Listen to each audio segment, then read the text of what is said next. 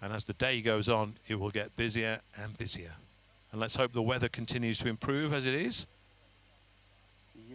In fact, certainly along the start-finish straight, looks almost dry now. It's certainly a lot brighter in terms of daylight.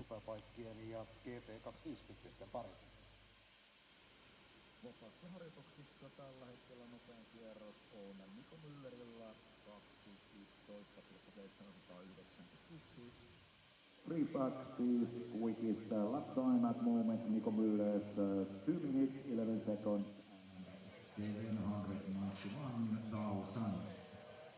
Second, William Williams.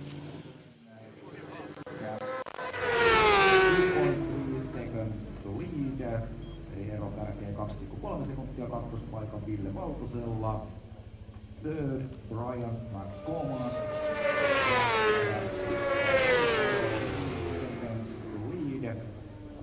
5,3 sekuntia kärkeen kolmospaikalla on Brian McCormack. Numerolla 111.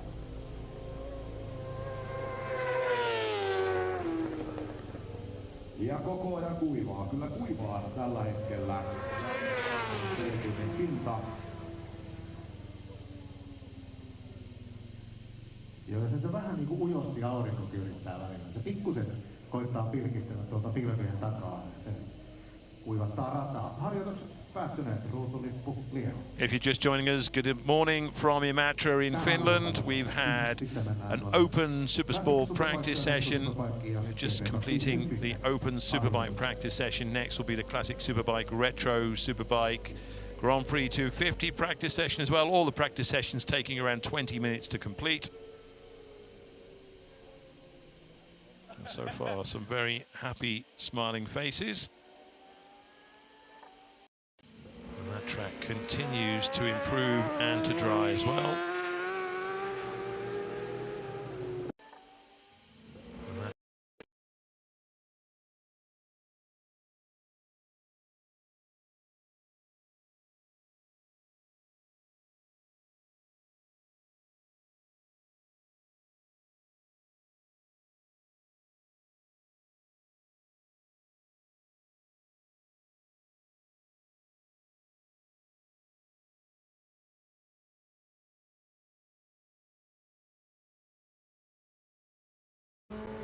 Still a little bit damp in parts. And the riders will tell you there's nothing worse. They'll either prefer a completely wet track or a completely dry track. Half and half is no good to anybody.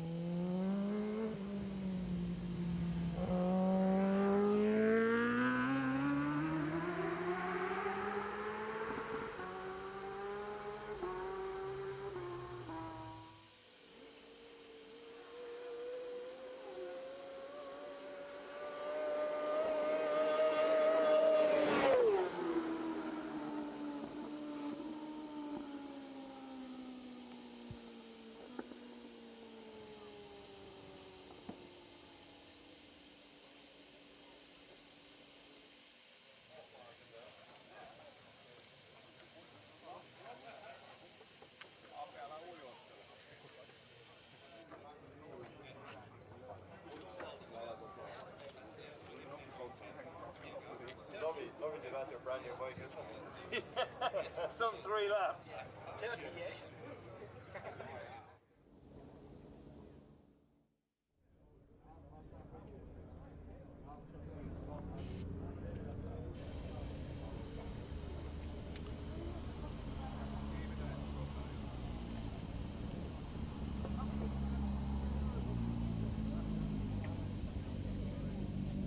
So just a little look there at the entry list for the Superbike, certainly the open class. Lots of very familiar names on there. Didier Grams, Marcus Carlson, Erno Costamo, David Datzer, Peter Hickman.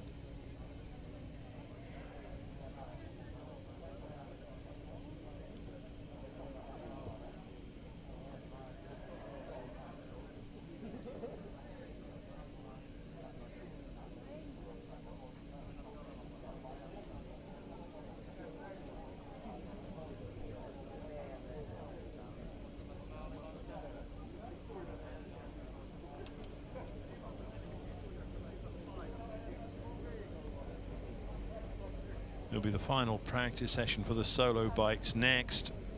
You can see at the moment. So nothing certainly happening. So I'll take a quick break and we'll be back very shortly.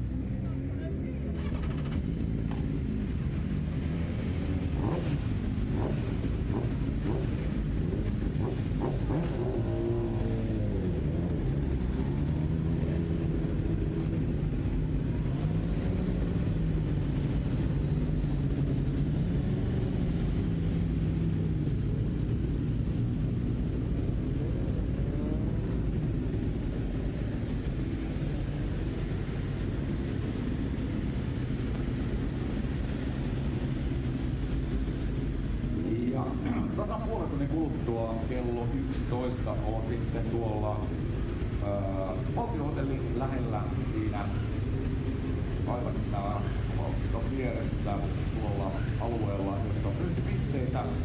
Siellä on sitten tasan puolen tunnin päästä kello 11 Mika Kallion nimmarisessio. Käykää hän morjastamassa Mika Kalliota. Ja siinä nimmarisessiossa on vielä sitten sellainen porkkana, että mikäli siinä osallistuu samalla perheiltapailalla, voi voittaa itselleen ajelun Karolla kyydistä. Eli sieltä löytyy paljon leidestä myöskin tuo kaksipaikkainen peli, jolla voidaan matkustaja ottaa kyytiin. Ei muuta kuin näyttää kello 11 paketissa Mika Kallio Marin KT-tä myyntipisteitä. Ja samalla voittaa tosiaan voittaa uskomattoman elämisen kyydinen alastarvassa rajalla Mika Kallion käytettamassa pyörässä. Tänään Kallion nimmarisessio KT-tä myyntipisteellä. Lähellä valtiohotellia kello 11.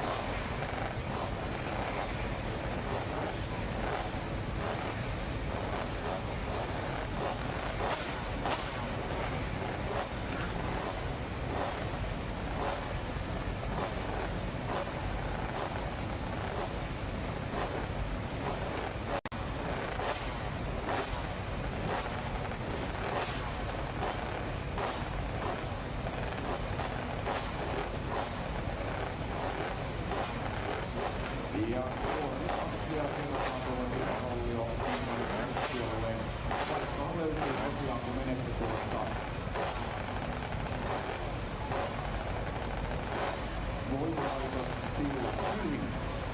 voimalaitossillan yli vuoksen yli tuonne toiselle puolelle.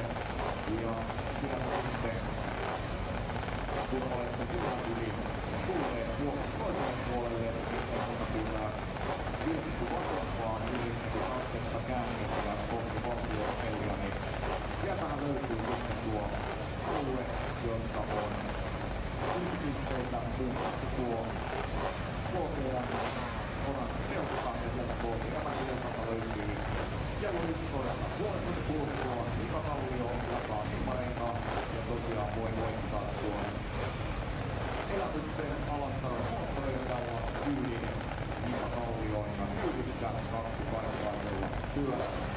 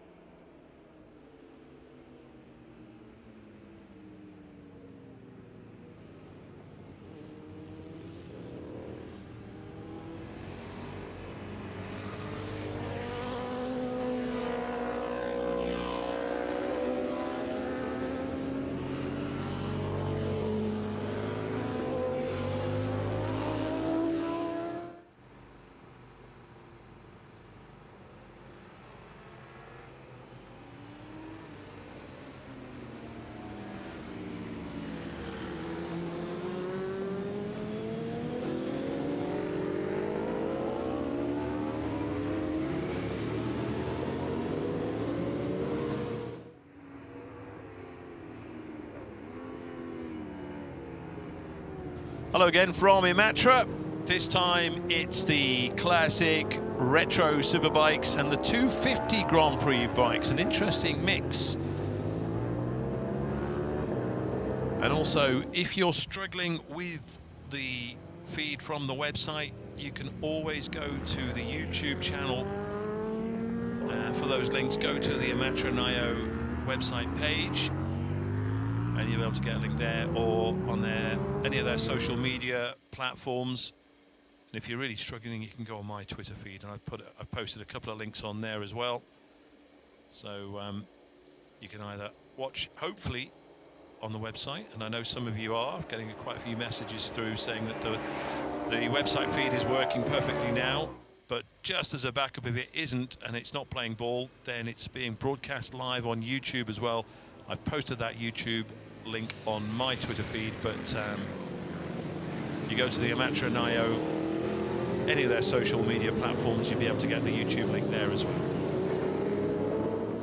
So another big field. It's the final non-qualifying session, I should say. It's the final practice session. And great to see Richard Piers-Jones back here again. And I was talking to former Isle of Man senior TT and Grand Prix 500 rider Rob McElnay a while back, and his name came up. Richard Piers-Jones came up in conversation, and Rob McElnay said, I could never beat him. I could never beat Piers-Jones, but for whatever reason. But here he is, still going strong, Richard Piers-Jones, on the 250 Grand Prix bike. He's on the Yamaha. He set off about a week ago to get here. So I think it's he and his partner are camped up, like many people are. And I say there's a great location here in Imatra to come and watch the racing. You can camp up, or you can stay in any of the excellent hotels that are around here. If you are a fan of road racing, it's on your to-do list. Trust me, you need to come and witness amazing racing. This field made up mainly of Finns, as you'd expect. There's a few Germans. In fact, it is Finns, 3 Germans and a Brit. We've still got the sidecars to come. They'll be later in the day.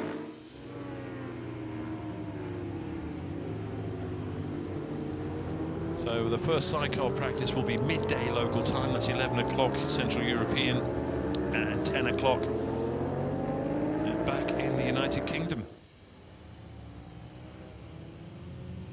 So Sami Saimesto, the Finnish rider on the Kawasaki bike 23.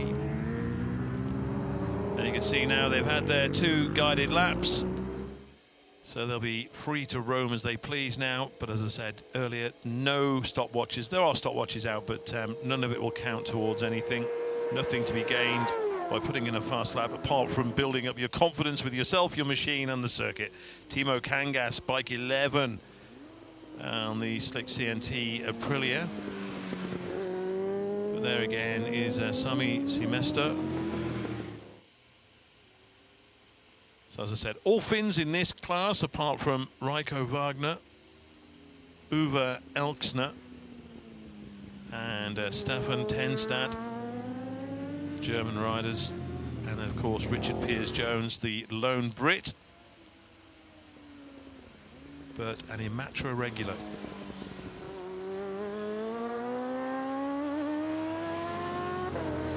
And from memory, I think he took a 4th in the opening race in the GP 250 class last year, and then got himself onto the podium in the 2nd. If I've got that wrong, I apologise. I'm pretty certain I've got it right, though. I don't have the records just to hand at the moment. But what a difference now, even this back part of the track. You can still see that odd little damp patch here and there. It might be quite damp on the exit here of Tricky Palvelou. And it certainly will be damp on the exit of Vaturi Palvelou, but off the racing line, this is Vaturi Palvelou. So we saw those big puddles there earlier. Just there.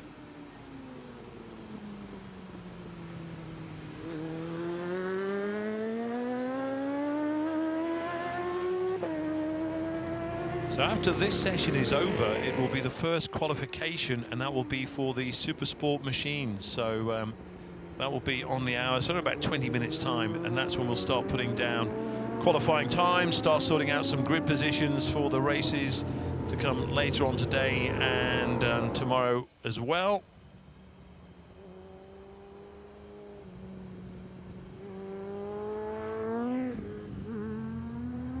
It will be, though, for the International Road Racing Championship Super Sport class, and that will be followed by the International Road Racing Championship Superbike class qualification. There are open races as well, so even though there'll be two Superbike races, or that there are two Superbike events, one is in the International Road Racing Championship for which points will be awarded, and there's also an open Superbike class as well. No points in that, but that's just for racing for racing's sake. So there's Timo Kangas, bike 11, just going past. And I think that was Mikko Hansinen on the MP Tuki Suzuki. Indeed it was, bike 14. Oh! That's not the best way of learning your way around, or maybe it is the best way. But the newcomer's bib.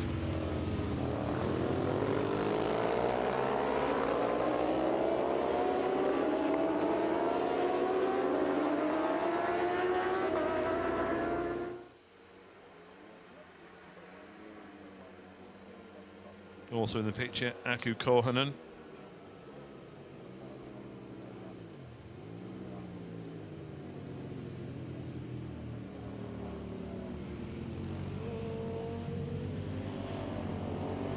Marco Rintila is also in the picture. He's on bike 67, the Ring Racing Club Honda. This is still the trickiest part of the track, covered by those trees, of course, so the sun not quite breaking through onto the road, but the temperature is rising as I speak, and this circuit is certainly drying, and fingers crossed we can keep it dry, and in no time at all those little wet patches will be gone. But this little section of the circuit is the part that really is surrounded and covered by trees, and you can understand why, therefore there are still, you can see those damp bits. Already the rubber doing its work and drying out the racing line. Mikko Hansinen again still in our picture on bike 14.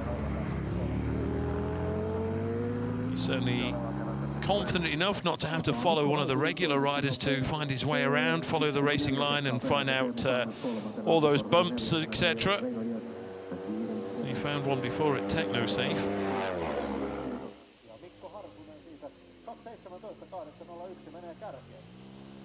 So just coming down this very famous right-hand turn at Pura Verico. Another 7, Juha Pasonen, another newcomer.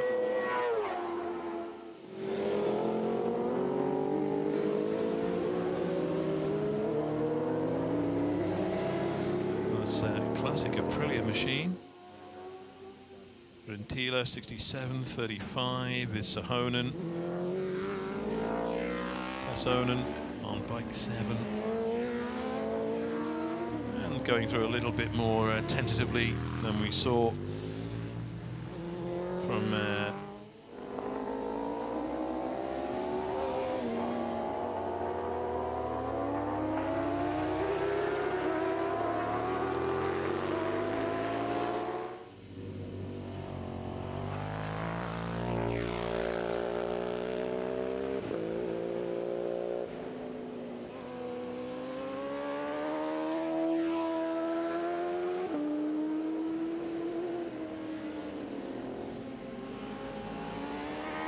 If you just joined us, hello again from Imatra. Reminder, we've had open Super Sport, Super Stock, Superbike practice. This is Classic Superbike, Retro Superbike and Grand Prix 250 practice.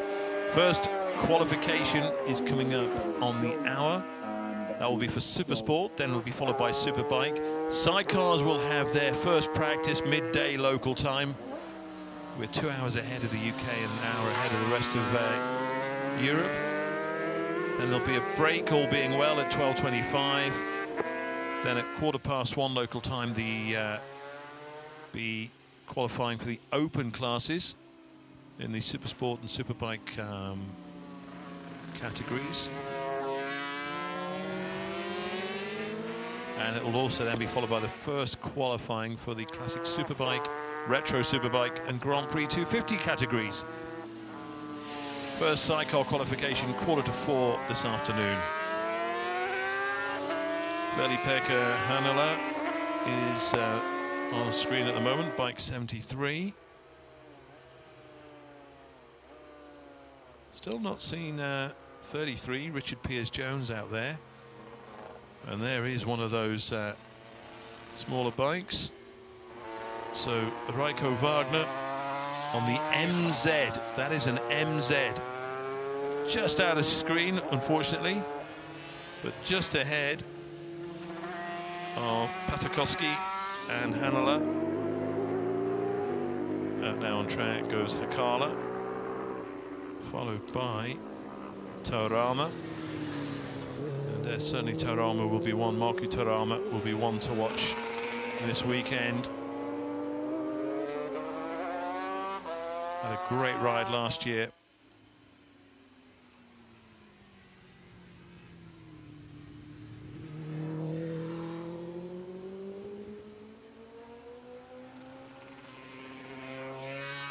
So again, it's great to see the 250 bikes may be a thing of the past, but again, good subscription to the Imatra race program this weekend. We see it in Northern Ireland as well. Very popular class. Of course, the parts and bits and pieces just can't come by them anymore now. Really hard, because obviously they don't manufacture 250 machines. So a lot of love, a lot of work goes into the preparation of these bikes. But any of the riders will tell you they're worth it. Just the joy of racing a two-stroke 250 around classic tracks such as Imatra, or any of those back in Northern Ireland, or anywhere else around the world where they still race 250s.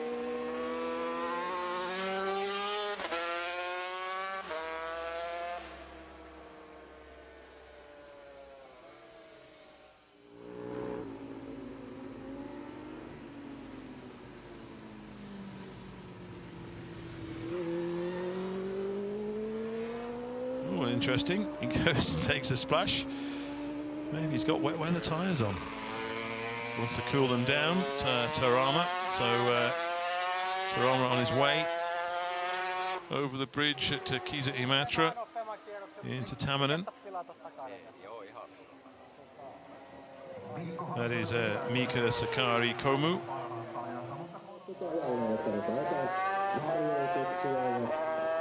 Nyt siellä sitten saman tien muuttuu tuo kärki. Eli Mika Sakari Komu ottaa.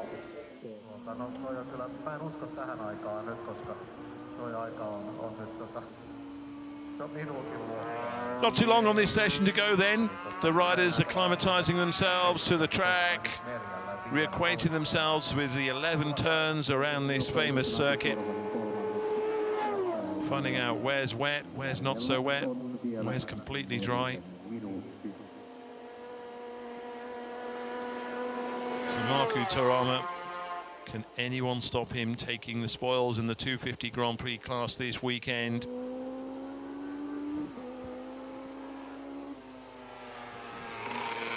Rode really well here last year, of course.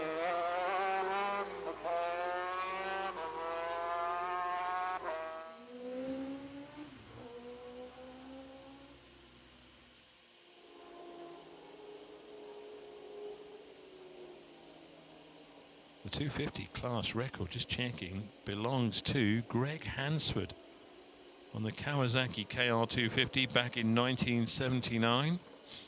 On this layout, 2 minutes 10.3 seconds.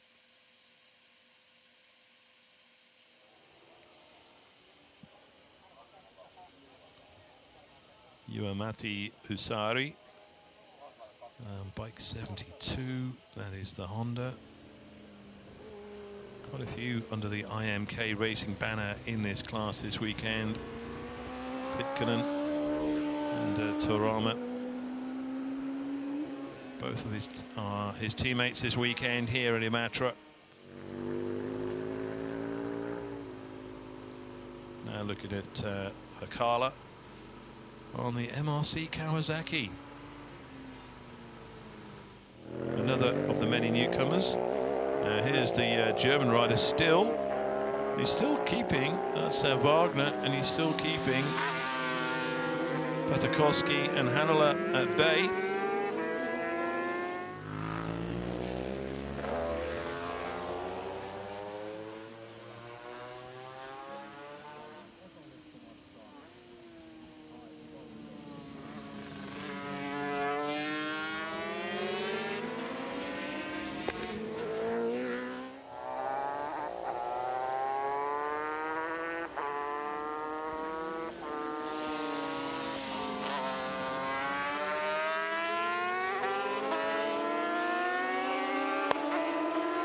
Incredible the number of newcomers' bibs on display here at Imatra this weekend. 4, all of them together, just happy to follow each other around. Well, I say 4 of them. Someone who is in a little bit of a hurry is Juha Taina. Is it Talner? Another of the Finnish riders on the MRC Suzuki.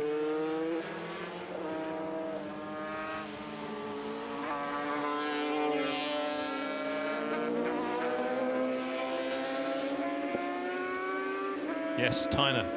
Juha Taina.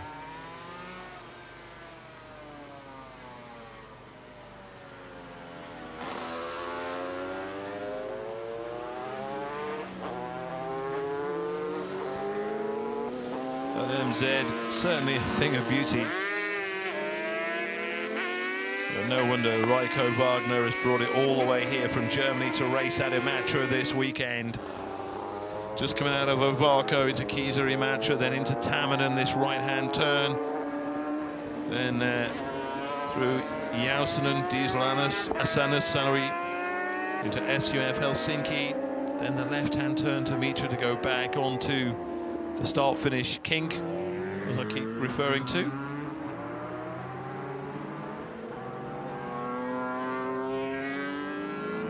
When did you last see an MZ on a racetrack?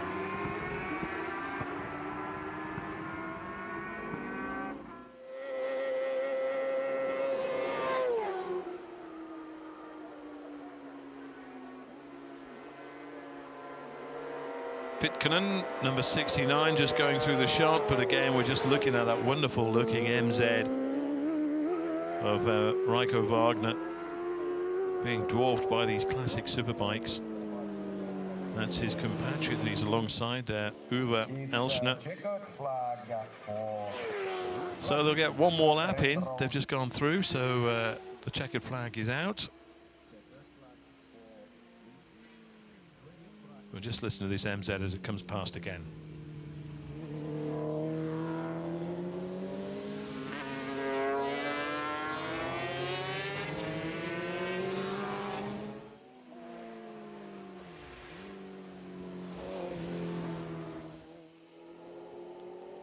So that is the end of the practice sessions. Qualifying will get underway in around about 5-6 minutes time. Hopefully you're enjoying us stress-free on the website, but if you are having a few issues, then go to the Imatra YouTube site. As I say, if you go to the Imatranajo platforms, you'll be able to get a link there. Struggling that, if you're following me on Twitter, you'll be able to get a link there as well.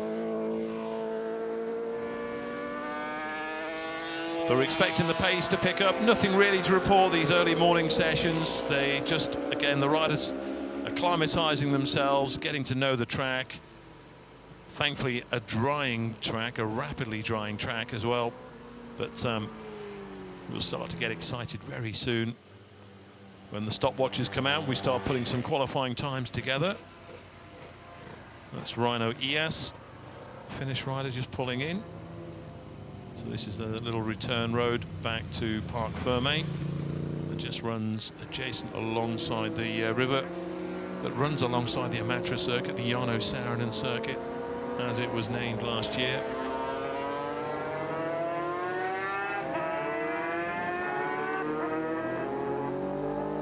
Rintila 67 and Hanala 73. Just going through the shop right now. They'll all be coming in. And time for a few adjustments, make a few improvements here or there perhaps if they're not too happy with the way the bike's performing. But the 600s will be out in around 5 minutes time for some Supersport qualification. I'm going to take a very short break, and when the bikes are back in pit lane, we'll start giving you some times as well, and hopefully start forming grid positions ahead of today's later racing and of course tomorrow's full schedule here at the Jarno Saarinen circuit at Imatra in Finland. So if you're going to put the kettle on, now is the time to do it. But stay tuned, because we are not too far away from qualifying for the International Road Racing Championship Supersport class. That's next.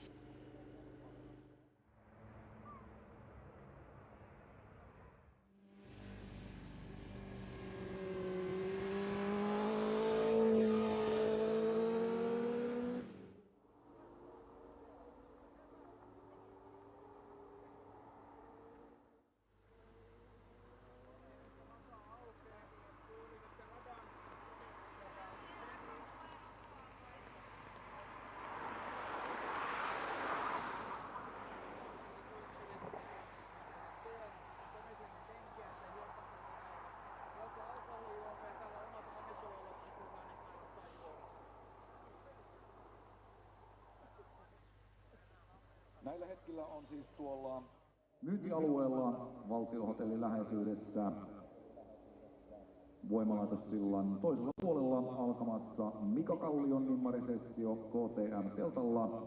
Käyppä hakemassa Kallion nimmari ja samalla osallistut sitten kilpailuun, jossa voi voittaa todellisen elämyksen. Kyydityksen Mika Kallion kyydissä kaksipaikkaisella kilpapyörällä Alastaron radalla.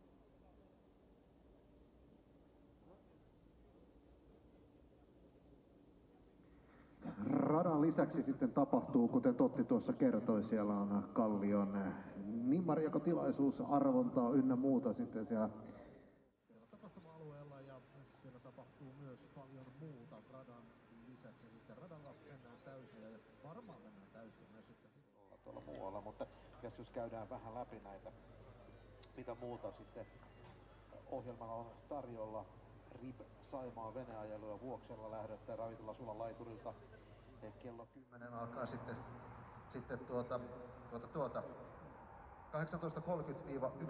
18.30-1.00 Imatranajo kisakylä. Kävelykatu Koskenparaset Nepparin aukio, DJ, karaoke ja live musaa kello 20. Muistokonsertti VP Hall, Pihamakasini Kuja 1 ja sitten Leino Duo, Uptattis, Sienimäki kello 21.00. Siinä vähän tämän päivän tai illan tapahtumaa sitten myös tuolta muualta kuin radalta.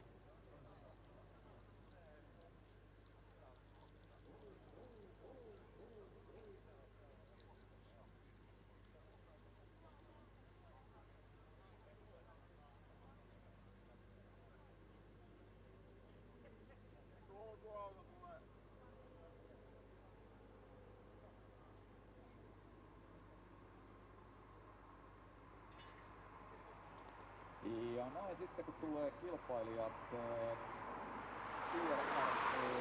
Supersporttien ekaa aikaa jo varten tähän pitlaneille odotukseen. Nähdään, että nyt on sitten rengas valikoimaa.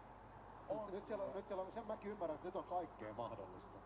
No, kellään ei näyttäisi olevan ihan täyttä sadekelin rengasta. Yksi mun mielestä oli, joka lähtee vielä sadekelin.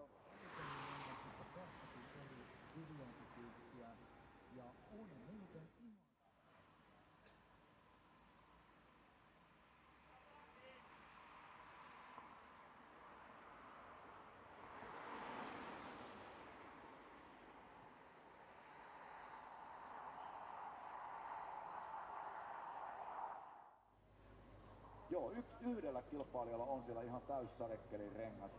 Sitten noita välikelin renkaita paria eri tyyppiä vähän pidemmällä vedenpoistouralla. Ja sitten on noita, missä on ihan pienet lyhyet vedenpoistourat. Ja sitten tosiaan osa on ihan täydellä switchillä kuivankelin renkaalla. Eli nyt on todellakin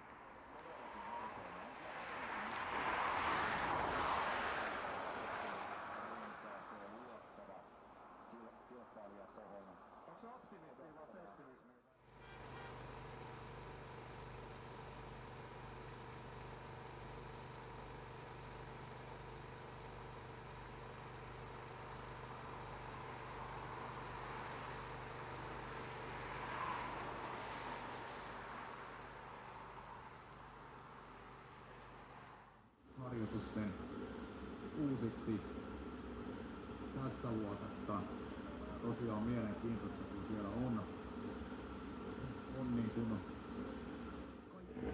mahdollista kilpailla tosiaan valitettuun alle.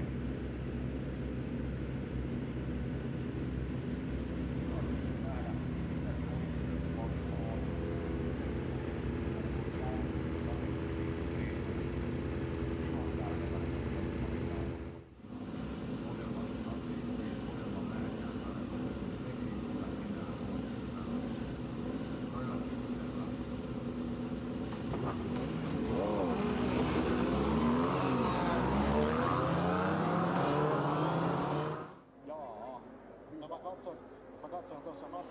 Here we go again then, folks. Time to...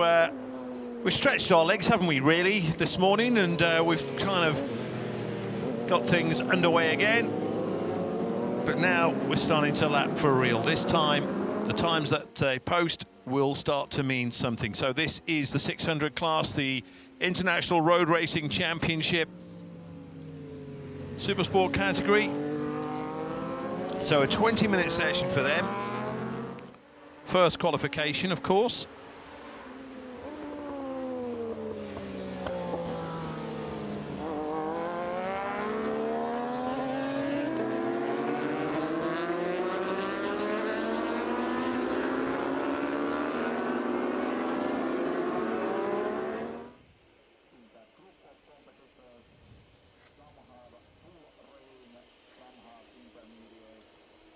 So again, they're just getting them a guided lap. You can see still some little damp patches here off the racing line out on this far part of the track from Solfiu into Truki Palvelu, into Veturi Palvelu.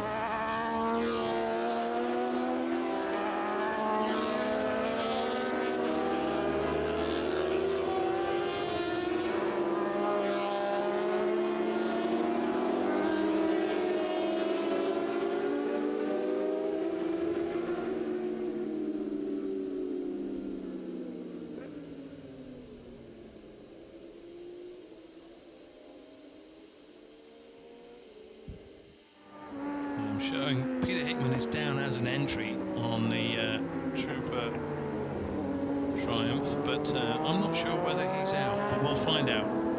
We will find out for certain very, very soon.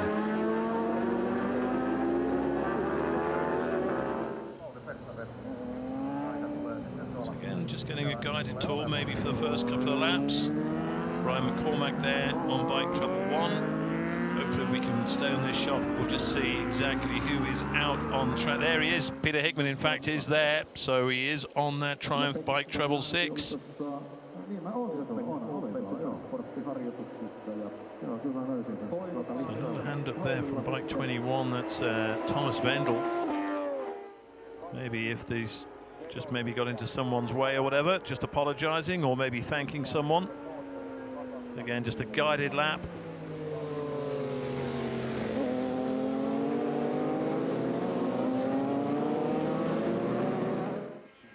Interesting the amount of newcomers bibs there are as well. Again, Imatra attracting plenty of interest from those wishing to take on the challenge of this 4.9 kilometre long circuit.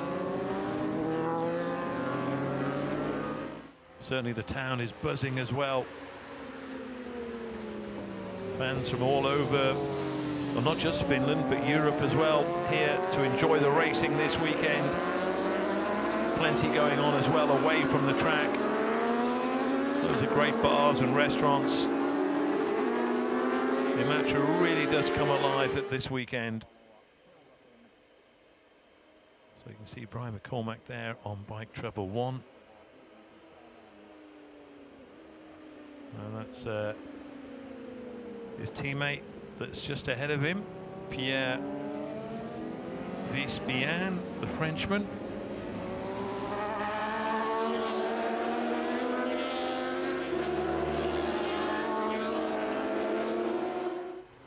So this will be the final guided lap, and they'll be let loose as soon as the rider pulls in and start putting down some qualifying times for this weekend.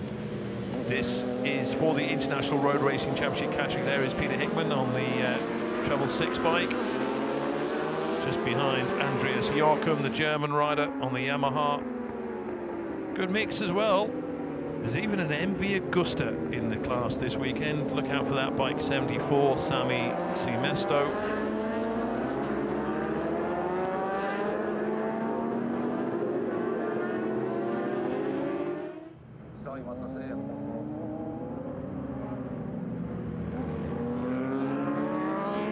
Vispian, still the first rider out there, and he's got his teammate McCormack just behind him. But there we go, off you go, boys. Go and enjoy yourselves. So they'll have around 12 or so minutes to put in around a handful of laps. And we can start getting excited about some times as well. So already Brian McCormack just letting the guys that know their way around here off into the distance. But is the Frenchman Pierre Vispian, who took that amazing podium finish at the Isle of Man TT a few weeks ago, of course. And he's got Jorn Hamburg, who we saw a lot of in the opening practice session on bike 95, just behind him. This tricky right-hand corner. Watch, some of them will clip that curve, then in fact, there you go. Some of the newcomers learning that, as we see Hickman going through as well, that you can kind of ride it. Not ideal, but you can ride across the top of the pavement. Emily Lati, bike 22, third machine on the road.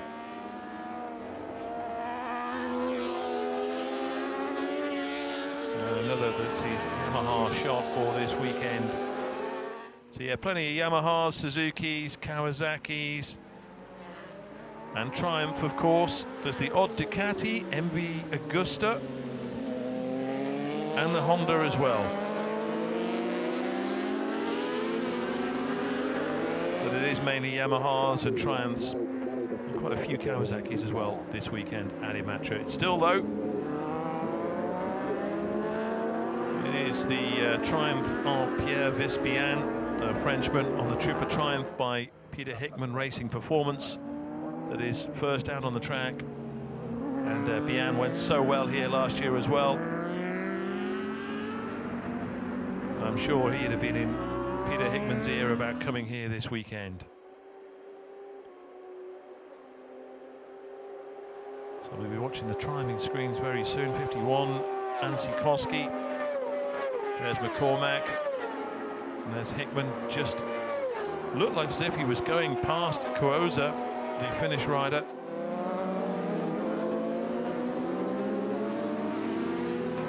So just looking for some qualifying times to come up on screen.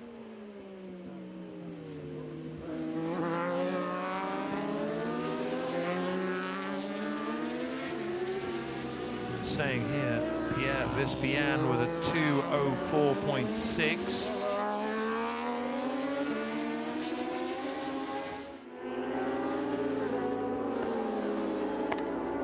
There is Peter Hickman on the Trooper Triumph.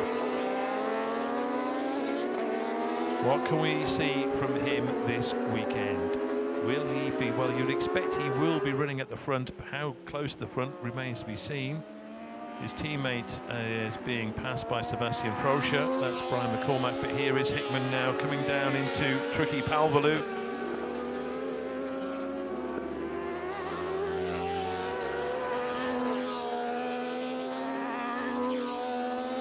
Nice and neat out of there, down into Vaturi Palvelou for Hickman this time. Just squeezes that brake. Comes round, and again, sits up momentarily.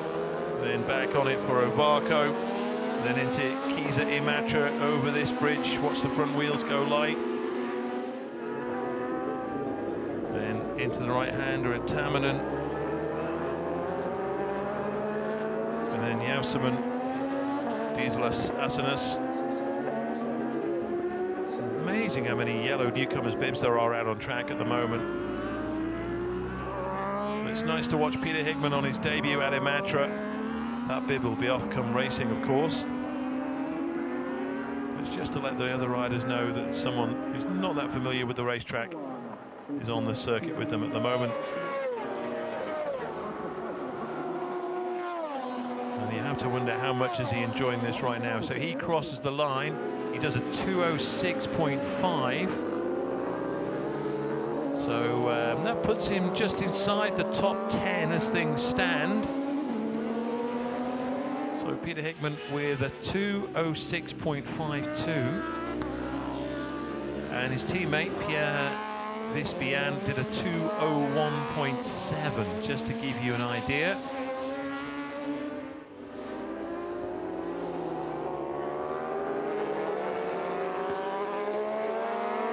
So Hickman around 5 seconds slower than his teammate. You would expect that will come down as the day progresses. He's now coming up on his teammate Brian McCormack, the Irishman. Interesting just to see where they just sat up as they hit the brakes as they slowed down for Tricky Palvelou.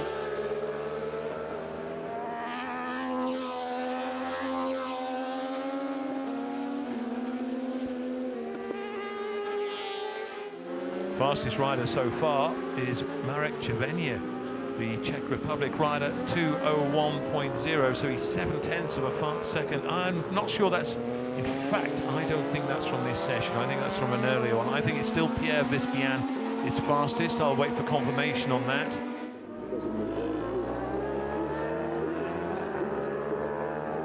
So Hickman just closing up on Brian McCormack. Brian maybe could argue that the bigger bike class is more his class. Brian is a big guy, so too is Peter Hickman, of course. Whereas Pierre Vispian, in stark contrast, is a little bit smaller than his two teammates.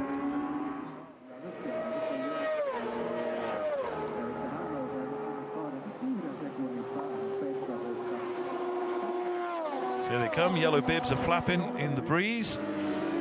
So just coming down now hard on the brakes for Pura Varico.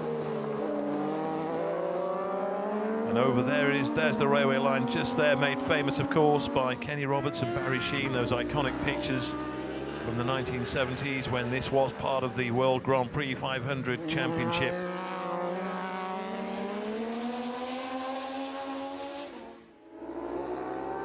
You can see Hickman visibly gaining on his teammate. So Hickman learning his way around here quicker, you would say.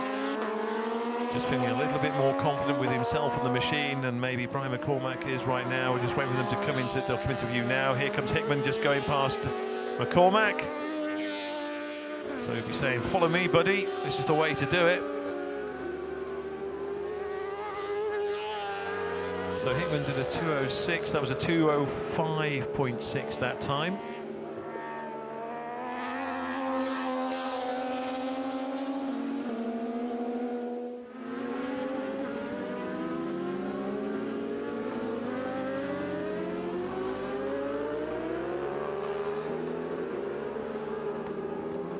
So fastest in this session so far, Jorn Hamburg, 2.00.7. Then Pierre Vespian, 2.00.9. So just 0.2 of a second between Hamburg and Bian.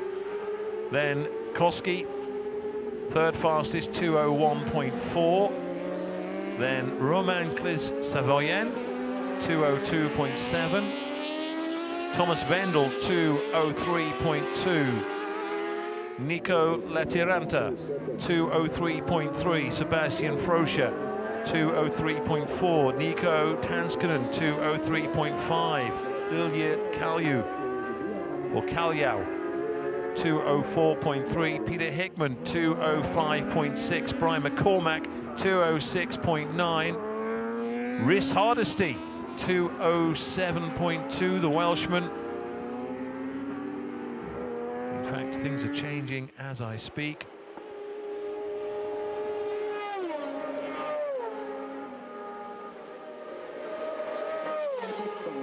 So, just keeping an eye on the timing screens, just away from what was going on track. And there's Sheridan Murray, the South African.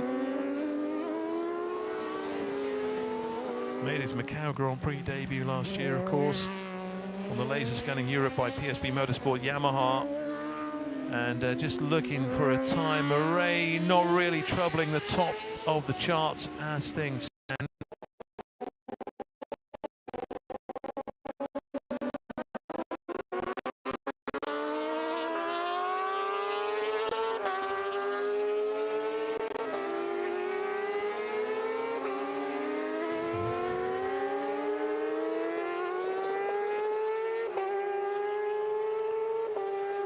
So it's going to be a very tight battle, you feel, as you would always expect with a Supersport 600 race anywhere in the world, especially here though in Imatra. These big, long, fast open straights and these tight 11 corners that make up this wonderful Jarno Saarinen circuit.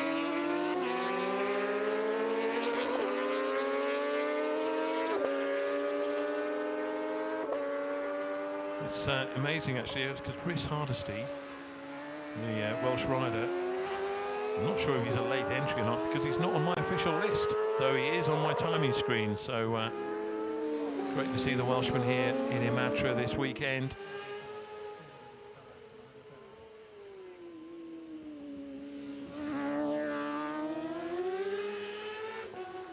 Of course, next will be well, it's not too long, there's a minute or two of this session still remaining. Then it will be the International Road Racing Championship Superbike qualifying. We'll have that coming your way very soon.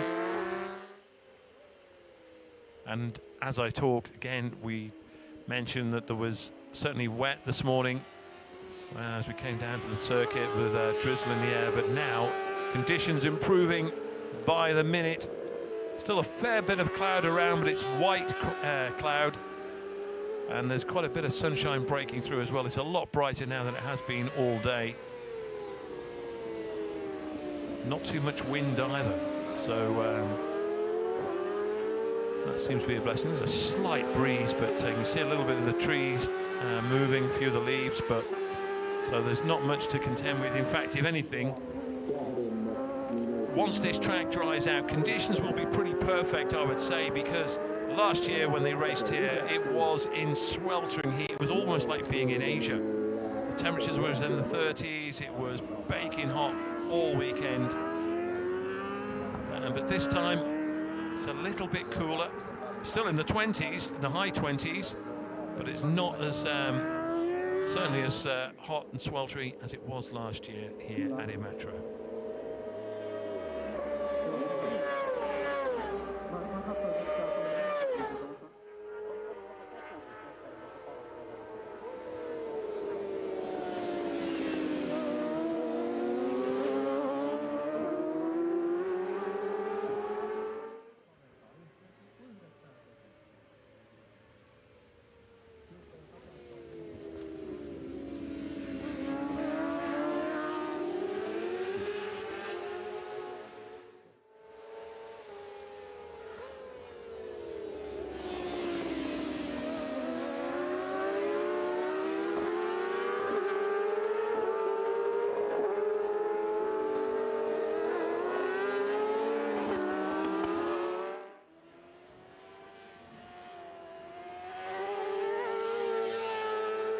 was the man who's fastest so far, Jorn Hamburg, 95. The Dutchman on the performance racing KNMV Yamaha, looking really fast, super fast. So Hamburg, of course, chasing the International Road Racing Championship title in the Supersport class. You can see just bouncing his way out of the Turi Palvelu and then into Avarco. Still the fastest rider out there.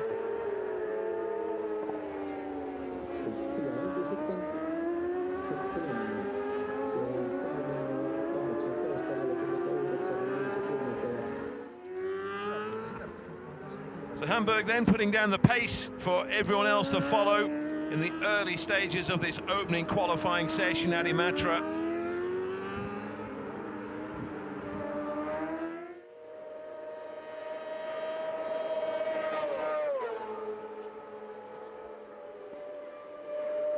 So coming across the line now, so just waiting for confirmation of his time to appear. But the Dutchman's certainly in the mood, it would seem.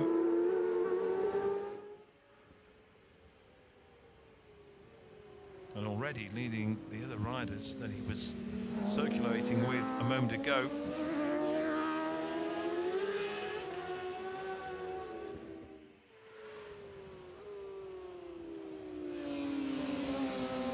So we have confirmation that Jorn Hamburg has gone inside 2 minutes. 1:59.8 is his best time. Pauli Pekkanen, though, another rider to look out for on bike 18 with a time of 1:57.4. It's incredible. So Pauli Pekkanen, the Finnish rider, he went so strongly last year as well at Imatra. Looking for Hickman. Hickman has now taken a second off his best time. He's now on 2:04.2. McCormack is also improving his time, maybe getting a little bit of a toe from his teammate. He's now on a 2:04.7. Sheridan Murray, we was talking about him a moment ago and how he wasn't threatening to get anywhere, but he's now put in a time of 2:05.5. Checkered flag comes out for this first Supersport qualifying session. Pauli Pekkanen 1:57.4. Marek Cervenia has just done a 1:58.0. So he's second fastest. Jorn Hamburg, third quickest, 1:59.8. Just 3 riders inside 2 minutes in this opening qualifying session. Anski Koski, 2:00.2. Lateranta on 5th place, 2:00.7. Pierre Vispian, 2:20.0. He's 6th fastest. Cleese Savoyen, his compatriot, 2:01.5. Frocia, 2:02.1. Kalju on 2:02.2. And in 10th place, Peter Hickman at 2:04.2. So as things stand, Peter Hickman is around 7 seconds off top spot in the Supersport qualifying. So 7 seconds covering the top 10. Brian McCormack down in 14th place at the moment. Sheridan Murray has been shuffled back down to 17th. Andries Jochum is just in a 2:05.4. Rico Vetta is a 2. In fact, yeah, Brian McCormack 14th, 2:03.8. So he's just gone a little bit quicker, Brian McCormack. Again, improving his time, so 2:03.8. And Peter Hickman has just done a 2:00.6. He's just gone 4 seconds faster on that lap. Don't look over your shoulders, folks. Peter Hickman is coming. So I think he'll be certainly delighted with that last lap. He's taken around 4 seconds off his previous best time.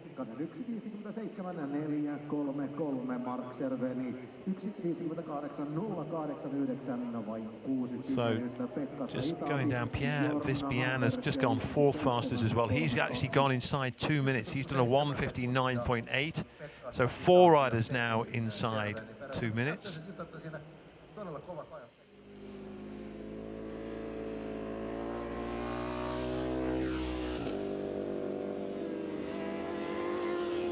So Marek Cervenia with a 1:58.0. So, okay, so that's the way things stand at the moment, folks. Peter Hickman is showing us 7th fastest so far. So we're going to take a quick break, but don't go too far away, because coming up soon we'll be qualifying for the International Road Racing Championship Superbike class. Sinne. Ja muistutetaan kaikille, jotka olette juuri tänne tulleet, niin ensinnäkin tervetuloa tänne Imatran ajoihin. Ja sitten kun menette tuonne omaan puhelimeenne ja otatte sieltä sovelluskaupan tai App Store, mistä ikinä sitten sovelluksia ostastekin tai hankitte. Tätä ei tarvitse edes ostaa, sen ihan saa. Ottakaa sieltä Imatran ajosovellus, niin näette kaikki. Sieltä löytyy kilpailijat, luokat, uutiset, livet, striimit, tulokset, infot, kartat, kaikki. Sieltä löytyy kaikki, mitä tarvitset. Myös sääennuste löytyy sieltä. Ja Totti on seurannut tarkasti sääennusteen sadetutkan osalta, mutta se on muutenkin sieltä. Ja Imatra Ajo-appistahan löytyy myöskin sitten linkit Race Monitoriin, eli Imatra Ajo-appin kautta pääsee todellakin erittäin hyvin sitten myöskin tuonne Race Monitor-palveluun, jossa pystyy sitten reaaliajassa seuraamaan kilpailun tuloksia. Imatran ajo-appia todellakin, jos jollakulla ei vielä ole puhelimessa, niin se kannattaa todellakin ladata. Ei muuta kuin sinne sovelluskauppaan, oli puhelin mitä käyttöjärjestelmää tahansa. Sieltä se löytyy sekä Androidille että iPhoneille App Storesta tai Androidin vastaavasta sovelluskaupasta hakuuna vain Imatran ajo, ei mitään muuta, ja appi löytyy heti, kannattaa todellakin ottaa käyttöön. Kaikki oleellinen tieto kilpailusta ja paljon muuta löytyy Imatran ajo-appista. Kello 13 saakka näyttäisi tällä hetkellä tuo sadetutka siltä, että ei Imatralle osu nuo sadealueet. Eli kyllä tässä nyt sitten tällä hetkellä on erittäin vahva luotto siihen, että sivuvaunujen harjoitus ja ainakin tuo IRRC Superbike-luokan eka aika-ajo voidaan mennä läpi kuivalla radalla. Our weather forecast by rain radar animation tells at the moment that there will be no rain until 1 o'clock. No rain until 1 o'clock. We really hope that this rain radar is accurate and this information is correct.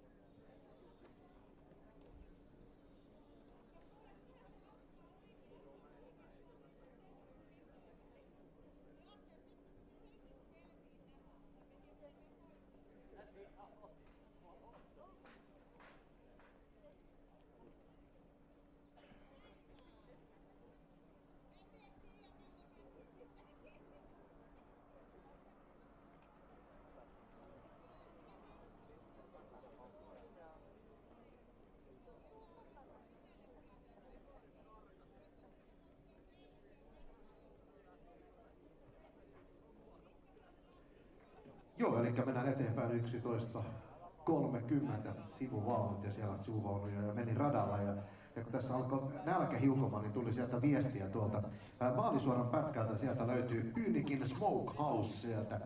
Herkullista ruokaa ja sieltä virvokkeita, makkaraa ynnä muuta ja sieltä briskettiä. Smokehousella briskettiä, porkbellyä ynnä muuta. Mites Totti, se rupesi suun napsaamaan heti, kun tällaista barbecue-ruuasta puhutaan täällä, niin Sanoiko joku sana brisketti? Joo, just näin. Mä oon itse asiassa mä vähän harrastan alaa ja mä oon käynyt kiertämässä lähestulkoon nyt kaikki Suomen nämä kivijalka, siis barbecue-paikat. Oon käynyt Joensuussa, olen käynyt Hämeenlinnassa, sitten tuolla Salossa. Sitten oli vielä joku, mitä nyt en justiin tässä muista, mutta siis Forssassa joo, tämmöiset merkittäviä paikat on tullut käyttöön ja muutama uusi on tullut nyt, että jos uusia barbecue... Welcome back to Imatra, where there is a slight change to the schedule. We were due to have the International Road Racing Championship Superbike qualification. It's now been swapped with sidecars, which makes sense really, because many of the riders who've just been out in Supersport qualification would have been hopping onto a 1000cc machine to do qualifying. Now, as it is, sidecars have been brought forward by half an hour, so they're getting away. This will be practice though. It is not timed as such. They'll obviously be timing it, but the times won't be going towards any qualifying positions or whatever as they start heading out onto the track.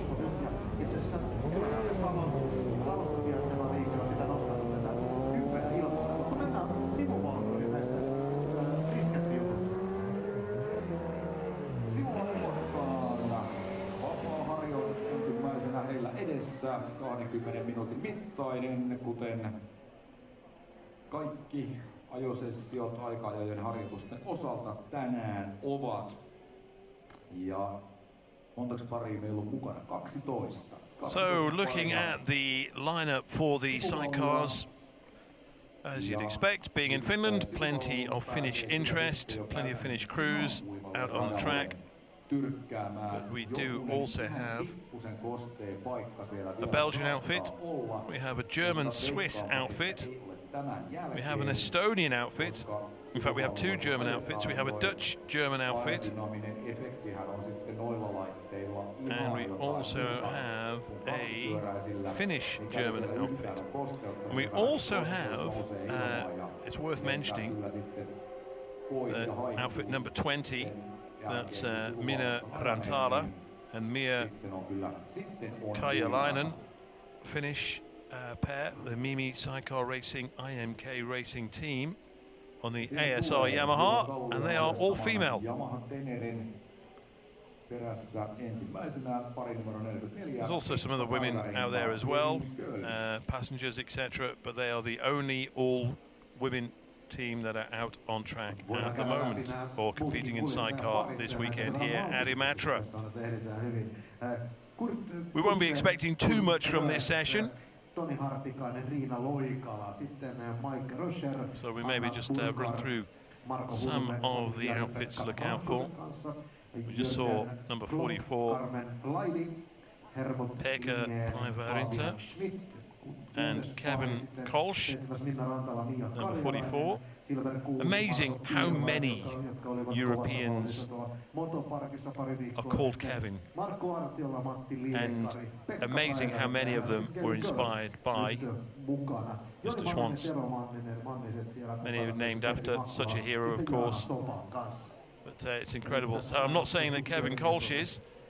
Maybe Schwantz was the inspiration for his naming by his parents, perhaps. I know certainly of other European motorsport competitors called Kevin that were inspired by Mr. Schwantz.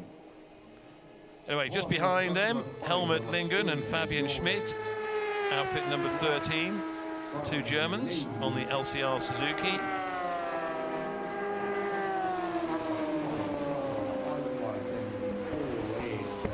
Also on track is 41 Markku Artiola and Matti Laikari.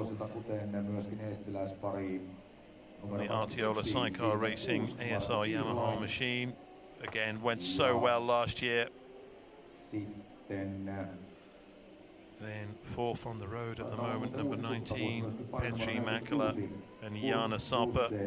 Again, LCR Yamaha, Team Makula. Sen sijaan numero 66 Mike.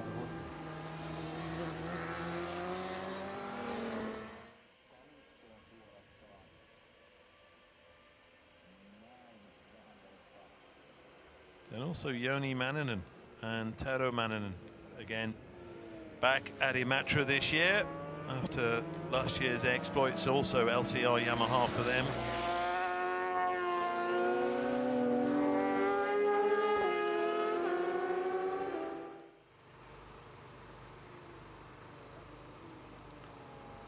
So yes, so may as well give the other crews a mention while we're here. As I say, nothing really is going to happen during this session.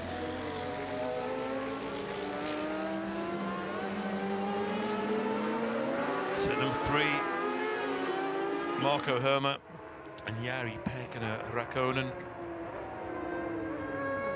Then you have Jordan Clark and Carmen Lady, the Dutch-German outfit number 10. And the old German outfit of Helmut Lingen and Fabian Schmidt, they're at 13.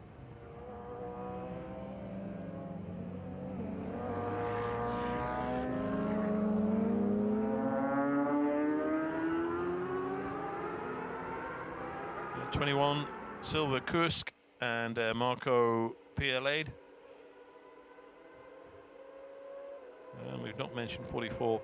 We have mentioned 44. We haven't mentioned 46. Kurt Gusser and Kurt Roets, the Belgian outfit, number 46. And Mike Rocher and Anna Burkhardt, number 66. And Tony Hartikainen and Rina Loikala, number 69. So we have a field of around about a dozen outfits at the moment, being shown the way around by Päivärinta and Kolsch. The number 44 Bonobo Action Kamoka, the Yamaha R6 LCR.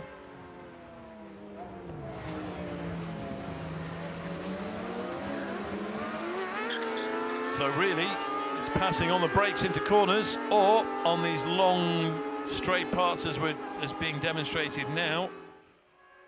This is where you'll see moves being made, especially on the brakes into Tricky Palvelu and Vaturi Palvelu. Just seeing that number 41, Artiola, just diving up the inside if he can. Again, though, the sidecar, it's not that it's too big an issue, of course, the damp patches, but certainly they can deal with them better than the solos. So here they go into Vaturi Palvelu. You can see those puddles still there. Oh, feet off. So Matti Laikari, Kevin Kolsch, just adjusting himself.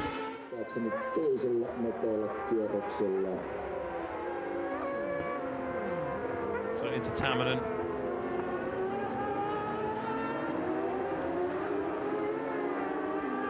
Sidecars should be around 2:20 mark, around inside 2:20.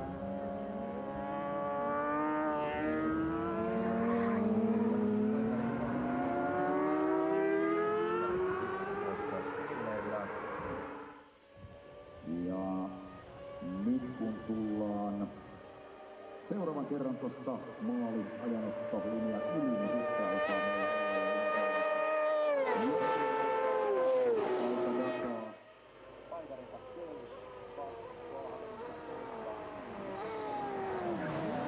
So Lingen and Schmidt in outfit 13, looking quite lively. You can hear them screeching their way around as well, just along with Artiola and Laikari.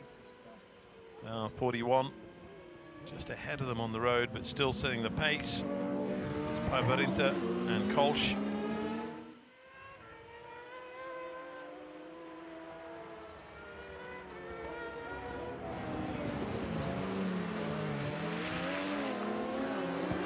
Really spectacular. The sidecars always provide entertainment here at Imatra, and you can see a little bit of entertainment going down into this kink into RVS technology.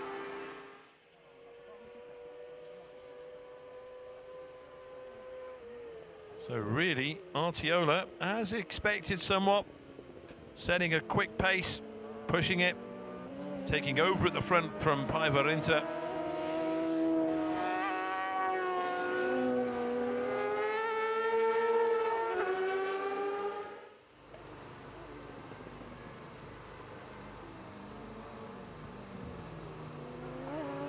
And already opening up a little bit of a gap, although it kind of doesn't mean too much, but it does, what it does mean is obviously confidence.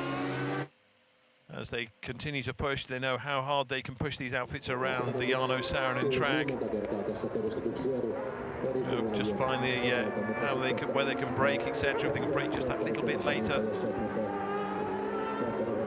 But again, it's a classic. Even the likes of Imatra, which they're coming into now. I mean, the track is pretty fast, but you've got to make sure that you have good exit speed out of there, out of Imatra, which is where they've just gone through, because it is so fast this straight along here. And just lose a little bit of momentum going into Imatra, and that could really cost you valuable time along this run. As I call it straight, you can see it how it bends. But it is pretty much flat out. So even though the road bends, there's a straight line pretty much all the way down through the track down to Varikko. Over the railway lines they go. So it's all getting a little bit hectic behind Lingen and Schmidt with Mäkelä and Soppa. And the Mannonens, Joni and Tero. Outfit number 88. Let's see how quick they have to react, the way that the sidecars kick back.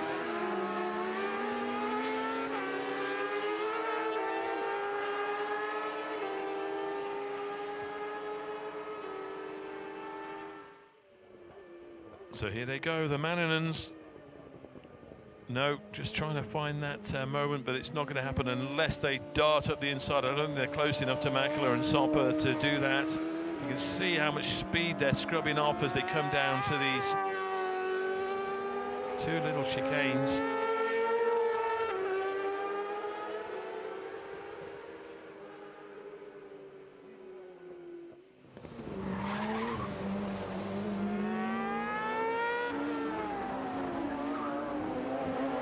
Bouncing their way around. Oh, this might be an opportunity up the inside. No, not quite. Not quite for the Mannonens, but they might just make the move on Mäkelä and Soppa going into Tamminen. That's where we are now.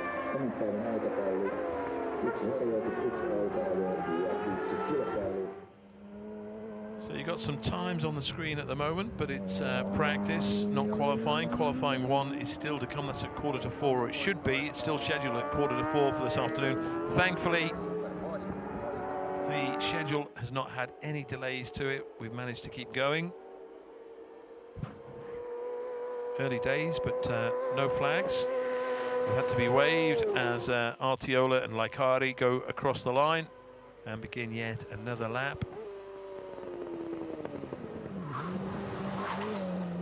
And already they're edging nearer to 2:10. So there we are. Oh, now then, the Mannonens looked as if they took them, but Mäkelä and Soppa have taken it back again. That position on the road. Oof. You wouldn't think this was practice. Well, maybe they are practicing their racing, so yeah, it's looking a little bit leery between them, but they're having fun. This is why they come here, this is why they compete, this is why they race. So they'll be enjoying themselves right now, whether it's that wise to push as hard as they are doing at the moment. So the Mannonens, again, trying to size up Mäkelä and Soppa, or Mäkelä and Soppa, but not quite able to get close enough. I just wonder if they're lacking a little bit in top-end speed. They're both LCR Yamahas. I just wonder if they can't quite get them on top speed, but maybe on the brakes.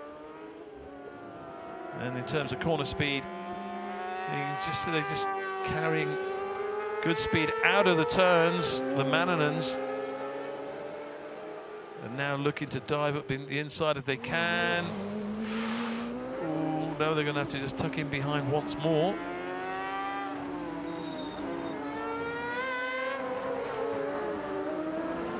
Oh, little mistake perhaps from the Mannanens there, just coming in to Ovalco, and they've lost a little bit of momentum as Päivärinta and Kolsch go through.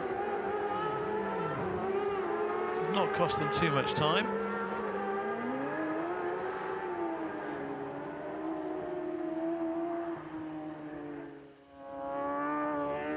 So 6 minutes of this session still remaining.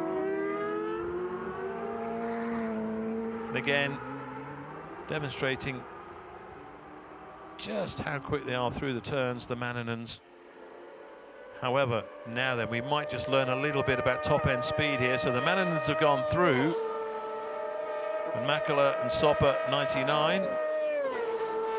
Now this is the bit before, and they're not close enough, so they're going to have to remain behind them on the road. So maybe I got that wrong about top-end speed.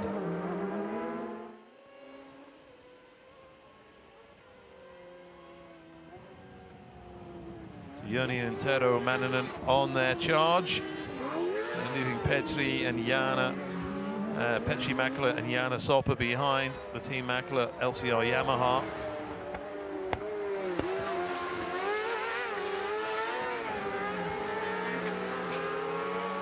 So not only do we have road racing at Imatra, we have pavement racing as well.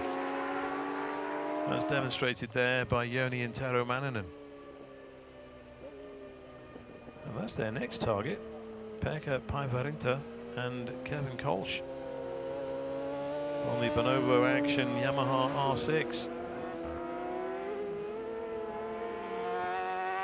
Poor old Tero Manninen will be feeling every bump.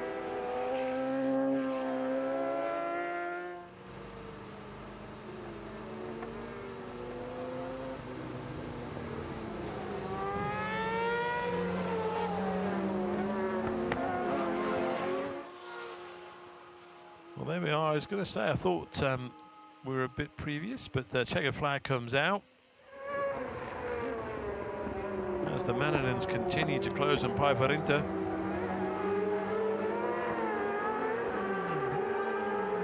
Ooh, and maybe a cheeky little move coming up here as well. Not quite. So they go into SUF Helsinki and then into Mitra. But Päivärinta and Kolsch still holding that position. Someone's screeching their way around. That could be Mäkelä and Soppa that we just heard. So the Mannanens are coming in.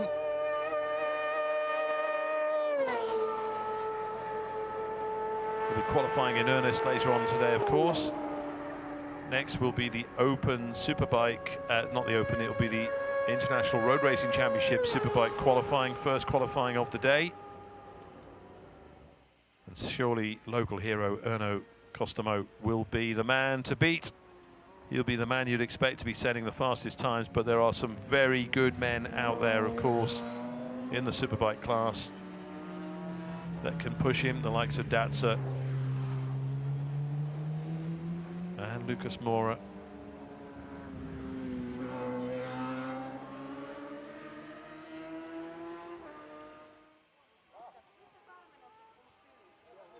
So is Markku Artiola and Matti Laikari.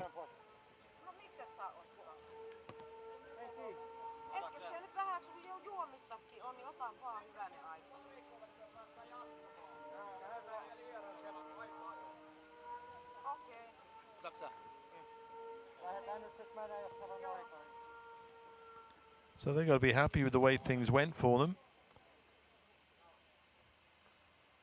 2:11.7. So they've certainly put a marker down for the rest of the sidecar field to pay attention to.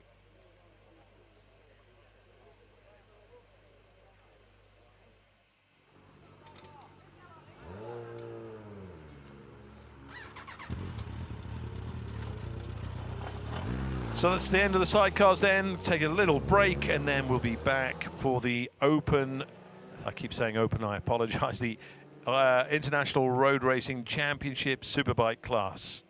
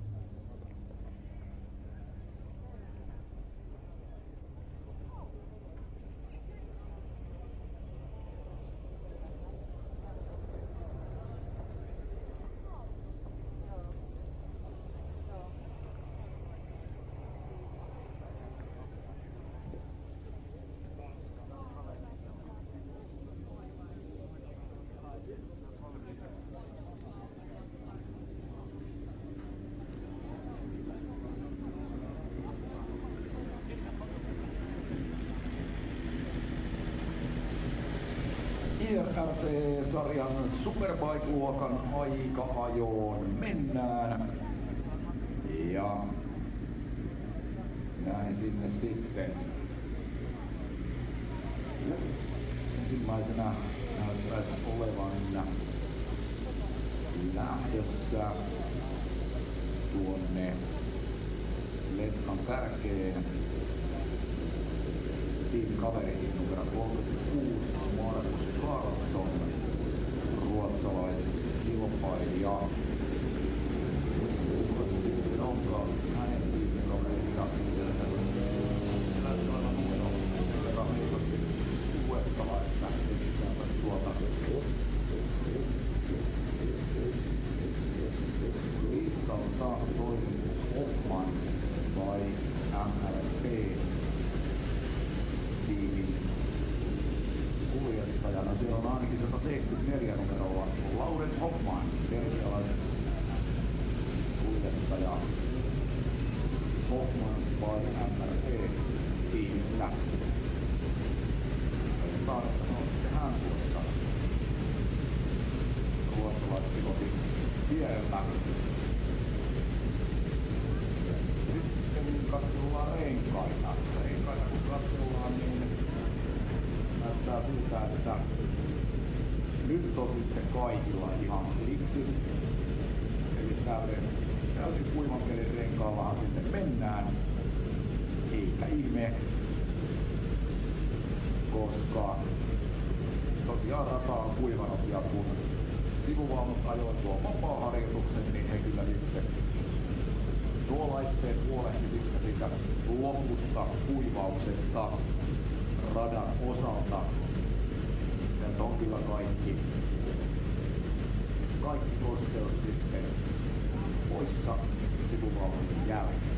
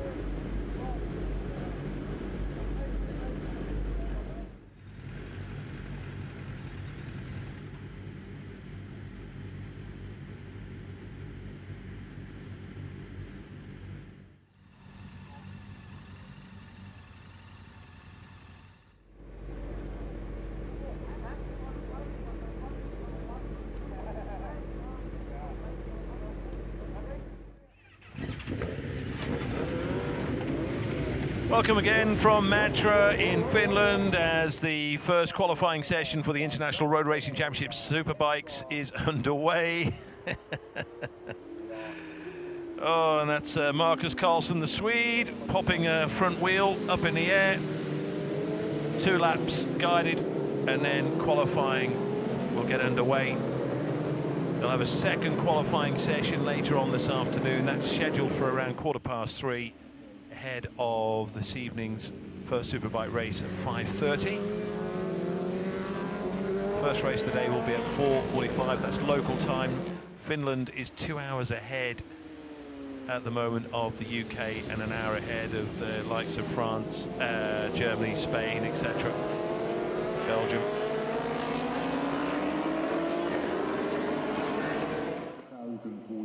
So someone not going too far is Ville Valtonen, number 13, unlucky for some, but looks like you'll be getting that, hope to get that BMW underway very soon. You'll note as well that some of the newcomers' bibs have come off. Just saw Brian McCormack there on bike trouble 1, a newcomer to Imatra.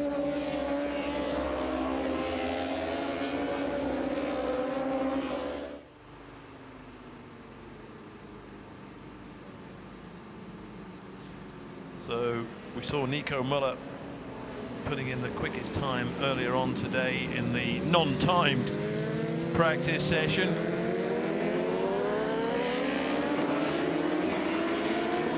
The man with got to keep your eye on really is Erno Kostomo, number 38. Something of a legend in Finland at the moment in terms of racing. Finland's #1 motorcycle race, and they were delighted, of course, when he went on to win the Macau Grand Prix last November. 18, Lucas Mora, the Swiss rider, iPhone by Tendo Parts, Kawasaki. A few Kawasaki's here and there throughout the lineup today. So we're going to have another guided lap.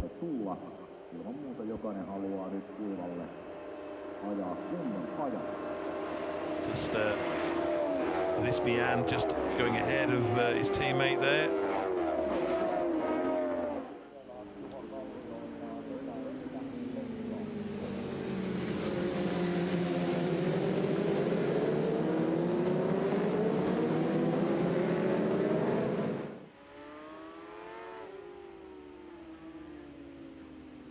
And just again noticing the track completely dry. Well, when I say completely, Certainly the part that is raced upon is completely dry. There are still a few damp patches here or there which are off the racing line.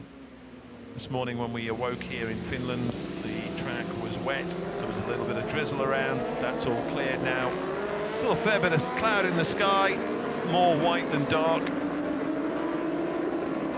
Patches of blue here and there, so if we can carry on like this, it'll be quite good.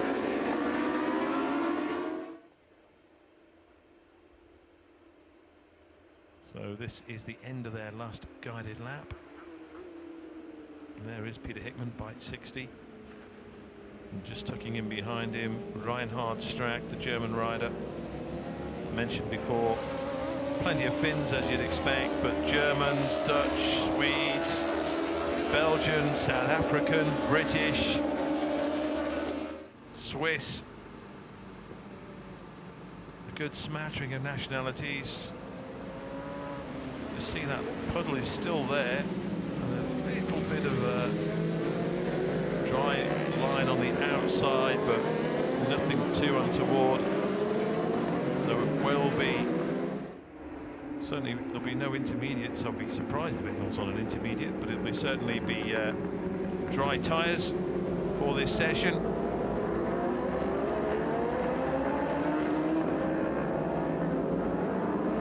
Times around the 150 mark as well. 17 Jesse Rihunen just going through there, bike 17. And we're about to kick it all off here, folks, in Imatra. They've had their two effectively warm-up laps. Sheridan Murray, number 12, just going through the screen there. But this is it. Start setting the stopwatches in a moment. So here they go across the line now.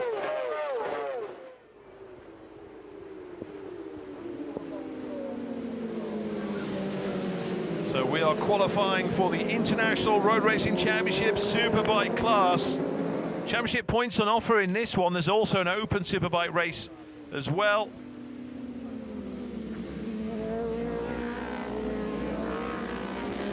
But the man to beat's got to be the man just coming through now, number 38, right in the middle of our screen, Erno Kostomo, Finnish rider. It's amazing the number of fans who are here at Imatra wearing his t-shirt. He is so popular. And just coming through is Emily Lahti, bike 22, just passing Marcus Karlsson, the Swede.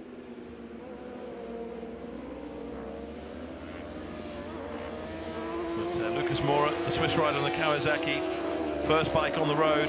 Gustavo's just behind him. Coming through the from Tricky Palvelu into Veturi Palvelu and now into Ovarco.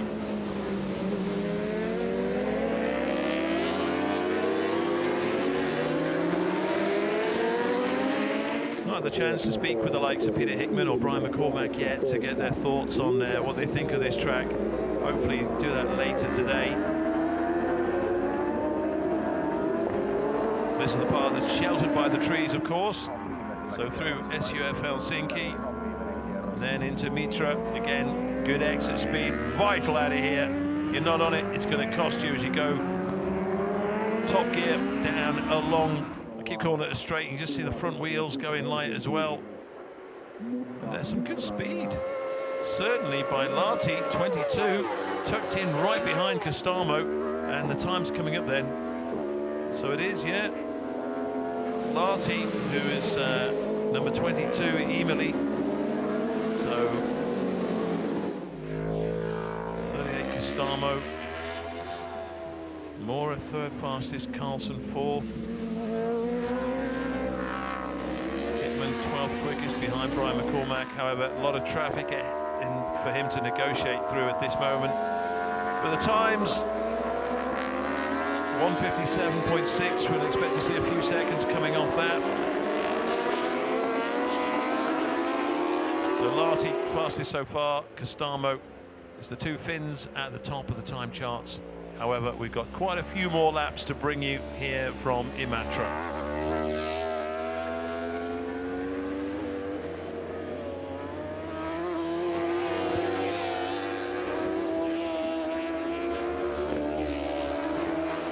Larty, you can see why he's fastest so far. He's all over the back of Costamo. Costamo now just maybe closing up a little bit on Lucas Mora, who was third fastest at the end of that lap. Carlson fourth, Gattani fifth.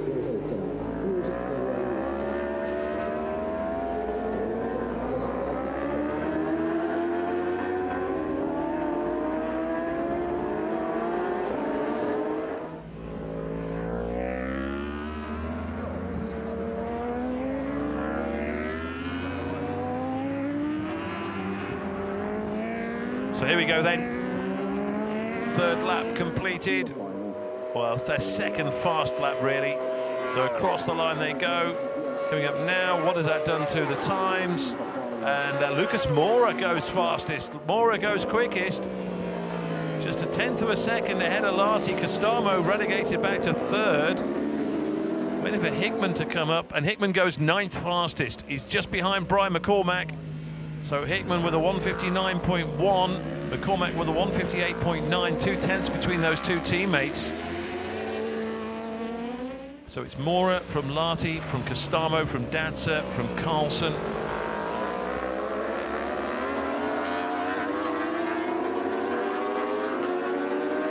And that is, what, 7 seconds. Rhys Hardesty in 20th position, 7 seconds covering the top 20. And the man who's just gone quickest, Lucas Mora, has just lost a position on the road to Larty this time. So, in fact, Valtonen has just gone fastest. So Valtonen has just gone quickest with a 156.2. And we saw Valtonen, of course, in pit lane before. There's Den Besten. He went strong last year as well, number 65. So Valtonen, the thing is though with Valtonen, he has a clear track ahead of him. So he's not had anyone else to think about at the moment. It's a tactic Michael Dunlop often uses when he's doing qualifying. Waits, lets everyone go and then attacks the track by himself. Now then, that's not good. That is, yes. So I was just thinking it looks a little bit misty around there. Reinhardt's track pushing his bike in. That looks like it's gone pop, judging by the amount of smoke that's, yeah, you can see the smoke that's coming out of that machine. So the Yamaha expiring, and therefore out come the flags. And that will certainly keep Valtonen at the top of the time charts as things stand. That may just need clearing up. Everyone is going very slowly. So lack of adhesion flags are out.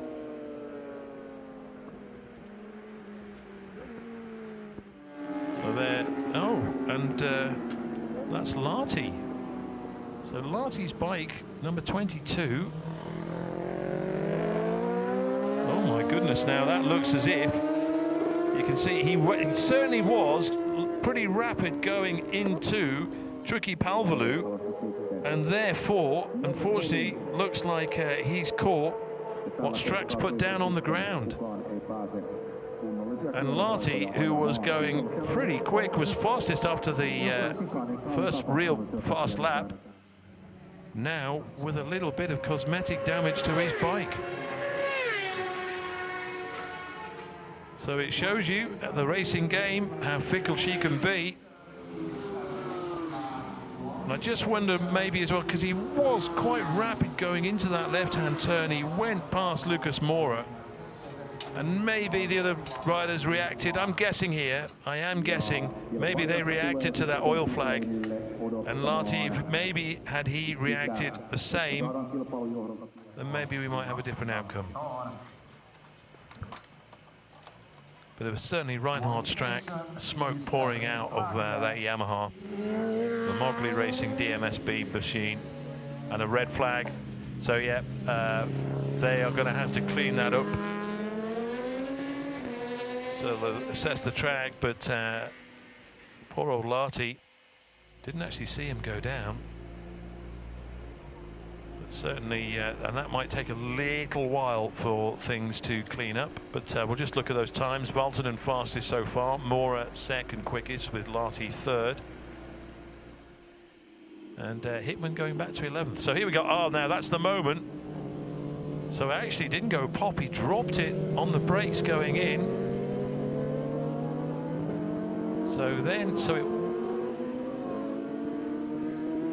So just trying to figure out exactly what's happened here. So that's there, a lack of, so maybe the lack of adhesion is not for, now I saw a lot of smoke, it seemed like a fair bit of smoke, maybe it was just dust and dirt that had been kicked up by the debris, but certainly that's what it may have been, so certainly not an oil issue then. So, but a little moment there, maybe just finding a little bit of a damp part of the track, so but then I'm at a loss as to what happened to Lahti.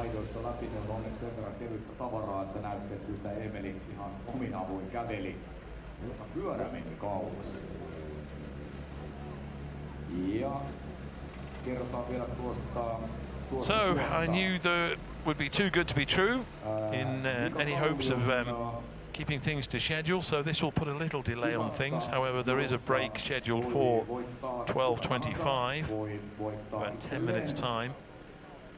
Kyydityksen, jossa pääsee Mika Kallion kyytiin kaksipaikkaiseen Alastaron moottoriradalle. Siihen voi sitten onnistua. So just looking, you see the odd little damp patch there. Sosiaalisen median välityksellä hashtag Duket Imatralla. And the lovely looking retro Yamaha of Kaio Vinka. Imatralla. Tuolla hashtagillä somen kautta voi osallistua arvontaan. Mika Kallio on sitten nuo Q-Seater kyyditykset. Ja siellähän on sitten tulossa tuonne Kallion tapahtumaan, jossa joku onnellinen pääsee kaksipaikkaisen kyytiin, niin mukaan myöskin Sami Hyypiä täkäämällä Duket Imatralla ja kyyditys Alastarolla voittajan valitsemana ajankohtana.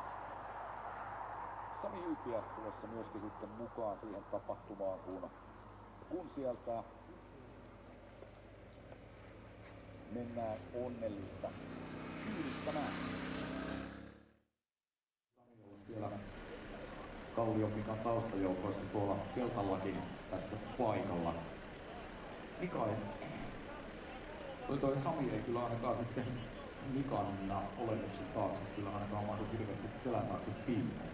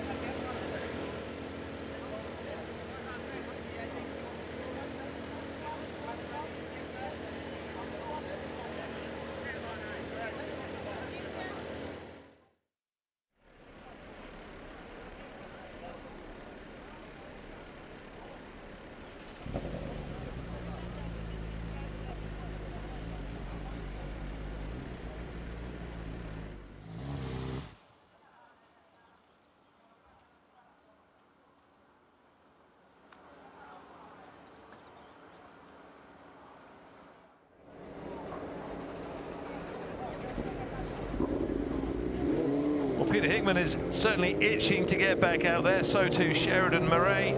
The bike's already got out, just watched Hickman leave pit lane. So he's now got an open track ahead of him. He's doing a Michael Dunlop, I think, or a Valtonen, and trying to use up the best of an open road. Most of the riders still in pit lane.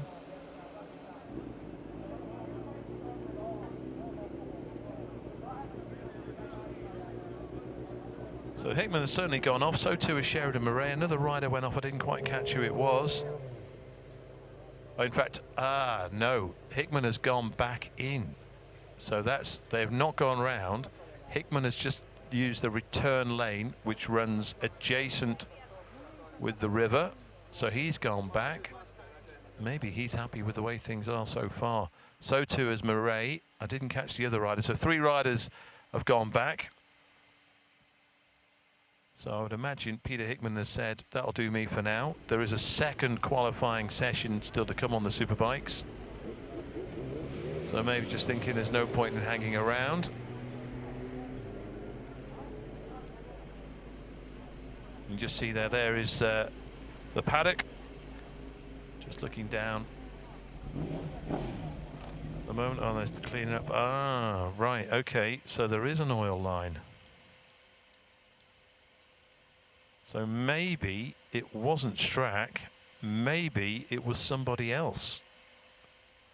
The plot thickens. So maybe someone else, because we certainly did see a lot of smoke in the air. So maybe someone else blew. Strack may have hit that. I'm guessing here, folks. And he went down. But that is right on the racing line as well. And certainly hitting the brakes as well. You can see this is the return lane I was just telling you about.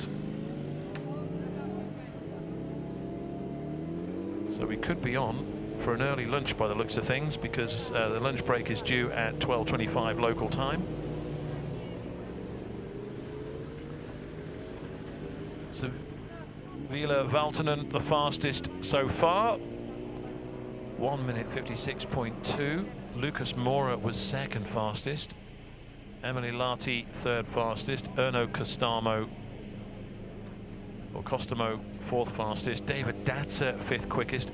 Patrick Hoth was sixth fastest. Marcus Carlson seventh. Luca Gottardi eighth. Joey Den Besten ninth. Brian McCormack 10th. Peter Hickman 11th. Johan Schwimbeck 12th fastest. Lauren Hoffman 13th quickest. Nico Muller 14th.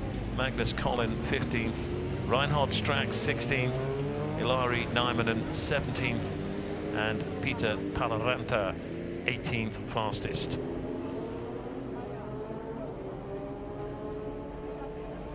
So it's lunchtime here in Finland. I would say it's probably brunch time in the rest of Europe, or certainly Western Europe, and maybe a late breakfast back in the United Kingdom. So we're not scheduled to have any more action and for another just under an hour's time. So just hearing an announcement now, but certainly I don't think it looks as if we're going to continue this session. That will be the end of Superbike Qualifying 1. There is a Superbike Qualifying 2 scheduled for 3:15.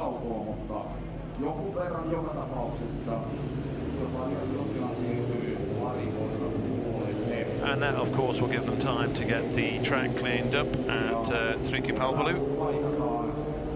So with that, at the moment, I would say stay logged on if you can. You never know. But we are now due a break here at Imatra for the road races. But we are due to come back with the next, which will be open qualification for the Supersport class. That's at 1:15. So that will be 12:15 in France and Germany, Belgium, and 11:15 in the morning back in the United Kingdom.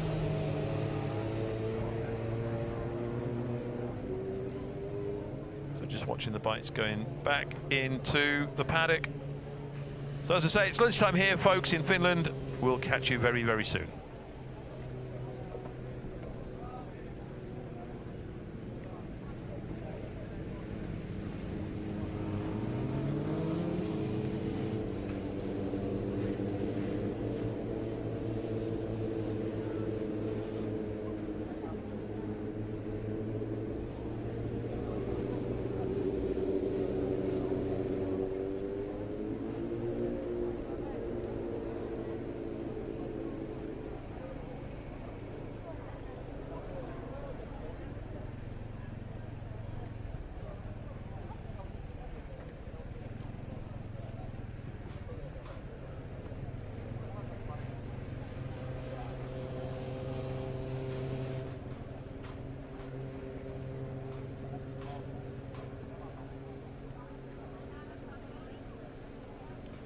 Ja muistutellaan tähän väliin vielä siitä, että siihen Mika Kallion two-seater-kyyditykseen arvontaan voi osallistua myöskin sosiaalisen median välityksellä.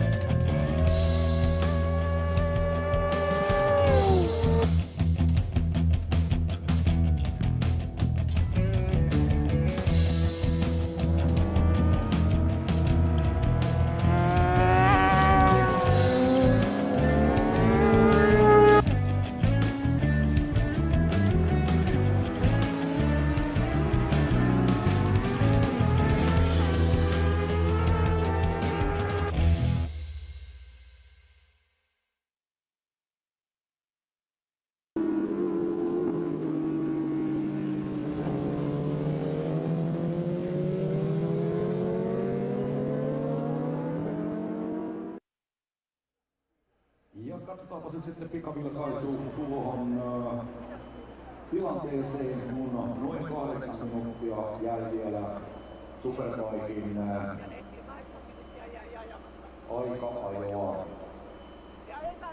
Ykkösaika-ajoa IRC-sarjassa ovat ajamatta Ville Valtosella pohjat lukemin 1.56,241. Toisena Lukas Maurer 1.56.5. Kolmantena Emre Lahti 1.56.6. Nelosena Erno Kostamo 1.56.8. Eli siinä ollaan ihan reilusti sekunnin sisällä 4 kärjessä. Vitosena David Daxer 1.57.1. Kutosena Patrick Hoff 1.57.2. 7 Markus Karlsson 1.57.4. 8 Luca Gottardi 1.58.3.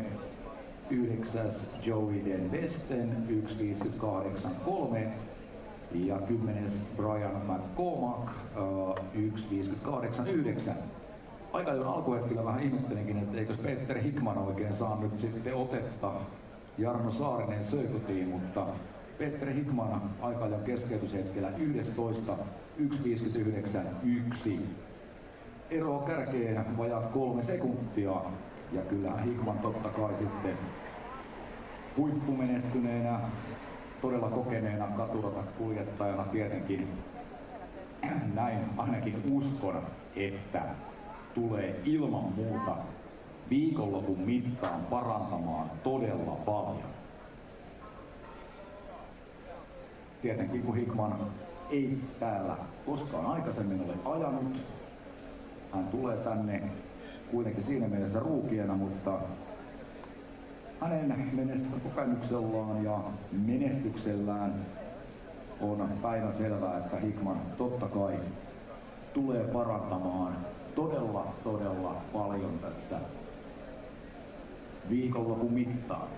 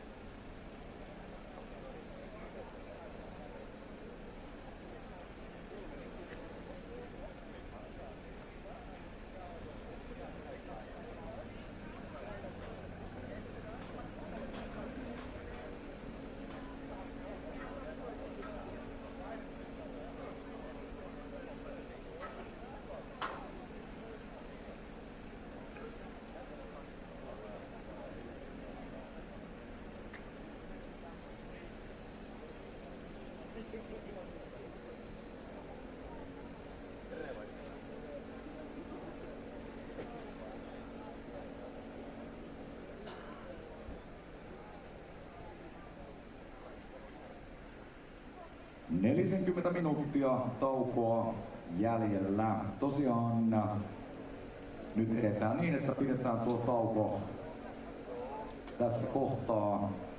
Siellä rataryhmä tekee tarvittavat ohjaavien ja suojaavien elementtien korjaukset ja myöskin rataa putsataan. Ja sen jälkeen sitten ajetaan tuo jäljellä oleva noin 8 minuuttia tuota IRC Superbiken ykkösaika-ajoa, kun tauko on pidetty, ja sen jälkeen jatketaan sitten ihan alkuperäisen aikataulun mukaisessa järjestyksessä.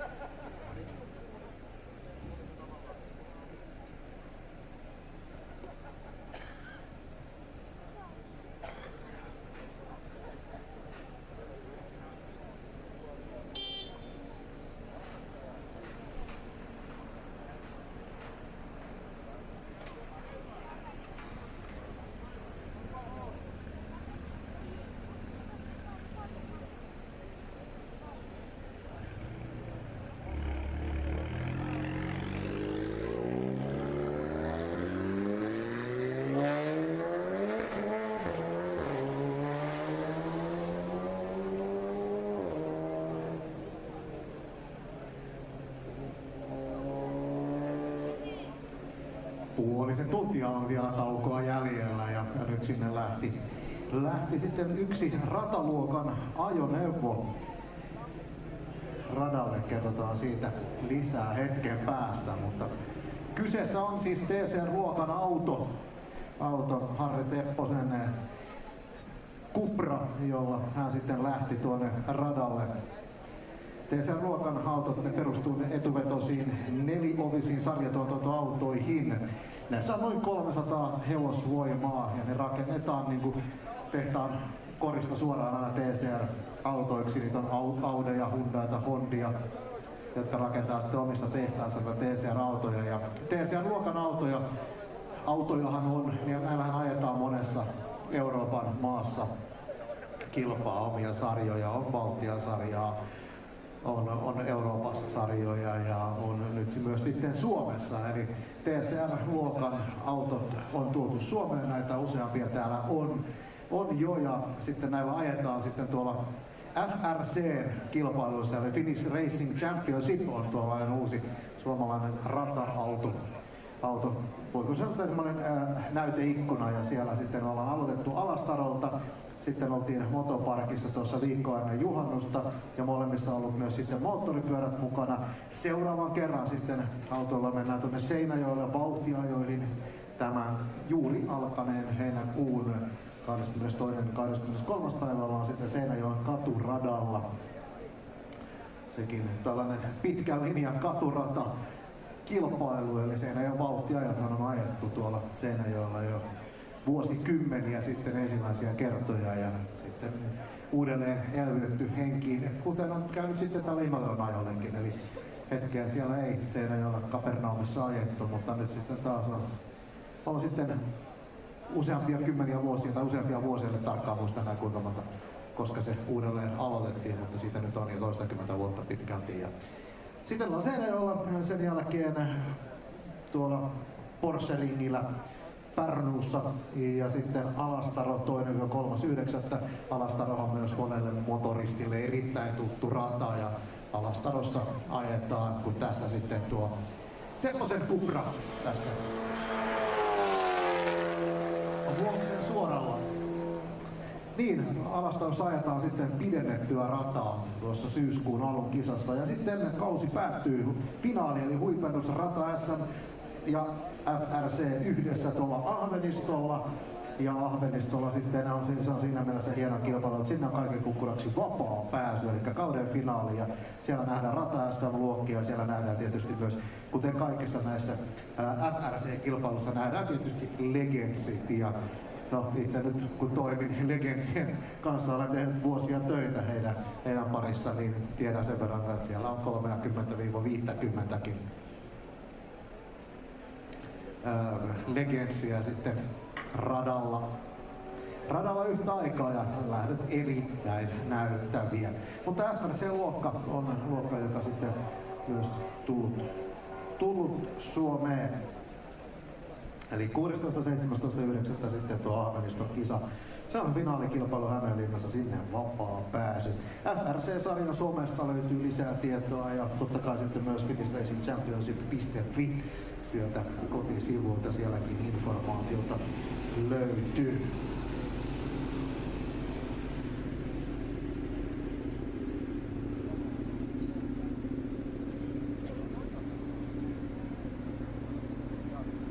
No, mutta joo, siellä tosiaan Tepponen ja Cupra siellä radalla menossa tällä hetkellä.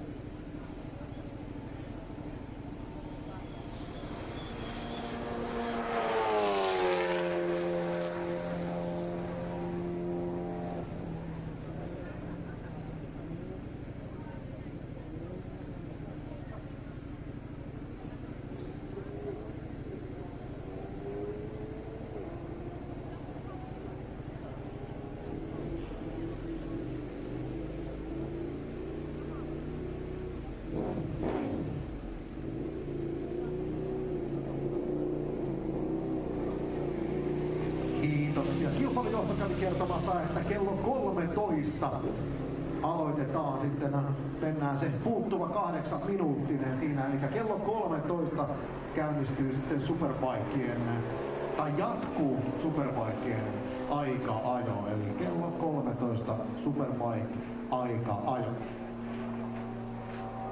Attention all riders, attention mechanics, attention everyone at waiting area. The rest about 8 minutes of IRRC Superbike qualification starts at 13:00 at 1 o'clock. We are starting the IRRC Superbike qualification number 1. There is about 8 minutes left time for that qualification, and the starting time is 13:00 at 1 o'clock is the starting time for Superbike first qualification. So starting time 13:00. After about 7 minutes we will start the IRRC qualification number 1. What is left from that qualification?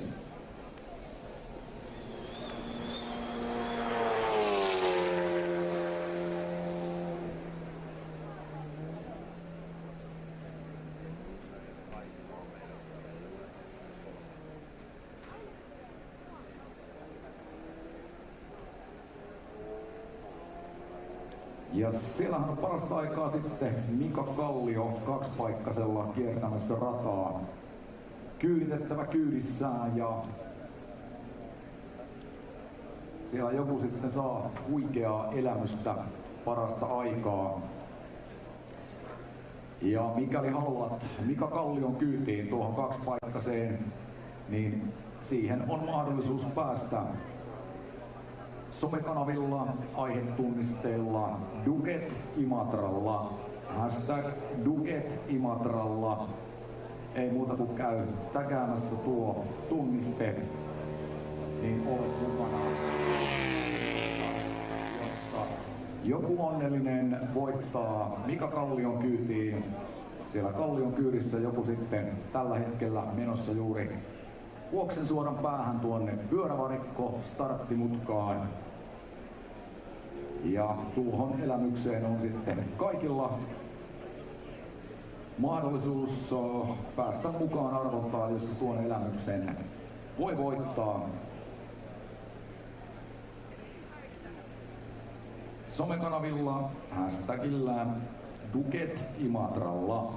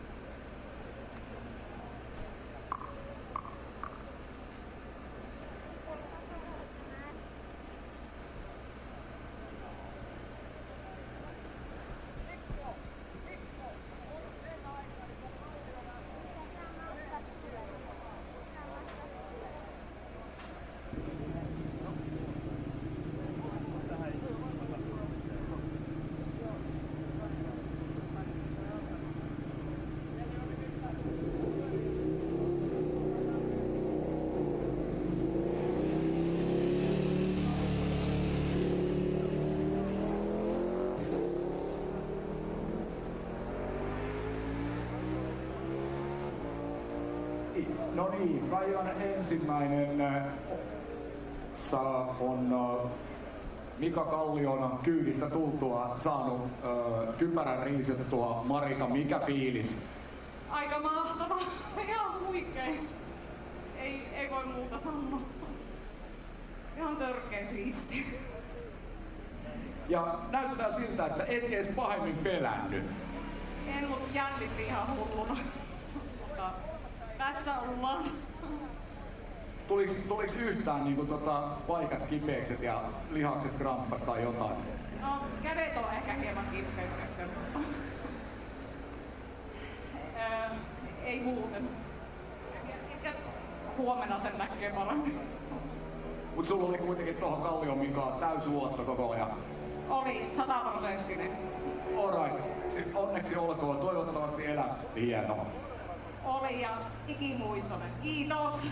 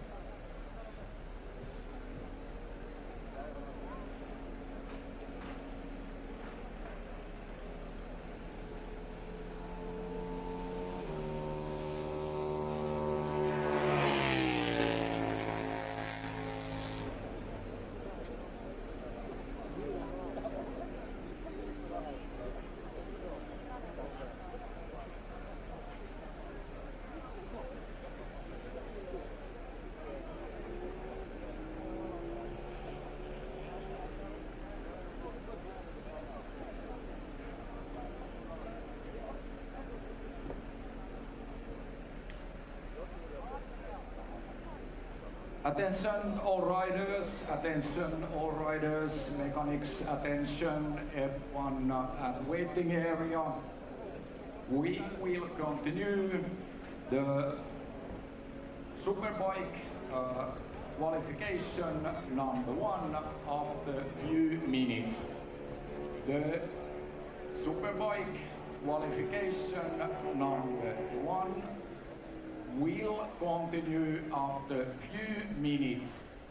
There is only few minutes left and then we will continue the IRRC Superbike qualification number 1. There is about 8 minutes left for that qualification number 1. So Superbikes will continue after few minutes.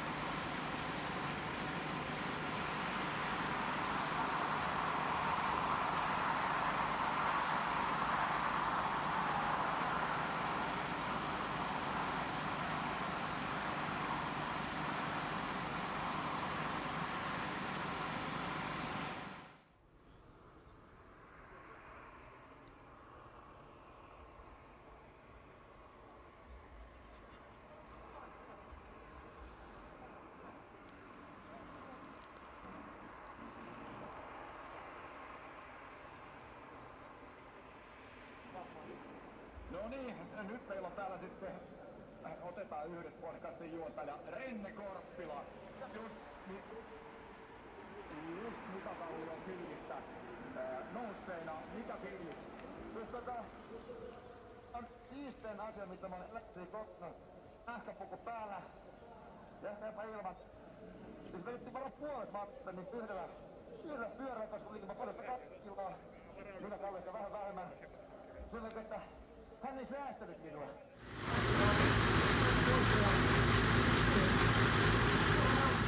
Uusi koko ajan. On taustalla, mutta ihan jostain, mutta varmaan katsotaan sitä.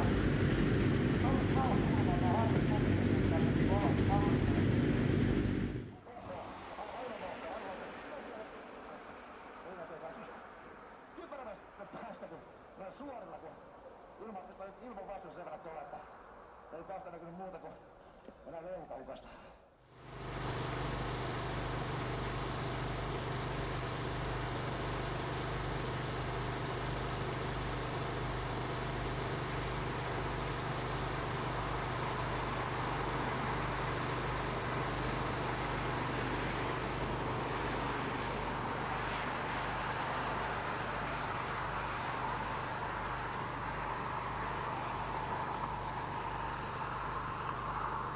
Että Renne Korppilalla oli juuri aika mukavat muutamat minuutit tuossa kuten Totin haastattelussa varmasti moni kuuli. Se ei aina tarvitse sitä, mitä sanoo, vaan miten sen sanoo. Nyt oli kyllä kaikki kohdallaan, eli sen kuulee.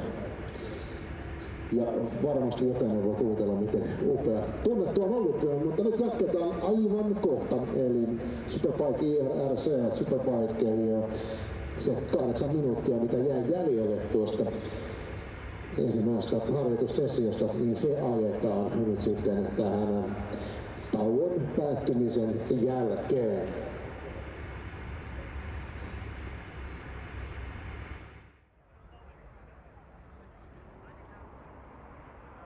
Joo, jos Renne Korppila sanotaan parasta mitä on koskaan tehnyt nahkapuku päällä, niin mä veikkaan, että se näytti vähän siltä, että oli kyllä parasta mitä on tehnyt ihan minkäänlaiset housut jalassa koskaan.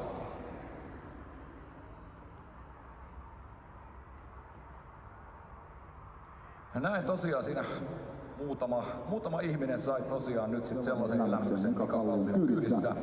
Imatran Jarno Saarinen Söökutilla, että alta pois ja tosiaan tuon vastaavan elämyksen voi jokainen voittaa itselleen somekanavissa täkäämällä ajettelujen Juket Imatralla. Niinpä.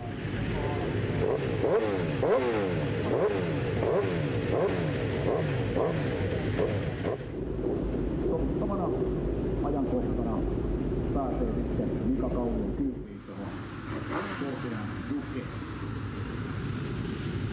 Meidän täytyy toki ottaa tämän iso selkeä. Väkätään toisin. Katsotaan, voiko meidän käydä. Olkoon visuaasio. Kannattaa osallistua. Ville Valtosen kommentti.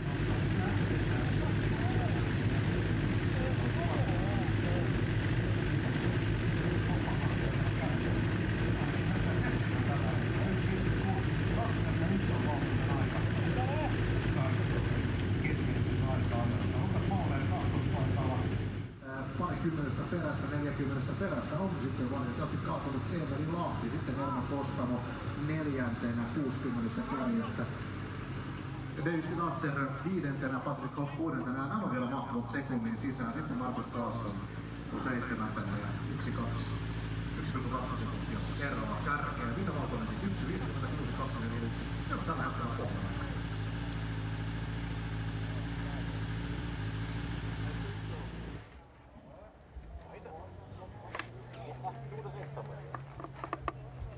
Jep, ja valitettavasti sitten tuo tänään niin paljon puhuttu sadeputka.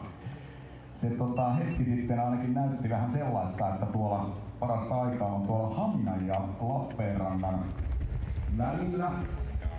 Suomeksi sanottuna kamala sadealue, ykkösalue.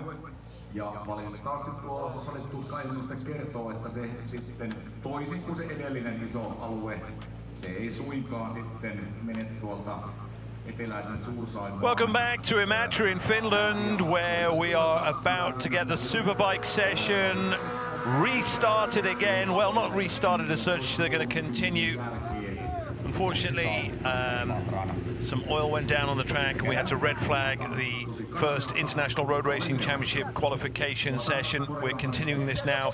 Interesting to see who's at the front though. David Datzer, Brian McCormack and Peter Hickman as they make their way out on the track. So Peter Hickman, as I said earlier, was wanting a little bit of open road, and he certainly got it. Also there as well, as I say, it's Brian McCormack, the two teammates. So, as it stands, Valtonen is still fastest in this session, Mora second fastest, Lahti third. Whether Lahti's managed to get back out remains to be seen, of course.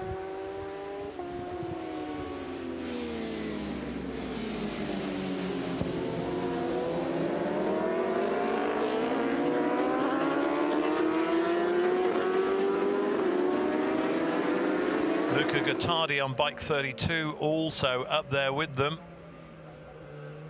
But this is the tricky bit now. None of them have been here, so this is where the oil went down. It's been cleaned up. You can see the line there.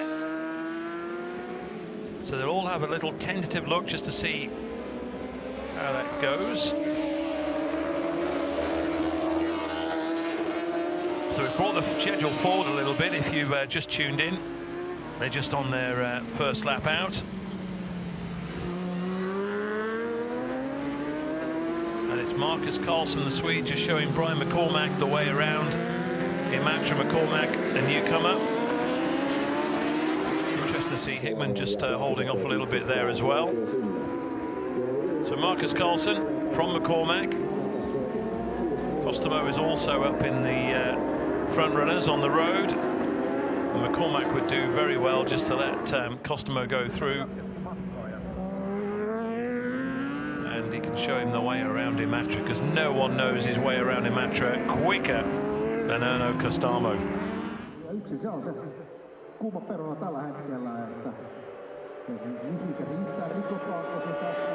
He's already passed him as well, so won't get any times just yet because they've need to go through. So still Valtonen, Mora, Lahti as the fastest riders. Now there's Paul Manx, M-A-N-X. What a name.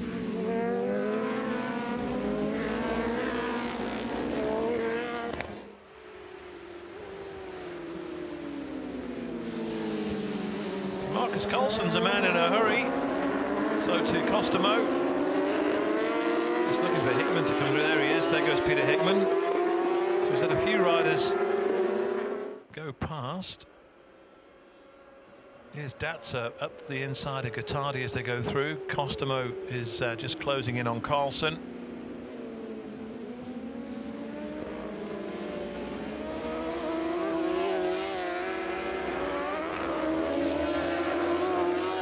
So out of tricky Palvelu and then into Vaturi Palvelu. And Costomo showing why he has to start as red-hot favourite in the Superbike class this weekend, whether it's in the International Road Racing Championship or whether it's in the Open class. Here he goes up the inside of Karlsson. Costomo, who made his Ironman TT debut this year, won Macau Grand Prix last year, and is something of a massive hero here in his home country of Finland. And this is why. So they'll be putting down some times. Costomo was fourth fastest earlier. His best time at 1:56.8. So they'll be coming across to break the timing beam any moment now. Datzer's also looking to be pretty quick back on bike 55. So there they go. Costomo goes second fastest, 1:56.5. Lahti back down to 4th. Valtonen still quickest, 156.2. Mora with a 156.5 still. But only, well, Costomo's improved his time. The only rider by the looks of things to have gone quicker than, oh, let's see. No, Hickman's done he's now gone inside 2 minutes, or 159.1. McCormack, oh no, he did a 159.1 earlier. So no, he's not improved just yet. So it's only Costomo on that lap. And the way he's going, he could improve on that even more and take top spot away from Valtonen. Datsa's looking pretty quick on the BMW. David Datsa's really impressed me. Really impressed me lately. And you can just see him coming in and now trying to close in on Carlsen, the German rider, and he was very happy with the way his Isle of Man TT went this year as well.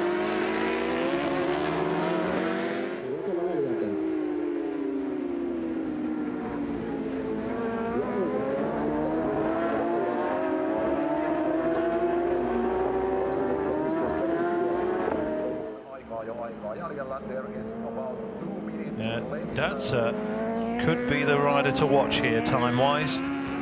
He's certainly gained ground. Costomo's just opened up a little bit of a gap over Carlsen. However, Datsa is closing on Carlsen and getting a bit of a tow right now as they come through. And where does Datsa go? He was 5th and he goes fastest. There we go. Thought so. 154.4 from David Datsa. He takes pole position temporarily. Lucas Mora with a 155.5.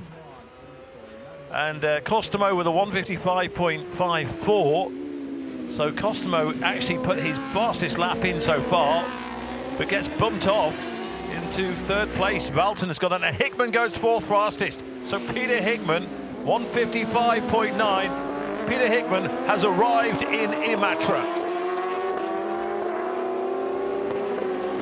Marcus Carlsen, 156.1. Do you know what, folks? It feels like the racing weekend has arrived, and there's the man in pole position temporarily. Oh, he and Carlsen swapping places as if they're racing 125s, and that was Costomo's went straight on. So looking for a breaking point that just wasn't quite there for Costomo. So it shouldn't count this lap time for Costomo because he did cut the course. But David Datsa, oh, in fact, Valtonen has now gone 2nd fastest, so 154.7 from Valtonen.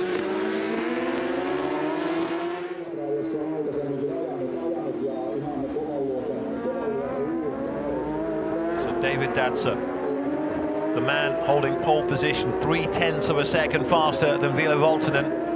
The German rider, as I said earlier, has really impressed me of late. He's getting quicker. Every time I see him, he just gets quicker and quicker, and he looks so stylish. He looks really good. And now he's going to use Carlsen again, I think, for a bit of a tow.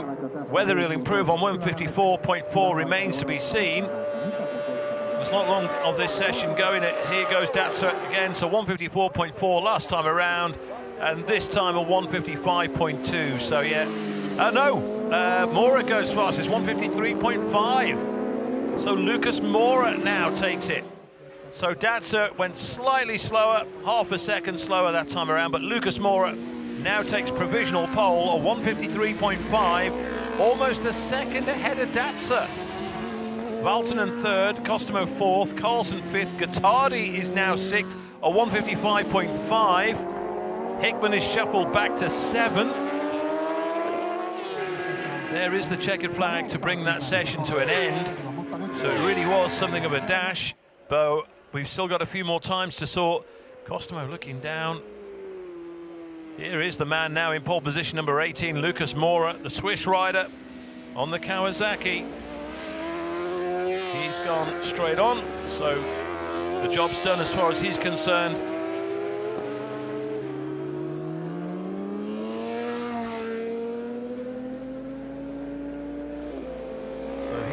Way on the return road.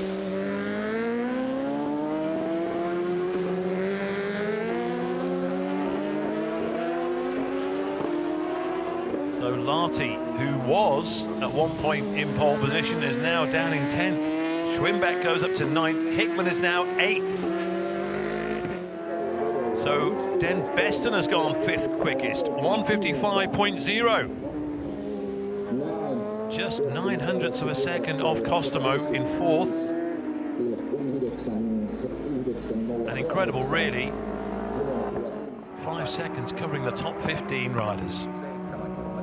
And we've only had a handful of laps as well, that's to be considered. We haven't had too much qualifying laps so far. So Lucas Mora, the only rider inside 1:54. Datsa and Valtonen, the only riders inside 1:55. Kostomo, Den Besten, Carlson, Gottardi, Hickman, the only riders inside 1:56. Schwimbeck, Larty, the only riders inside 1:57. Hoffman, McCormack, the only riders inside 1:58. Collin and Blomhardt, the only riders inside 1:59. Palaranta and Nico Muller and Nijmenen all inside 2 minutes. So, International Road Racing Championship Superbike qualifying results for the first session.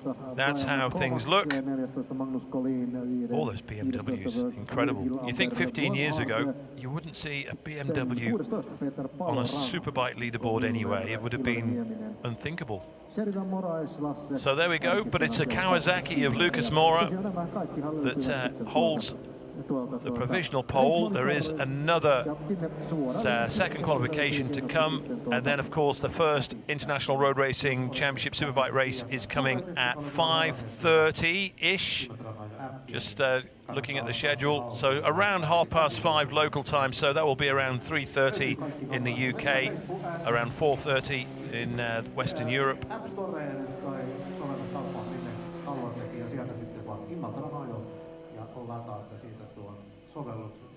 So that's how things stand. We're going to have a little short break, but don't go too far, because coming up next, it should be the Open Supersport Qualifying 1. Tässä IRRC-sarjan superbikien aika-ajossa, joten 40 kilpailijaa pitäisi olla mukana sitten startissa. On melkoinen määrä kilpailijoita, ja taso on kyllä nyt todella kova. Peter Hickman nyt osoitti, että nyt se alkaa se tuntuma rata löytyä.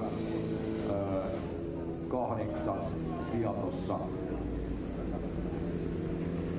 aikaa, jossa päivän mittaan Hickmanin vauhti on koko ajan kiihtynyt. Mutta nyt sitten jo kohti seuraavaa aika-ajoa, joka on tällä kertaa Open-luokkaa. Open Supersport Superstock aika-ajo 20 minuuttia. Nyt kun ei perjantaina vapaata harjoitusta ollut ollenkaan, niin totta kai sehän tarkoittaa sitä, että kaikki IRRC-sarjan kilpailijat kyllä ajavat myöskin nämä Open-luokat juuri sen takia, että saavat rata-aikaa ennen kilpailuja paljon enemmän näin, niin ilman muuta kaikki ovat tuossa Openissakin myöskin mukana, nuo IRRC-sarjan kilpailijat.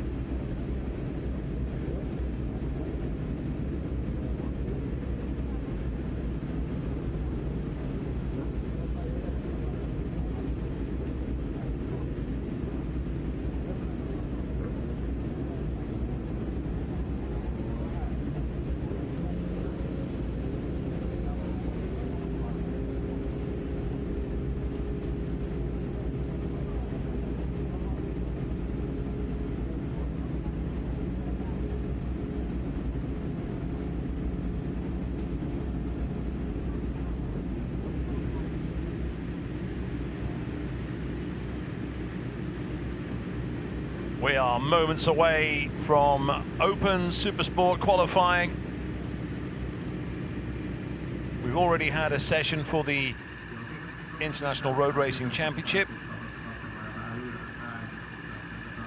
This time, though, it's for the open class, the Supersport Superstock. So there we go, green flag waved, and away we go.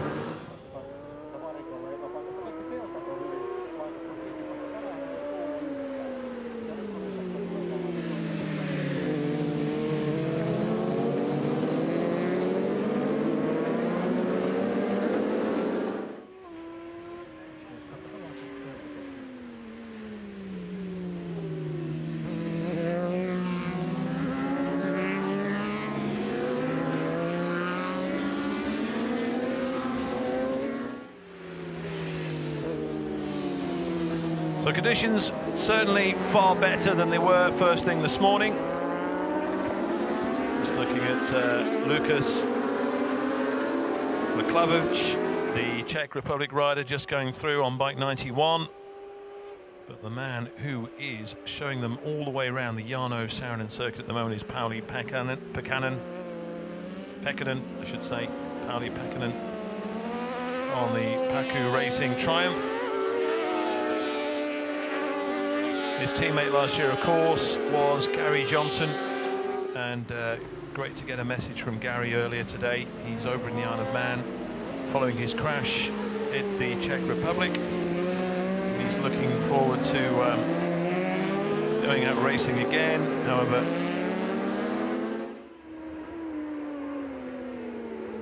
it's going to be a little while before we see Gary Johnson back on track again. He was saying that the Paku team were working hard on the bike for this year, and you've got to remember it was fast last year, and they reckon they've improved on it. Yeah, they've made alterations to the electronics, made it super quick, top speed.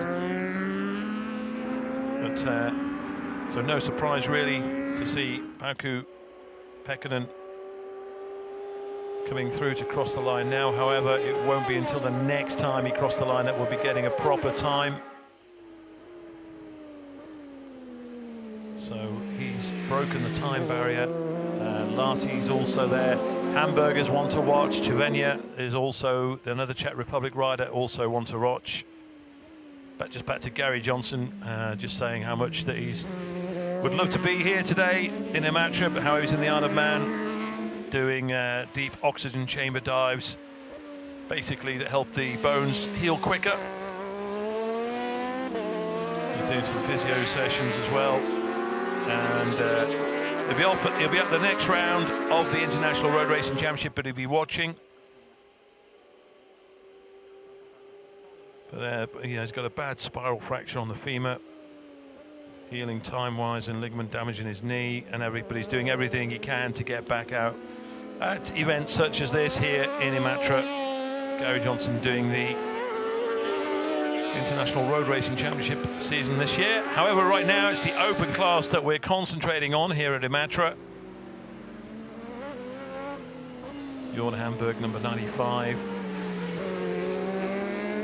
Just chasing Emily Lahti.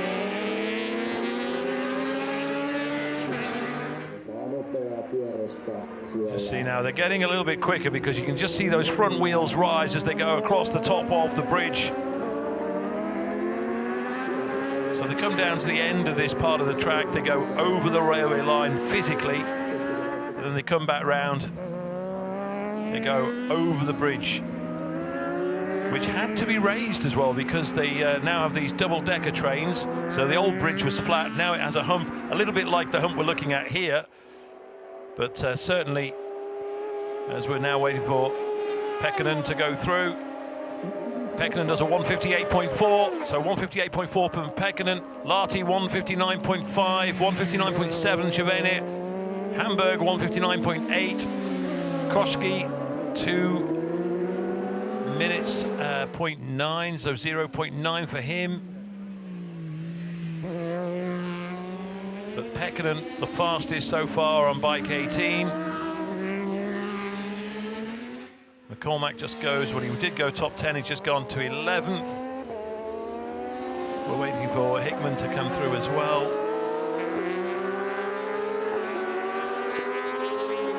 So Pauli Pekkanen, fastest so far. Emily Lahti, second quickest. Marek Cervenia, third. Jorn Hamburg is fourth fastest. Just looking further down the order.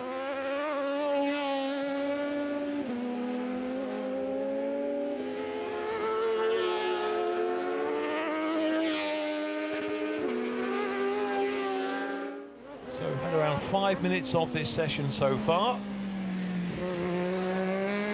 So they're all 20-minute sessions this year. You still see some little puddles, but they're drying. They are off the racing line, and so too. Yeah, and so too was Lahti, just slightly off the racing line as he got back on the power as he exited the corner. But a little burst of power saved him. But he can probably feel Hamburg breathing right down his neck as they come through out of Mitra. Now they come down under the bridge, the spectator bridge. And then come down across the line. Any change this time? Pekkanen still fastest.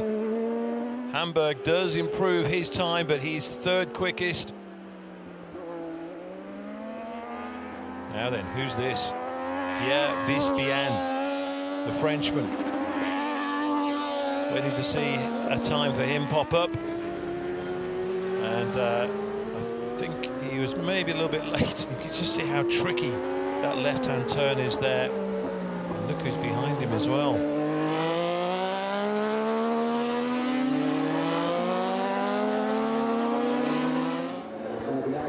So here comes Pierre Vispian. Had a great Imatra last year. Came away with some great results.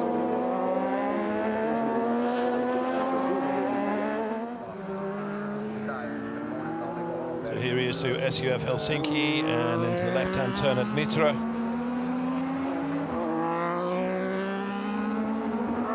Such a good strength in depth again, this field. So many potential race winners on the track this weekend. And Pekkanen went so well last year, of course, in the 600s. Still the fastest time. Bian goes fifth quickest. So Pierre Vispian, fifth fastest, 2:02 minutes, 0.2 seconds. So Koski now sixth.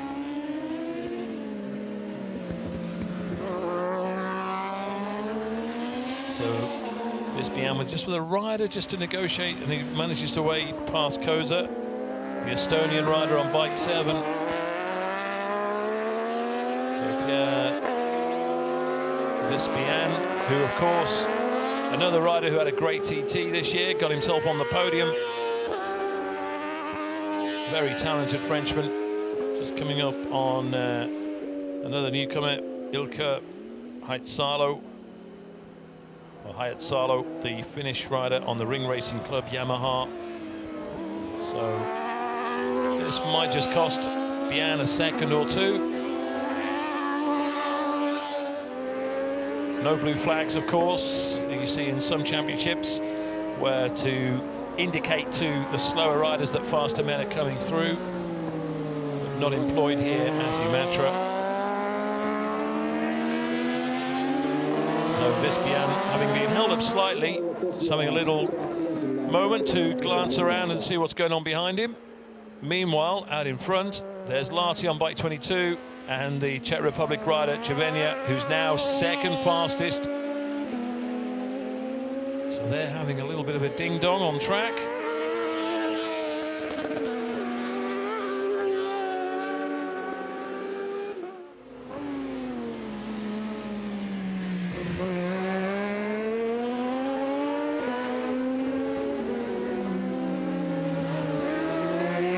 Still fastest by over a second from Cervenia.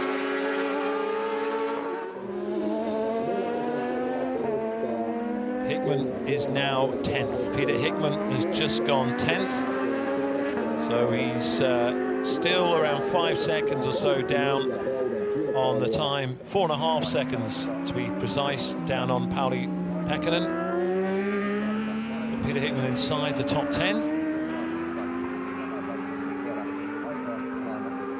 Brian McCormack down in 17th as things stand at the moment. So are we going to see an improvement on the times from Giovanni or Lahti? No, both slight. In fact, Giovanni did, Lahti did, sorry, but he's been pushed back to 4th. Hamburg just does a 1:58.3, which puts him up into 3rd place ahead of Lahti. So 4/10 quicker than him.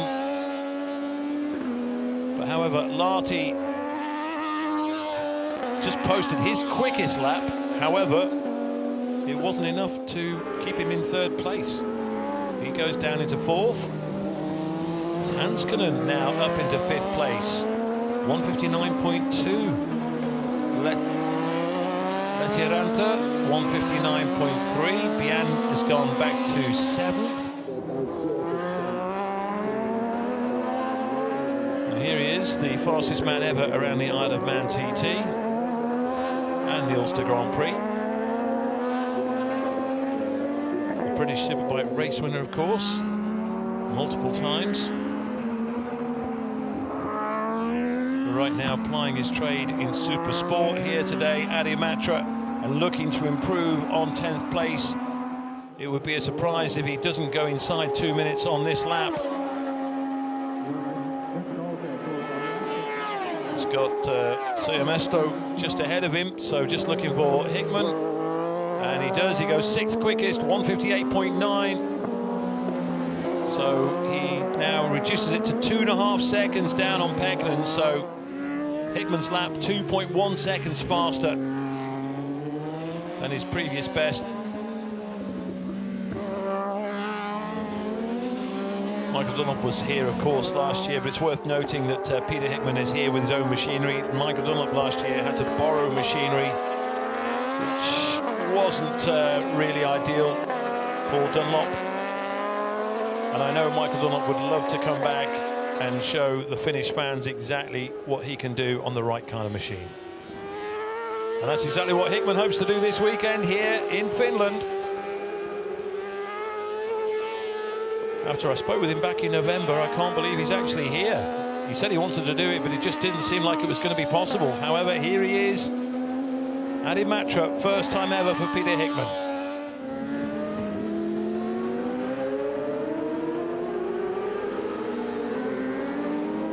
Looking forward to hopefully later catching a word with him, get his impressions of what he's thinking, what he thinks of the track, etc. We heard a couple of little snippets that the camera's picked up while he's been waiting in pit lane, but you can see already he's closing on Bian. He's got his teammate just ahead of him, maybe not found them at the right kind of part of the track. Bian will let him go through. They will have a second qualifying session in the open class, and there'll be open racing tomorrow here at Imatra.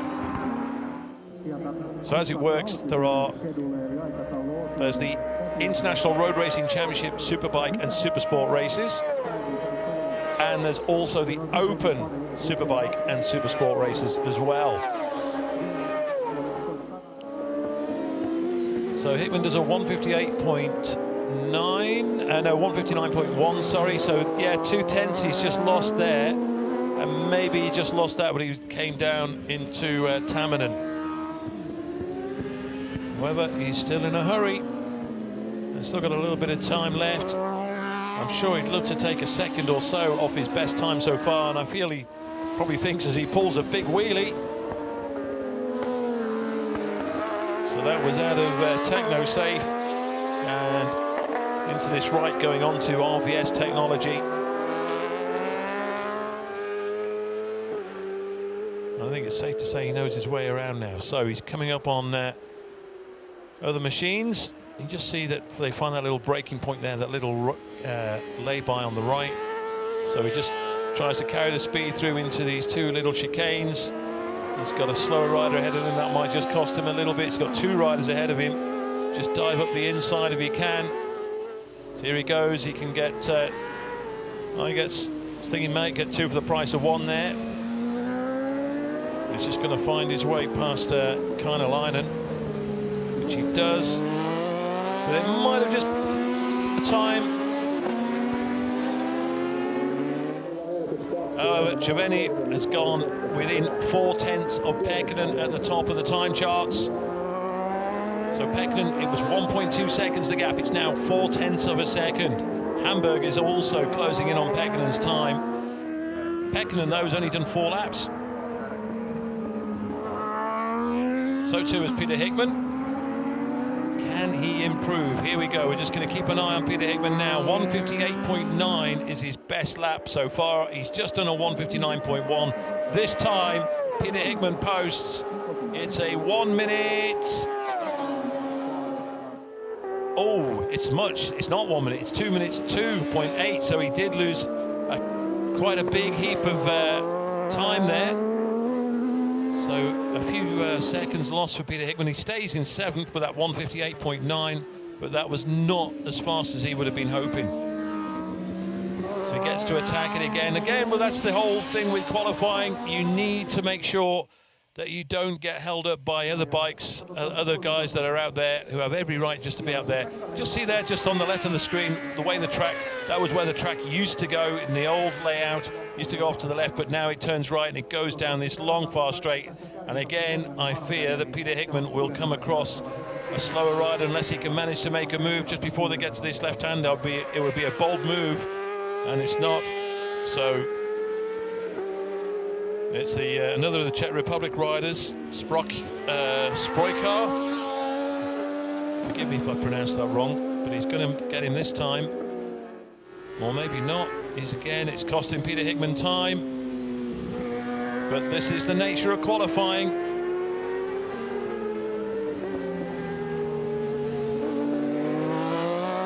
So we'll get him now over the bridge for sure. So here goes Peter Hickman. So Hickman goes through, but this will not be an improvement on his 1:58.9. Sheridan Murray has just gone inside the top 10, so Sheridan Murray, the South African rider, up into 9th, and Letiranta has gone 6th, so that means Larty and Hickman go back to 7th and 8th respectively.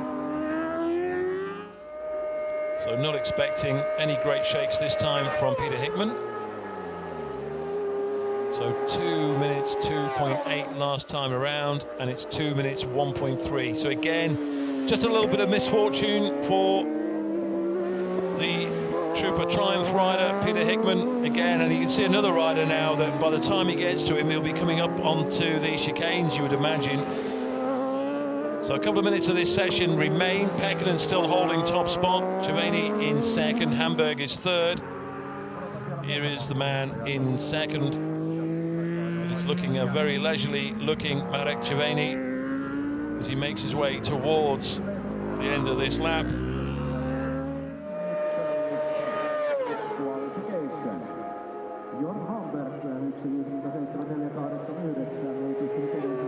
It is difficult for the riders sometimes to try and judge.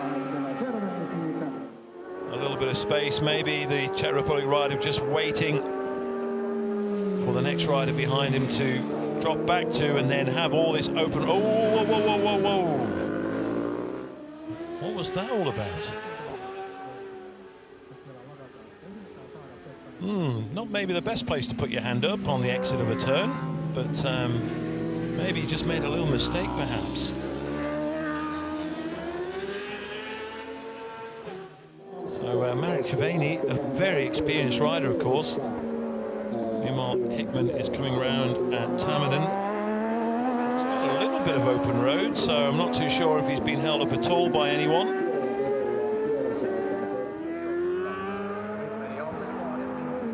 So here he is into Imatra. And get on the gas, and he'll make it in time. He'll get another lap after this. That's if he wants it.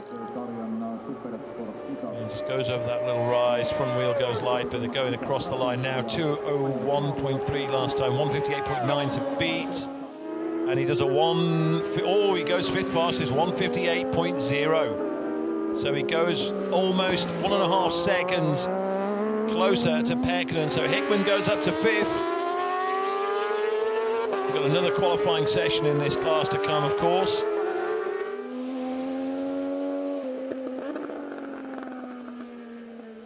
So Hickman now in fifth place. Tanskanen in fourth, 1:57.9. So Nico Tanskanen.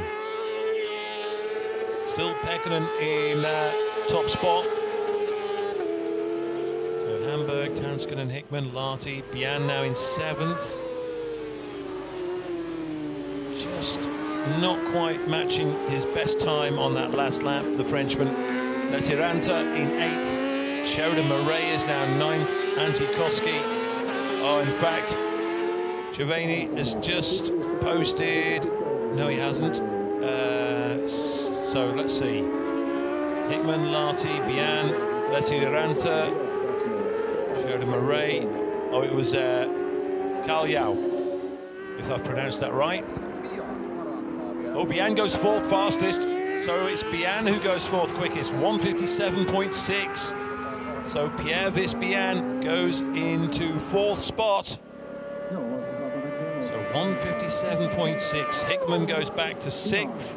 Tanskanen goes back to fifth. Lahti still holding eighth. There is Sheridan Murray. So he is ninth fastest, the South African right now. So checkered flag is being waved.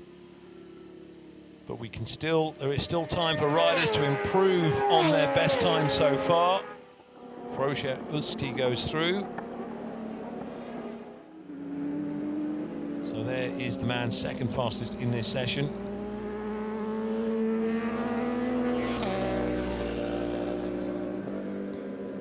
Had a great Imatra as well last year, the rider from the Czech Republic. But that is the end of the session. Time for a wheelie.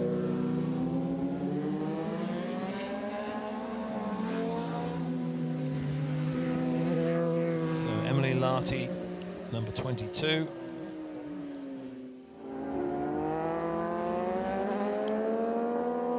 Obviously recognises someone in the crowd. And, but there's the man who is fastest in this session, Pauli Pekkanen.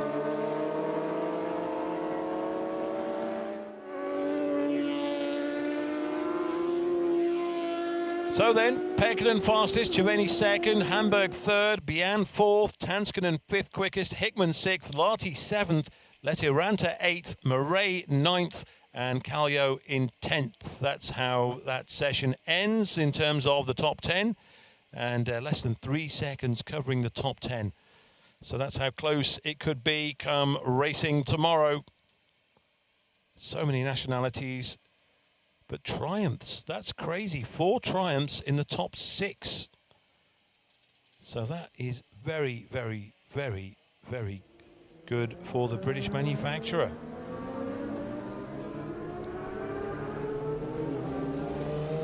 Just hoping the weather stays with us. It's not as bright as it was a short time ago. It is still warm enough for shorts though, that's for certain. So that's that session for the moment. We are due, unless the schedule's been changed, we are due to have Open Superbike qualification next. But that remains to be seen. So we've still got Open Superbike qualification to go. And we've also got the Classic Superbike, Retro Superbike and GP 250 session qualifying to come as well. Sidecar qualifying still to come. And then 2 more qualifying sessions in the International Road Racing Championship, 1 for Supersport, 1 for Superbike. Then we'll have a short break around 4 o'clock, and then around 4:45, roughly around that time, we'll have the first race of the day, and that will be for the Supersport class. So we're going to take a quick break. Pictures will remain. I won't be with you just for the next few minutes, but we'll be back very, very shortly.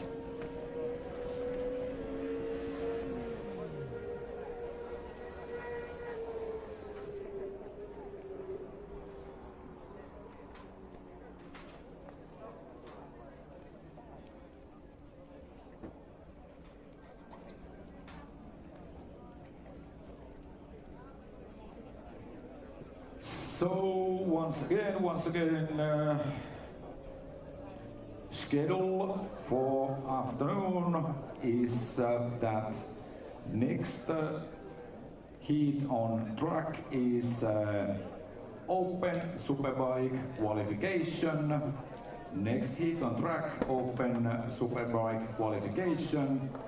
Then in schedule 14:15 classic superbike, retro superbike, GP250s qualification. 14:45 IRC Supersport qualification number 2. 15:15 sidecars qualification.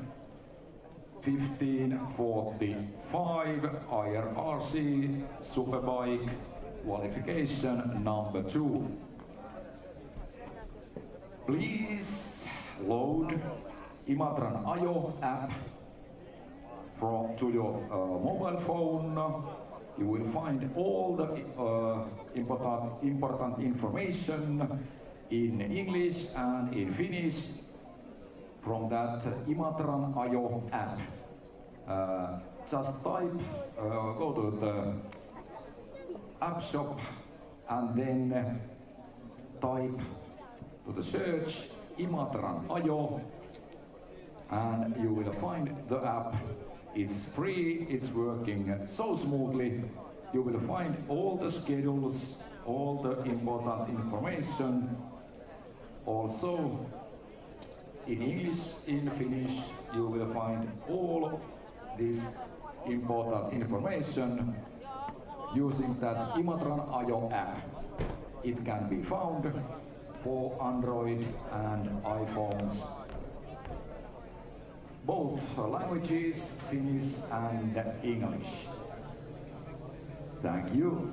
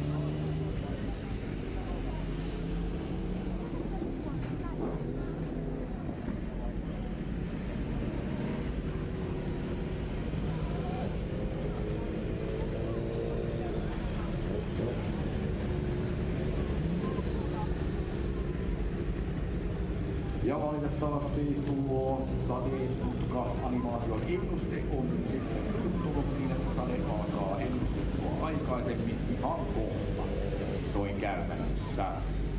Unfortunately, our weather forecast alkoiko se niinku nyt? has changed. Unfortunately, weather forecast has changed. It looks like it will rain very soon. It looks it will rain quite soon. No mä tässä katselen tätä meidän katsomaan vieressä, niin alkoiko sinne, niinku, se alkoi niinku nyt, eikä kohta. Hello again from Imatra. I don't know if you picked that up. I did say a short time ago that it wasn't as bright around Imatra weather-wise as it has been. And apparently we have got rain on the way.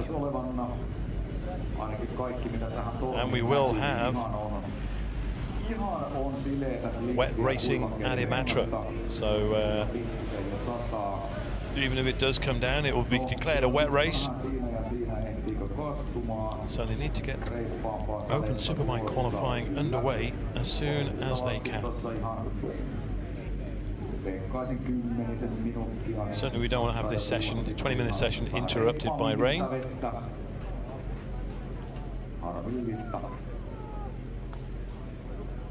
So again, this is actually, even though we've had Superbike qualifying, that was for the International Road Racing Championship. This is for the open class. This is a non-championship event.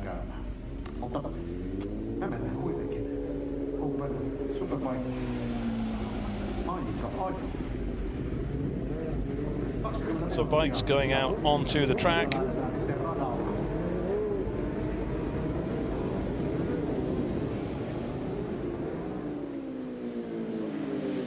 And no surprise to see Marcus Karlsson is the first one out there again, the Swede. Always likes to get to the front, bike 36. So he's just ahead of the Dutch rider Blomhart.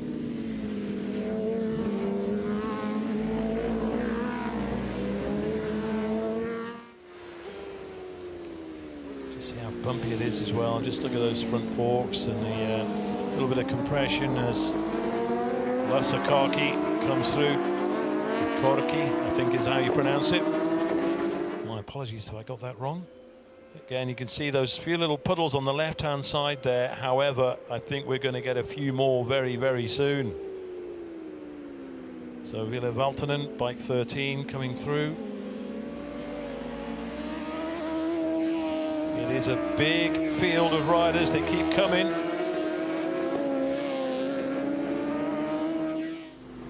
But it's still Karlsson, the Swede.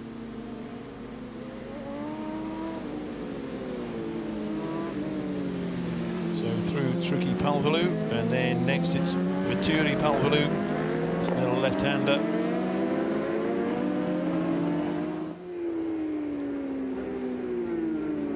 Karlsson already through Tamminen, into Joussinen, Disla Senes.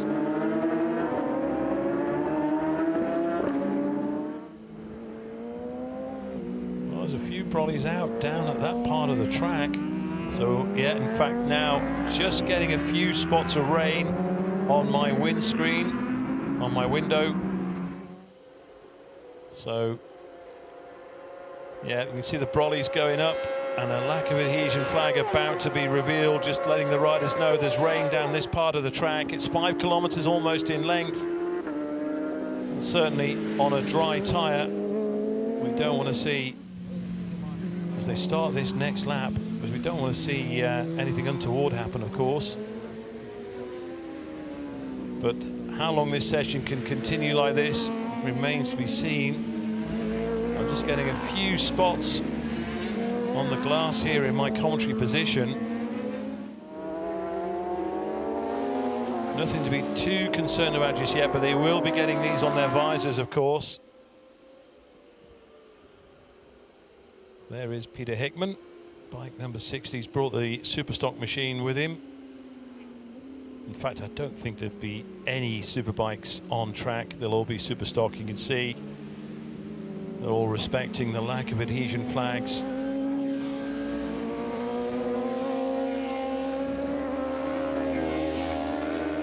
So, Hickman's decided he's not going to push it. Karlsson already gone through. He's just got Wally Jacobs, the Dutch rider, just ahead of him, and again foot coming out, so you can see maybe just a little bit the surface contact not as secure this time around. Yeah, I think we're going to see quite a few bikes coming into pit lane very, very soon.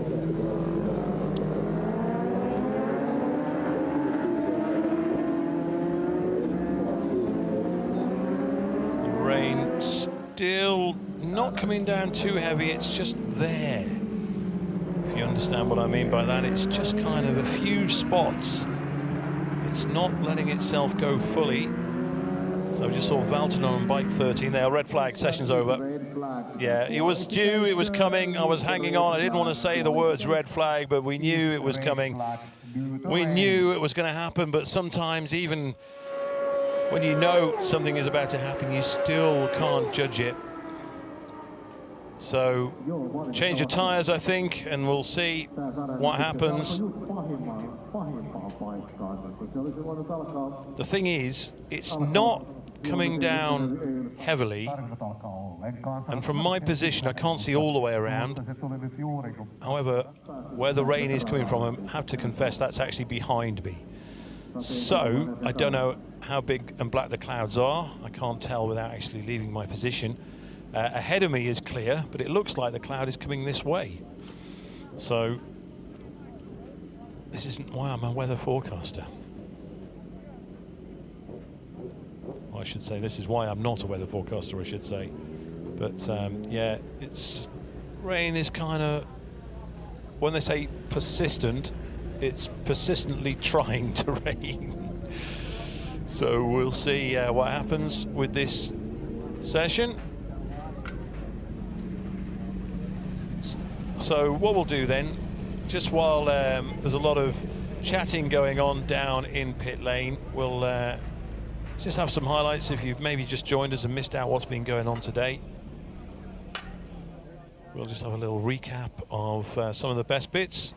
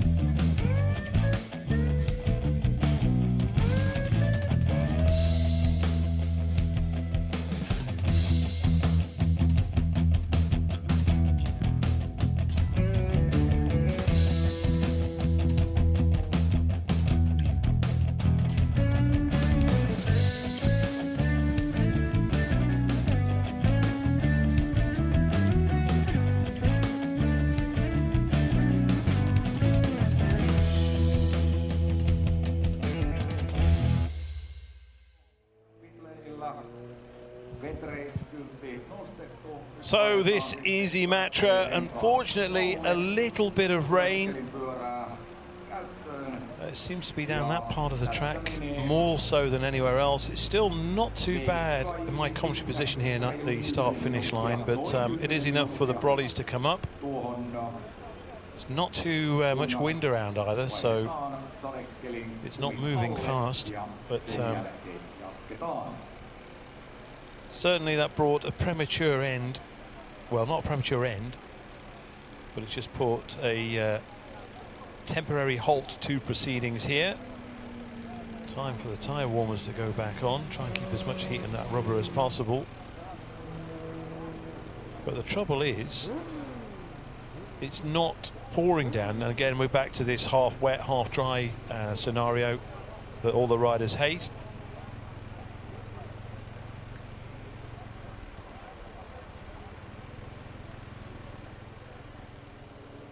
So again, you can see it's not, there's only a few brollies up. There's quite a few people quite happy to walk around in t-shirts, etc. There's a little bit, it's just there. There's just a few spots every now and again just coming across my screen. So it's that, sometimes you think it would be best if it actually just poured down. And then they could just crack on, totally wet, full wet tyres and get the session done. But you can see there just the spots on his visor. Too tricky to race, but not enough to commit to full wets, and you don't want to be doing qualifying and having to guess what kind of tyre you need to use.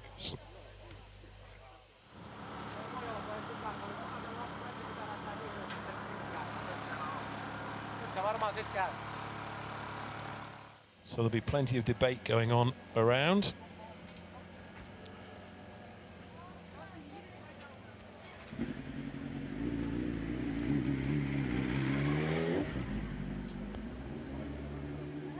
So we'll just take a rain check, pardon the pun, and we'll wait and see what happens. And I'll take a short break for a while, and you can see, again, you can just see there how it's dry underneath the bike. A little bit of dampness around on the road surface, but it's not coming down. So hopefully, as I say, there's still a few spots still coming down on my screen. But instead of me sitting here and going on for the next 20 minutes on whether there's rain, how many raindrops are appearing in front of me, I'll take a short break and we'll just leave you some images still coming from Imatra. So don't go away. Hopefully we'll get things underway very, very soon. But whether it'll be wet or dry remains to be seen.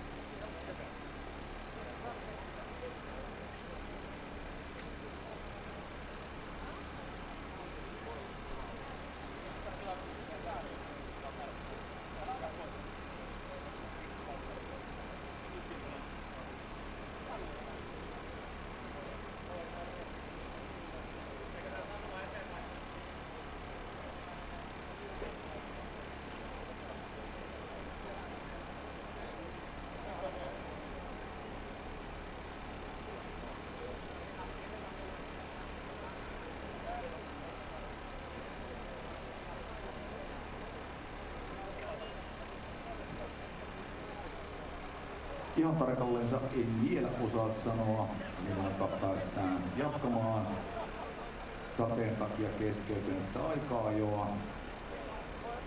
Mutta joka tapauksessa homma jatkuu.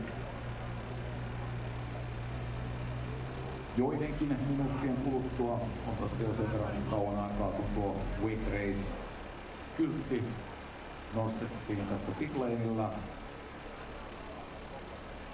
Ja siellä sitten parasta aikaa pistetään sadekelin renkailla varustettuja vanteita pyöriin alle. Ja sen jälkeen jatketaan aika-ajoa. Aikataulu luonnollisesti tästä syystä nyt sitten viivästyy lisää.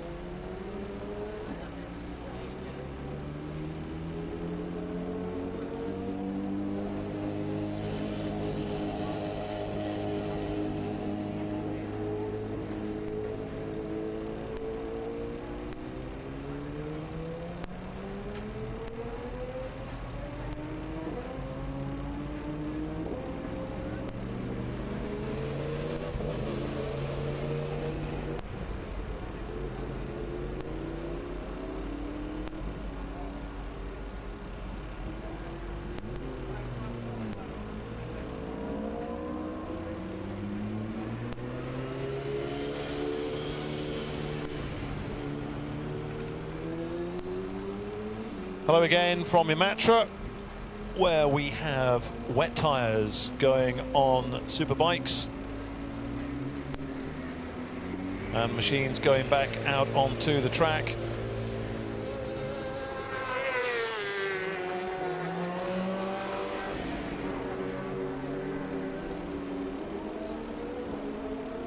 The rain hasn't really gone away and it hasn't really arrived. It's kind of just like, I don't want to say wet air because I'll be forever reminded of saying that, but as we look at Marcus Carlson again, but it's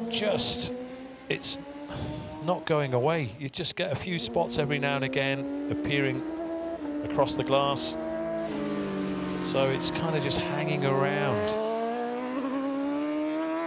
And you can see here the track doesn't look too bad. You can see a little bit of spray coming up off the tyres. So Patrick Hoff showing us the fastest, the 2:17.5. Sheridan Murray second quickest, 2:23.6. And then very big old times. No one had really managed to get things going before that session was red flagged. So we'll see what the timing screens make of this.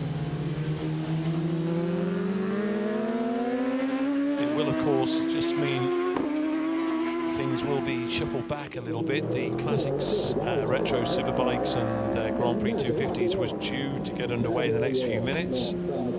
That's going to be around 20 minutes or so behind schedule now, unfortunately. You can see down this part of the track, this is where it's the wettest.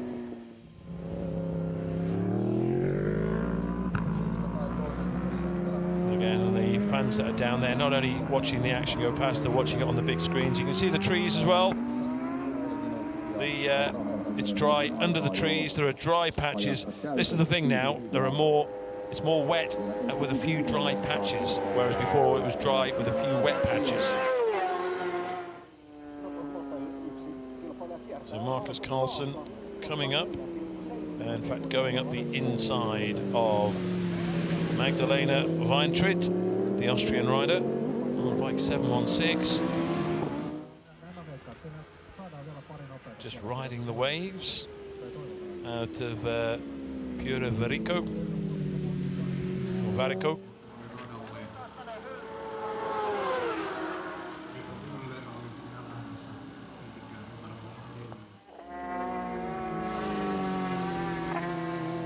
So Marcus Carlson still out there on bike 36, and he does a 2:12.8. So Carlson with a 2:12.8, the fastest time so far.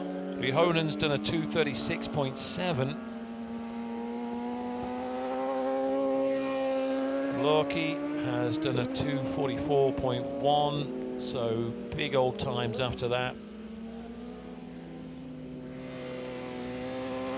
And you know what? The rain is just getting a little bit heavier. And I say before, when I was saying the rain didn't really know what it was doing, it now knows what it is doing, and it is raining here at Imatra. So it is heavier now than it was at any other time since we started this morning at 9:30.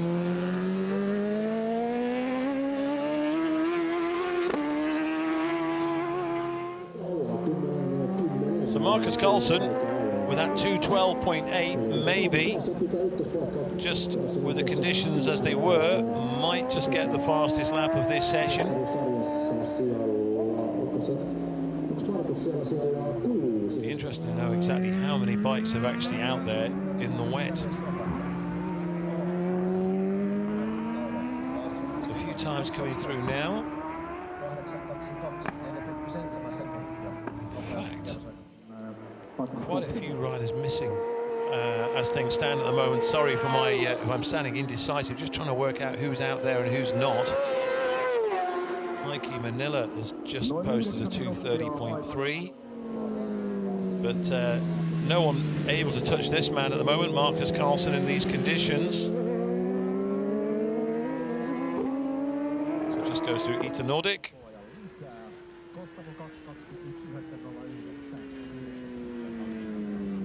Mikey Manila on bike 169. Just about to have Marcus Carlson for company.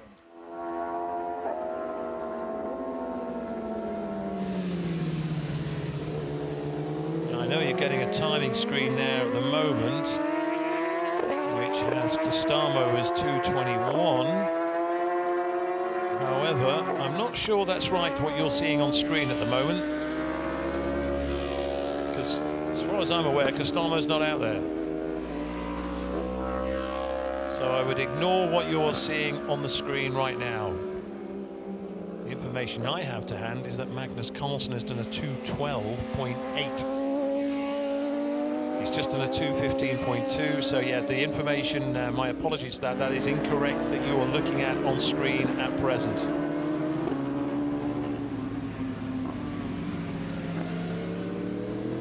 You see Carlsen there is coming up as 2 minutes and 6 seconds down on the rider behind him, so you can see that it was just a little technical glitch. Apologies for the information that you were getting on the screen there. The information you're getting on the screen at the moment is this man, Marcus Carlsen, fastest in the open qualifying for Superbike. As I said, there were 2 Superbike categories this weekend. There is open qualifying and there's also International Road Race Championship qualifying as well. The 2 are different, they won't count. So if you are in pole position in the International Road Racing Championship qualifying, and then in the open class only post the 12th fastest time, you won't be in pole in the open class, you'll be 12th on the grid. So here comes Carlsen again. Can he improve on 2:15.2? No, it's a 2:18.8, so time-wise go faster. Now Peter Hickman is out, so obviously got full wets on. But it'll be a little while before we see if he can improve on his time. Well, if I say improve, he's not actually posted a time in the open class so far. I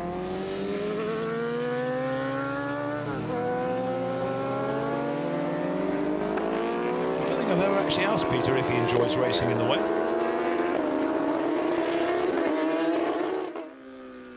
Now then, we do have Costamo in pole position, 2:11.8, so he has gone through this time. So Erno Costamo has done a 2:11.8, so that's a second faster than Carlsen. So Costamo first, Carlsen second.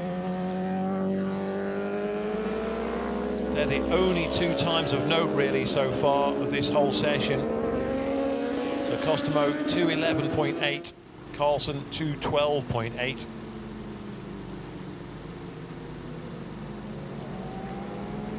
Hickman just behind David Datzer, 55. So there, Datzer goes through.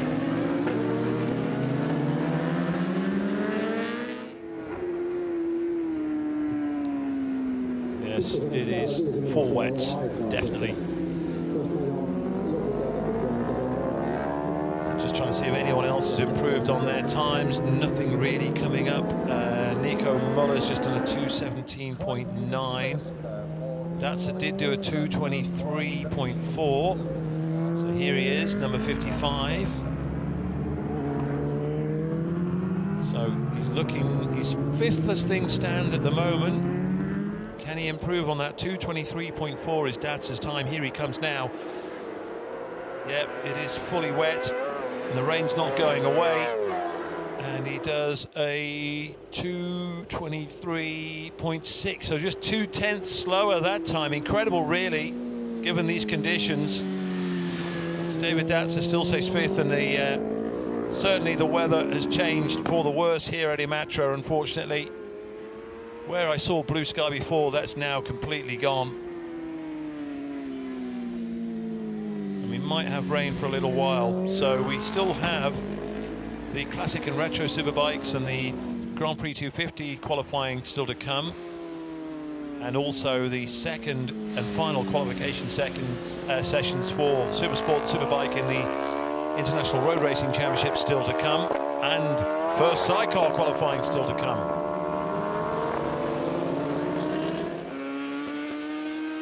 There is a little bit of a break due at 4:10 local time, but they'll probably use that to catch up with things.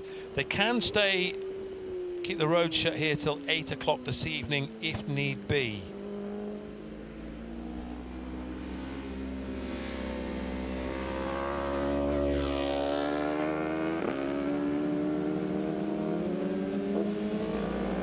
Well, it was forecast the rain, unfortunately. And unfortunately, not unfortunately, but fortunately, the forecasts are so good nowadays. It's not like the old days when you think, well, rain was forecast, and sometimes you can see how hard it's coming down now. And when it becomes standing water, that's when it becomes unsafe. And you can see how hard it is coming down, really coming down. So David Datsyuk really needs to tiptoe through Tamminen. So there's nothing to be gained really going around at the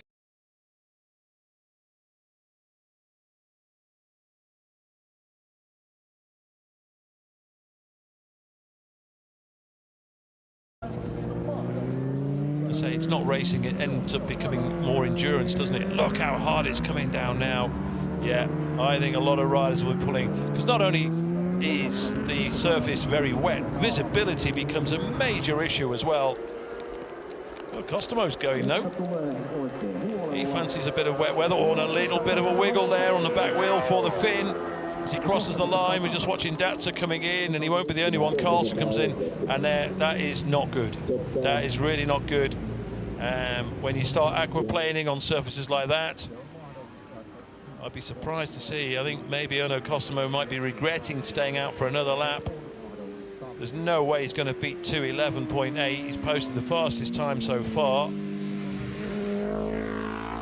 Interesting that Carlson is showing on that graphic as a 2:18 time when I've got him down as a 2:12. His last time was a 2:19.9. Maybe they're taking the last time, I'm not too sure. His best time is a 2:12.8. Maybe, I'm pretty sure he did that in this session. And the rain that we just saw down at Tamminen has now reached my position here on the start-finish straight. It's really coming down.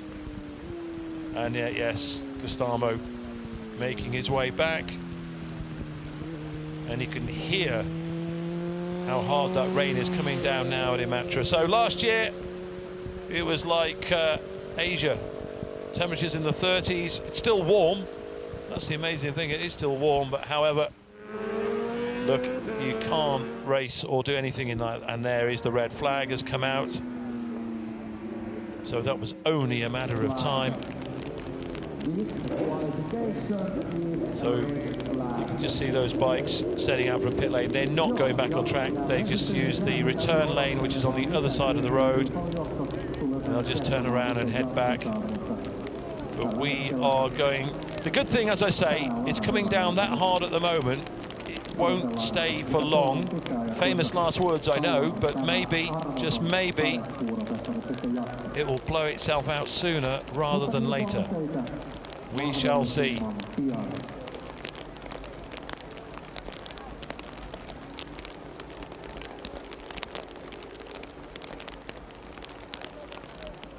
So I'll take this opportunity to take a short break, as I say, and wait for the rain to go off. Hopefully it won't be too long before we get some action back on track. And maybe we saw how quickly the roads dried this morning, and if that is the rest of the rain for the day, hopefully by the time we go racing later on this afternoon, we'll be on dry roads yet again.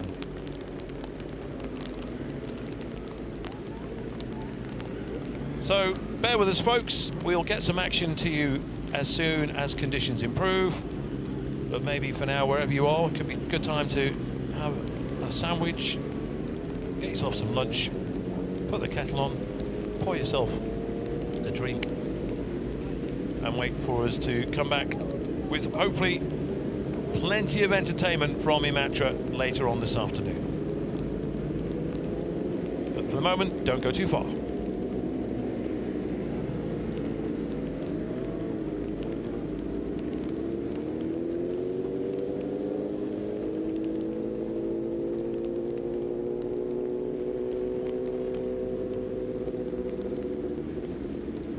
Imatranajot 2023 ja olemme moottoriurheilun parissa.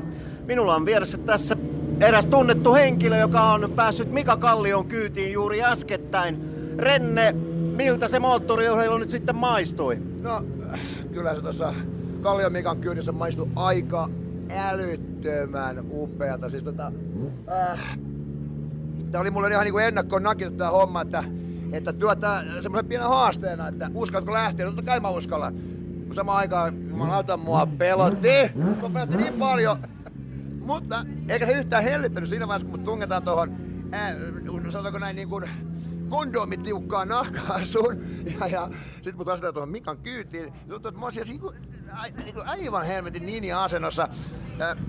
Ja sit päästään tuohon ekalle suoralle ja tajuin, että jumalta, mehän mennään aivan siis niinku yhdellä pyörällä. Mut siis se vaihtui niinku muutama sekunnin semmoista hetkestä kauhusta totaaliseksi ekstaasiksi. Siis kaksi kierrosta vaan huusin semmoista niinku riemun huutoja, nauroja, kilja. Siis se on hieno tunne, kun tuli iskee toi tommonen totaalinen vauhti, adrenaliini. Hän on ammattimies, mä luotan 100% häneen. Mulla ei ole semmoista hetkeäkään niinku, on kuitenkaan pelkoa siitä, että mitään kävis. Kyllä. Ja just tavallaan se, että kun tuossa sanoin, suoralla mentiin aika kovaa. Tuntuu, että mentiin aika kovaa ja sitten mä vähän jännityksellä kysyin, että kuinka kovaa mentiin. Mä tuntuu, että mennään 400 ja että miten oikeasti mentiin jopa 120. Mutta 250 mentiin parhaimmillaan. Kyllä siitä tuntuikin, ja sitten noin mutkat, vauhti hidastuu, kuinka syvälle siinä dipataan ja ai että se on kyllä se on huuhu. Siis mä niinku säälin Teemua, että Teemu ei päässyt koittaa tätä. Hei, ihan vielä nopeasti sen verran, että kun tässä nyt ollaan äärimmäisen moottoriurheilun parissa ja todellakin perinteitä huokuvassa Imatranajoissa, niin miten muuten moottoriurheilu sulla maistuu noin ylipäätänsä? No siis kyllä mä sen niin moottoripyöräkortin omistan, mutta mä oon enemmän tämmöisen niin klassisen italialaisen modernistihenkisen kulkuvälineen kannattaja omistaja. Eli mä olen tämmöisellä vanhalla Vespalla, joka tietysti on vähän ehkä niinku aika erilainen ajo-ominaisuuksilta ja ehkä varsinkin kiihtyvyydeltä ja huippuvauhdilta, mutta siis niinku, että joo, kaksi pyörästä on niinku ollut aina lähellä sydäntä ja siis onhan toi nyt ihan erinäköistä, kun tuolla vedetään kaksi pyörää. Ja varsinkin noi sivuvaunut on niin upean näköisiä. Siis, oi. Kyllä tässä syttyy tehdä semmonen niinku prätkäkuun meitellekin, että pitäisikö joku tämmönen, mikä se on kafereissa, joku tämmönen homma tuohon. Terveisiä vaan kotia. No mutta hei, erinomaista kisaviikonloppua teille ja mukavia hetkiä täällä Imatrana, jossa meillä on tulossa upeita kilpailuja vielä tässä vaiheessa. Ja eiköhän me nautita tässä vielä. Me todellakin nautitaan ja niin kuin tosiaan meidän podcastinkin henkisesti, niin kyllä nyt otetaan yhdessä. Asia selvä. Kiitos Renne. No niin, tuttu mies vieressäni, Mika Kallio, tervetuloa tämän vuoden Imatranajoihin. Kiitoksia. Minkälaisilla fiiliksillä tänä vuonna täällä jälleen mahtava tapahtuma edessä? Joo, juuri näin, mahtava tapahtuma. Mä en ole täällä itse ollut pitkään aikaa, että aikanaan kävin niitä näytösajoissa vähän kurvaamassa itsekin vanhoilla pyörillä ja nyt on useampi vuosi, ettei ollut paikalla. Että onhan tämä ihan mahtavaa, että tämmöistä saadaan Suomessa järjestettyä ja nyt pääsin itsekin tuossa muutaman kierroksen kyyditteen porukkaa, että näki vähän millainen rata kyseessä. No sen takia mä halusin nykästä sua vielä hetken hihasta, koska nyt kun sä pääsit ihan vetämään tämän radan, niin mitä ammattimies sanoo tästä radasta, minkälainen fiilis oli painaa menemään? Renne kertoi, että kun hän oli sun kyydissä, niin olit antanut palaa ihan mukavasti. Joo, mä en viittinyt Rennelle kertoa, että mä en ole vielä kierrostakaan kiertänyt tällä radalla, mutta tiesin, että eka mutka kääntyy oikealle ja sen jälkeen mentiin silmäkkiin, mutta hienostihan se meni ja Renne tuli hyvin perässä, että kyllä me saatiin pari aika hyvää nopeatakin kierrosta siellä ja ainakin sen verran äijä hikoili, kun otti kypärä pois päästä, että kyllä siinä oli vauhtia ja tuollain kaksi päälläkin tommosella superdukella kun mennä, niin kyllä se siellä 250 paikkeilla on olla pisimmillä suorilla, että oli hauska ja niin kuin sanoin itsekin, että nyt nähdään millainen rata kyseessä, niin mikä se hienompaa? Ja niin kuin tuossa sanoit, niin aivan loistavaa, että tällainen kisa ylipäätänsä Suomessa on erittäin perinteikäs moottoriurheilukilpailu.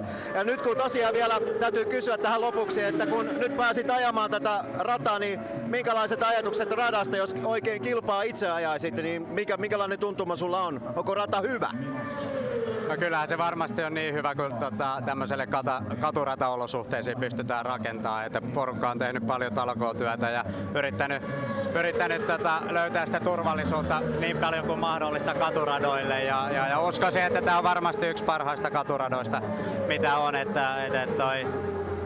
Se, että nähdäänkö Kallio täällä joskus, niin aika sitten näyttää, mutta kyllä sanotaan, että se ryhmä ja porukka ja kisakuskit, ketkä kiertää katuratakisoja pääasiassa, niin ne on aika eri ryhmää taas, mitä sitten on tuolla meillä esimerkiksi GP-puolella ja näin, että silloin tällä tulee GP-puolelta sitten rupeaa kuskit siirtyy katuratapuolelle, mutta aika harvoin niitä nähdään, että se on vähän oma laji tää ja pitää vähän keskittyä erilaisiin asioihin ja totta kai silloin kun ajetaan kadulla, niin ne marginaalit siellä pitää olla vähän enemmän sitä virhemarginaalia ja yrittää välttää mitään isompia kaatumisia tietysti, että se on selvä, mutta niin kuin sanoin, niin hieno radan ovat saaneet aikaiseksi. No, kaikkien moottoriurheilun ystävien puolesta mä toivotaan, että me nähdään sut vielä täällä sitten uudestaan kilpakumppaneiden kanssa. Kiitoksia Mika Kallio, onnea ja menestystä tuleville kausille ja vuosille. Kiitos. Kiitos.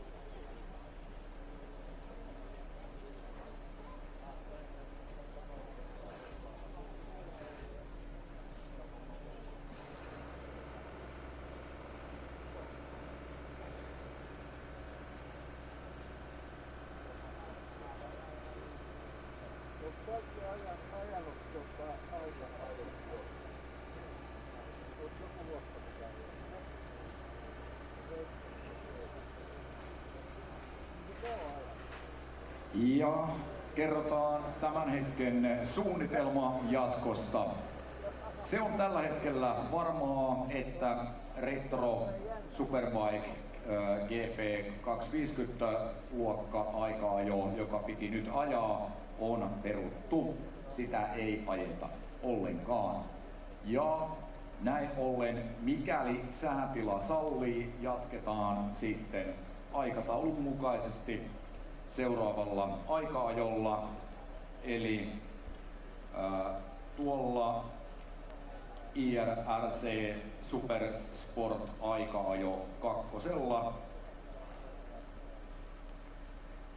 Information for riders, attention all riders, mechanics, everyone. Due to weather conditions, classic superbike, retro superbike, GP250 qualification is cancelled. It's cancelled and we will continue to IRC Supersport qualification number 2 at schedule. Naturally, we will continue if the weather conditions allows us to continue. So, classic superbike, retro superbike, GP250 qualification, which should be held at the moment, it's cancelled, and we will continue to IRRC Supersport qualification number 2 at schedule if the weather conditions allows to do so.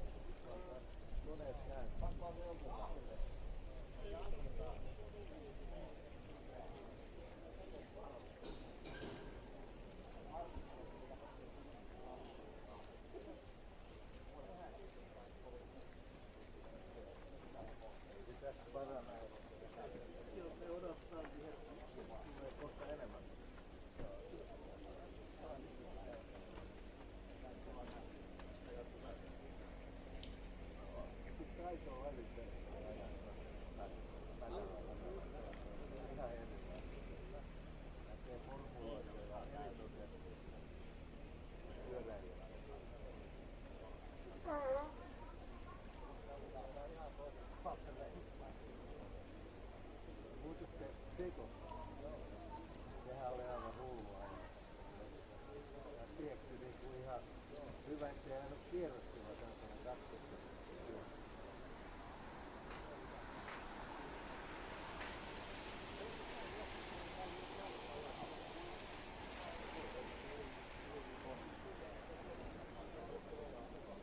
Oliko vene tuolla lailla? Ei siltä vähän. Ei tullut vene. Vene. John.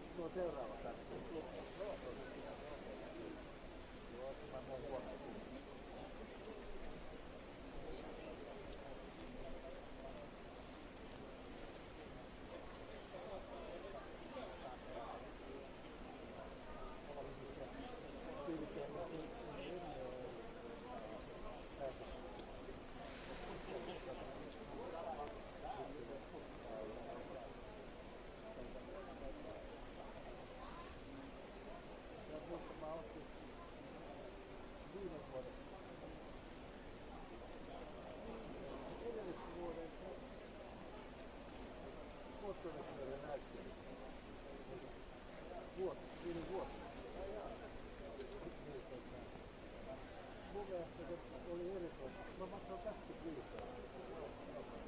Paljon nyt viikolla.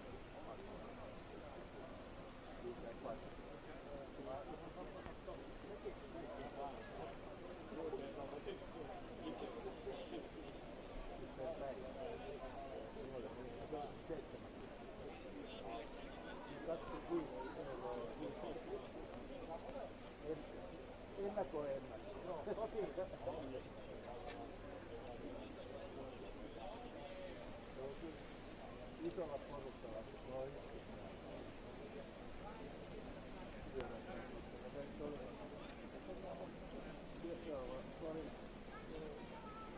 viime vuonna se oli 5 vuotta.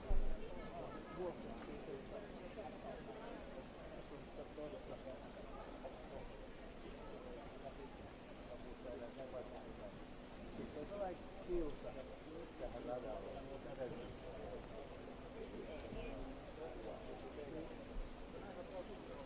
Loppuun omakohtaisella maksaa kappaleella.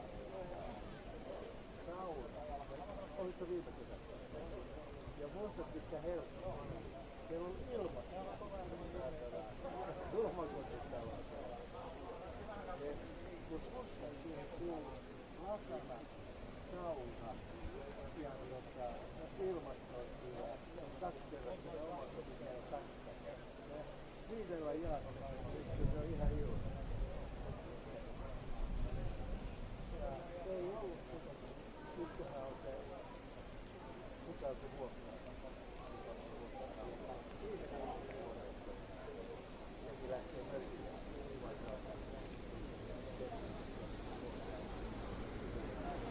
Sekin on tärkeää.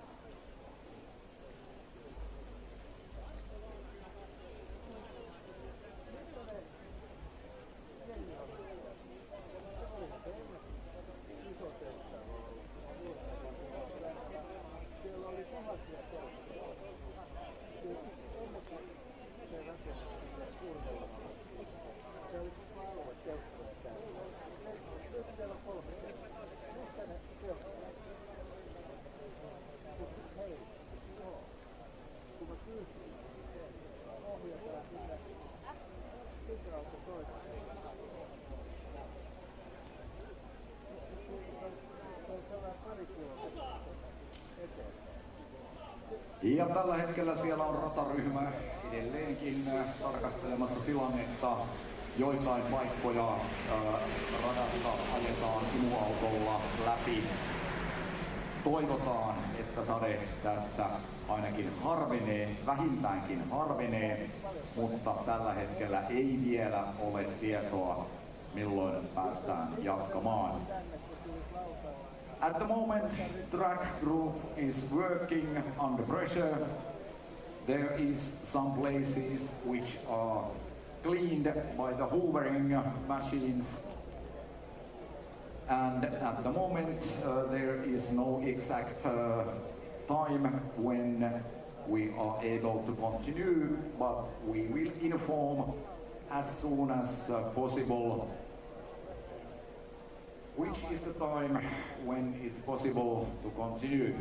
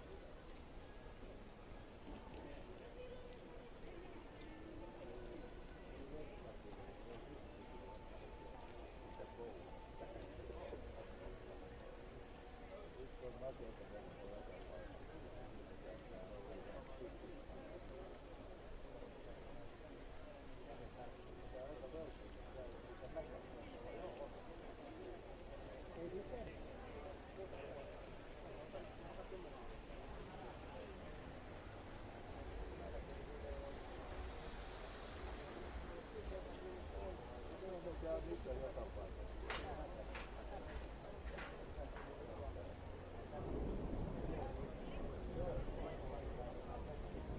Se on muuten hyvä laite. Se liian pieni.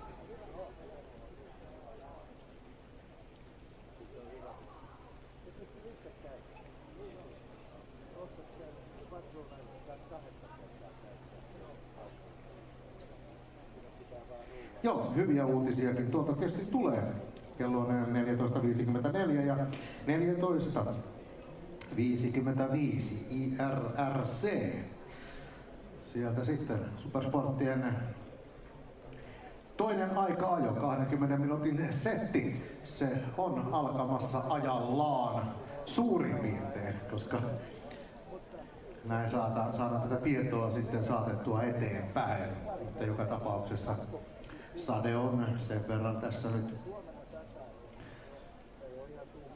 vähentynyt, että tuonne radalle taas voidaan kuljettajia päästää ja otetaan nämä kaikki, otetaan kolmikielisesti sitten vielä tämä koko setti jossain vaiheessa, mutta sen verran nyt yleisölle tiedoksi, että aivan tuossa tuokiossa päästään sitten jatkamaan ja mennään tuonne IRCC Supersport aika-ajoon. Ja itse asiassa otetaan nämä kieliversiot tällä hetkellä niin päin. The next one is the German version. Ja, Achtung Fahrerlager, Achtung Fahrerlager. Der nächste Stint hier auf der Strecke wird die IRC Supersport Qualifying 2 sein. Bereitet euch bitte vor, wir gehen davon aus, dass es in etwa 5 bis 10 Minuten weitergeht. Danke euch.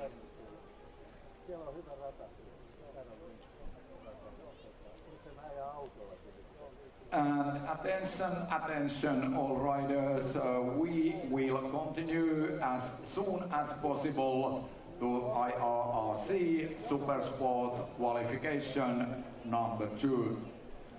We will continue as soon as possible to IRRC Supersport qualification number 2 as soon as possible, and then we follow the schedule for the next heats.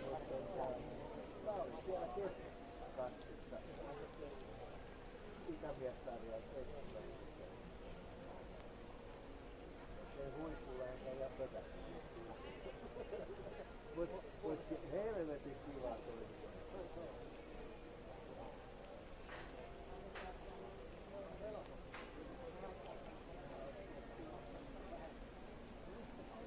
Mun mielestä tulee Suomi. Kato nyt oikein päin.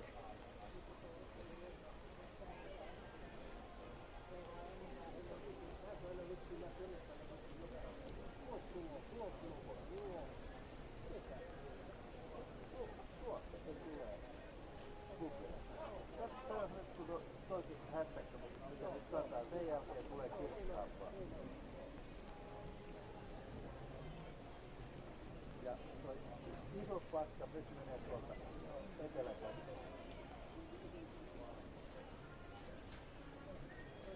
Eihän toi ei kuivaa se rata tänään ihan vahvaa.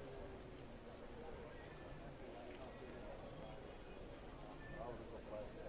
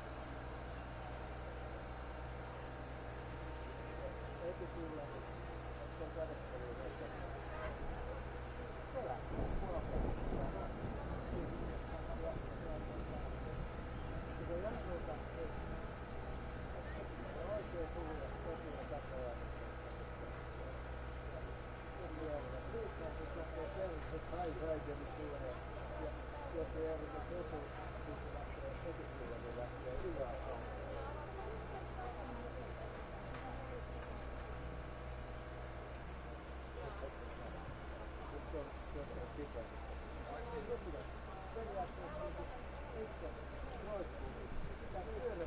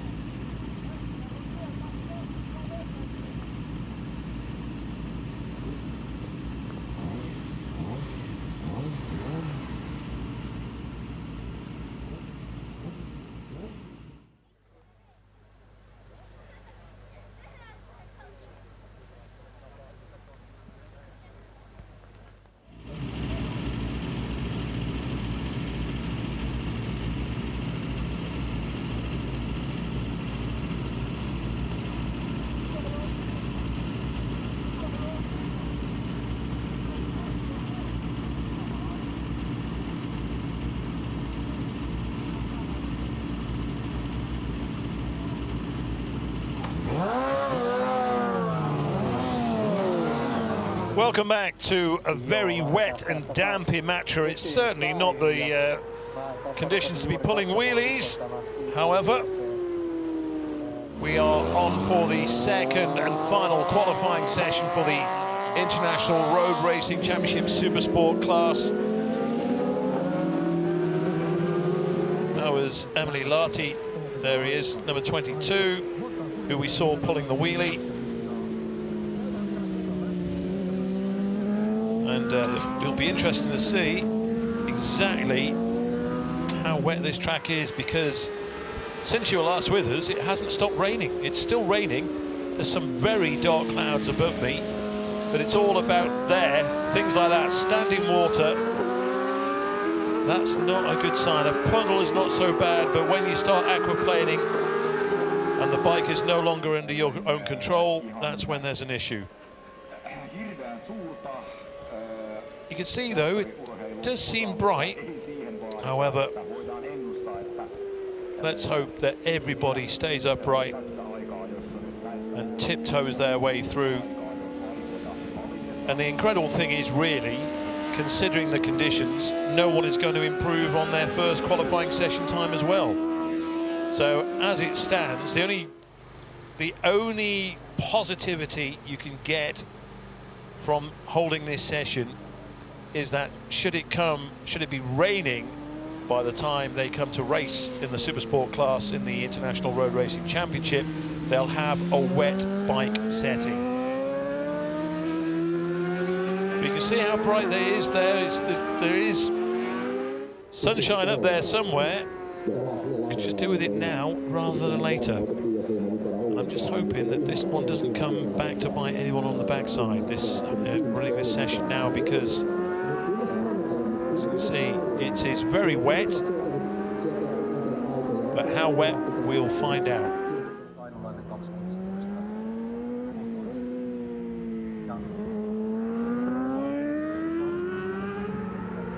So Costamo with the fastest qualifying time.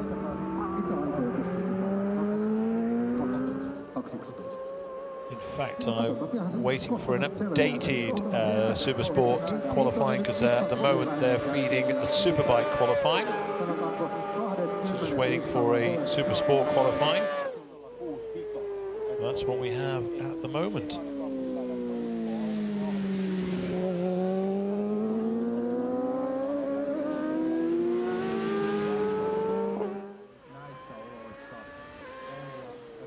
You can see the rain is still coming down.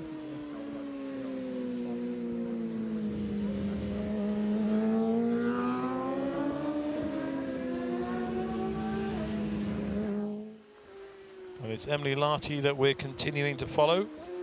But you can see the sunshine is trying to break through. You can see it reflecting on the road. And reflecting on him.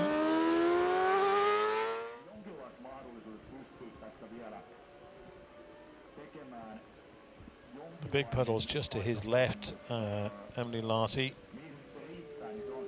I just wonder how many riders have actually gone out.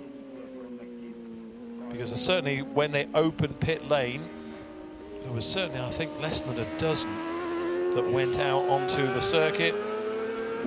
We'll soon get an indication of when the timing screens soon change. And we know exactly who is doing what.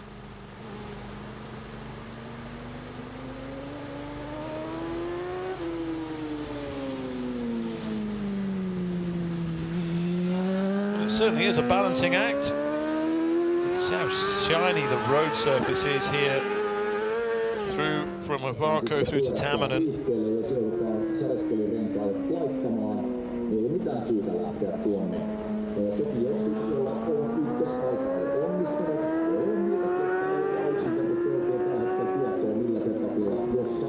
But, as we saw from Emily Lati, the body language as he left pit lane with on the back wheel. He certainly is more than happy to be splashing around here at the moment in Imatra. So then we'll be getting a time for him coming up very, very soon.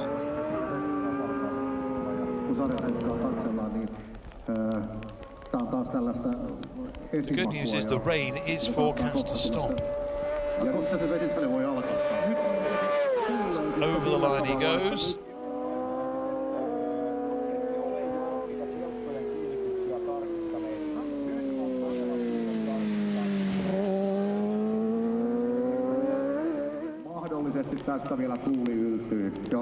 Interview next, Ollie Continent, followed by Yuri Kuoza, Marek Juvenia, and Mika Viperi.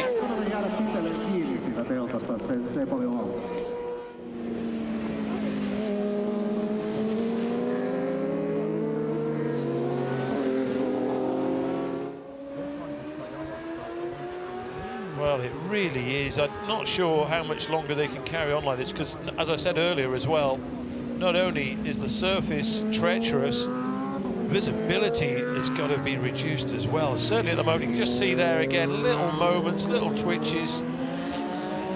It's in the rider's hands. So there we go, 2:24.7 from Lahti. So yeah, 10 riders have posted time so far.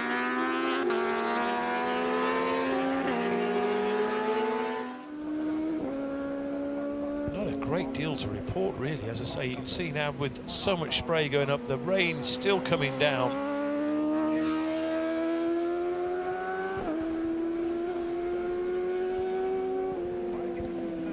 When you're feeling for a gear change. I'm trying to see where the gear pedal is.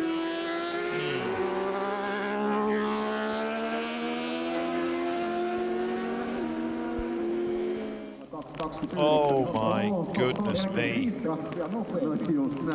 It really is coming down here at the start finish, and when you start going sideways across start finish lines, then yeah. Atiranta is the rider on bike 71.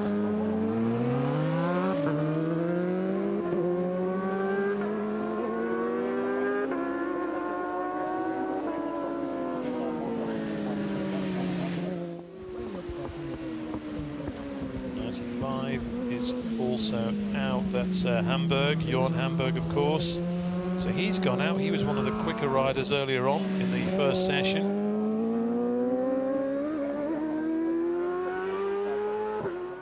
And Rhys Hardesty, the Welshman, bike 33. Well, it was conditions like this that brought the red flag out first time around. However, they weren't on wet tyres when that happened. They were on dry tyres. But it really is. I'd love to know exactly what is going through Emily Lahti's mind at the moment. And there's a rider, you can see someone walking back, so it looks like they've parted company. Now, whether they've parked it or whether, or you can see there, in fact, you can see that a rider has gone off. You can see the marks there. He's gone to retrieve his bike. So he's gone. We've had a rider down. You could just see the markings just where he was walking to on the grass. It slid and it's gone down into a ditch on the side of the road. You have to question what is actually happening right now with the amount of rain that's coming down. It's incredible that these riders are out there. Well, we've just seen one rider off. Yeah, splashing their way through. There's wet racing and there's wet racing. And again, there's a hand just gone up in the distance there. Yeah, you can't be going around on motorbikes in situations like this, surely. But you can see how much water is coming off the bottom of those tyres. This is incredible. And you'd think it's going to blow itself out soon. It's got to. You can see how bright it is in the distance, but there is nothing to be gained right now. Yeah, very wise from Kirsi Kainalainen. Just letting everyone know that he's pulling in and he's had enough. So even now, I mean, we're straining to see him in the rain. Imagine straining to see him. I know they have that rear light, of course. Imagine straining to see him at almost race speed. So maybe the best thing is just to let the clock run down, keep the session open. If anybody wants to go back out, they can do. But as one rider has found out to his cost, it may not be the best decision. I say he's even having to open his visor now just to get some vision through. But yeah, that is standing water there, folks. That is aquaplaning. That's not on the track, I don't think. I think there's that nearby. We'll soon find out when we pan back. But when he's struggling to see numbers as well, that's another issue. So someone putting in a lap, maybe as that's Andreas Jochum, the German rider. So incredible. I don't know if there is anyone that hasn't qualified. That's the only situation, maybe. As Jochum says, I'm coming in.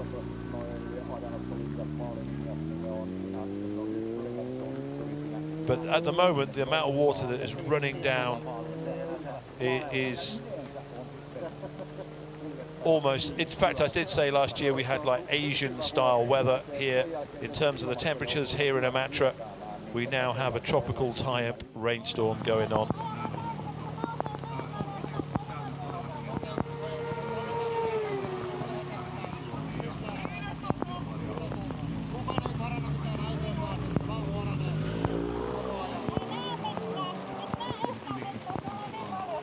Yeah, Kirsi Kainalainen is explaining, I think, international sign language there. Don't have to understand Finnish to know what she's saying. But it is just, you just cannot go around, or certainly you can't go if you're not comfortable in these conditions. Incredibly, Ilya Kallio, the Dutch rider, certainly thinks that they're having a go. But I think, again, the organisers are letting this session run. It's down to the riders whether they want to go out there. The organisers are saying, you know, they're going to run this session down. It'll zero. The checkered flag will come out because no one's improving on their first qualifying times. So we just have to sit this one out, which is what Kirsi is saying right now.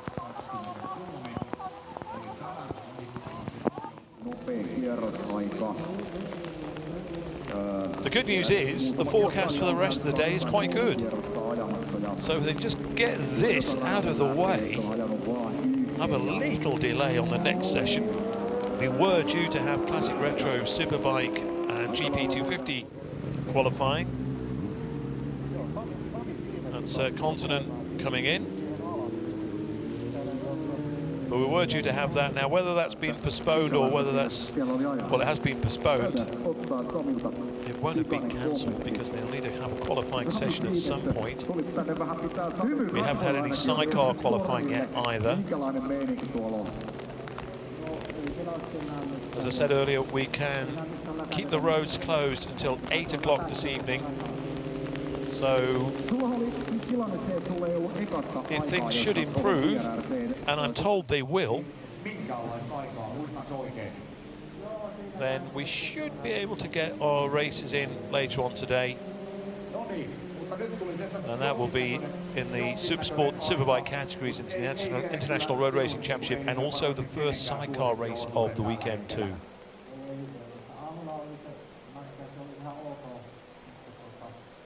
We did have some thunder here earlier as well while we were waiting for things to improve.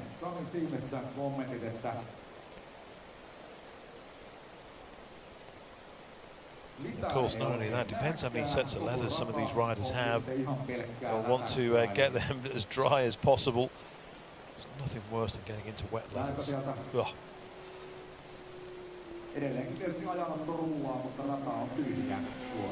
So, as it is, we're staying with you. There's not much to report, I'm afraid, at the moment, because the session is still going. It's not being red flagged, they're just running it. It's been declared wet, And at the moment, the amount of water that's coming down is incredible. Absolutely incredible. Pochard, the Swiss rider's had enough.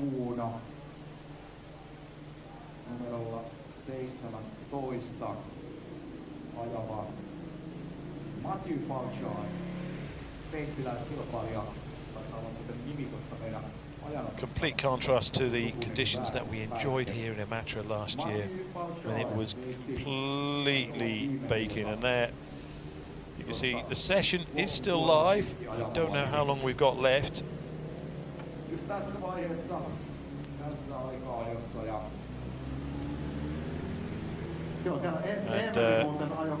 and of course there is a machine out there somewhere that needs retrieving. Just down past on the approach down to Seoul for you. Unfortunately, one rider parted company. So Tanskanen is making his way back, so too is Saimesto.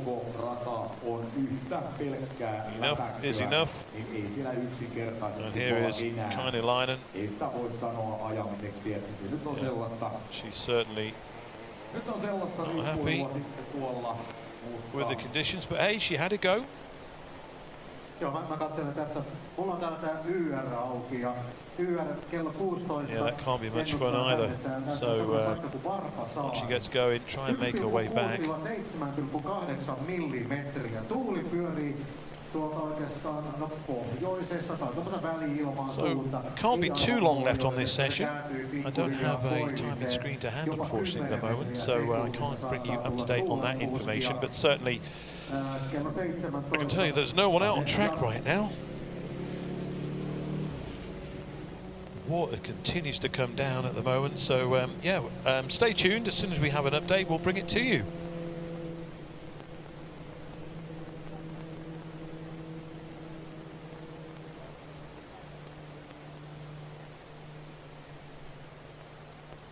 As you can see from the pictures that we're beaming to you, it is very, very wet at Imatra at the moment, and the amount of water running down my window, well, yeah, but it can't, the rate it's coming down at the moment, it can't continue like this for much longer. Famous last words. But no, the forecast is good, but you can see here the poor old cameramen who will be getting soaked to the skin right now. And there might be one or two of them out there on track thinking, why did I become a television cameraman? One or two may have quit, for all we know. But the fans are still hopeful, staying under the trees and under the brollies and trying to stay as dry as possible. The only one little positive on it, it's vertical, the rain. It's not blowing into them, so there's no wind, so it's not as if it's blowing across you. But certainly it's just straight down, and it is at the moment at Imatra very, very wet.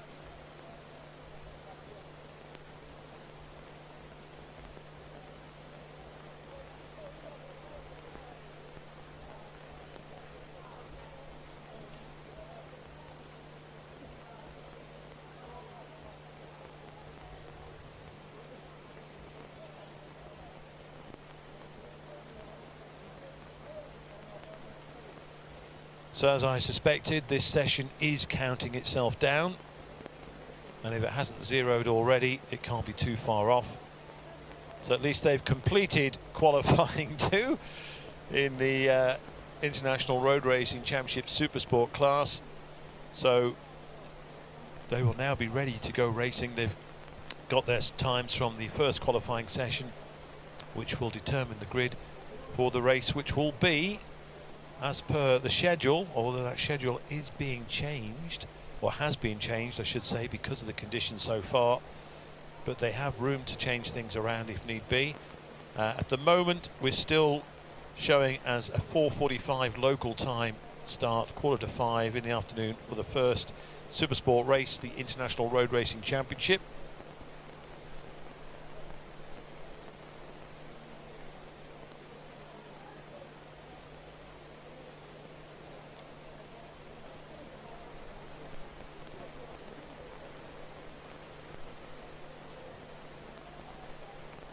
So while we wait then, I'll take a short break, try and stay dry, and as soon as we have more information, we'll be back soon. In fact, here we go.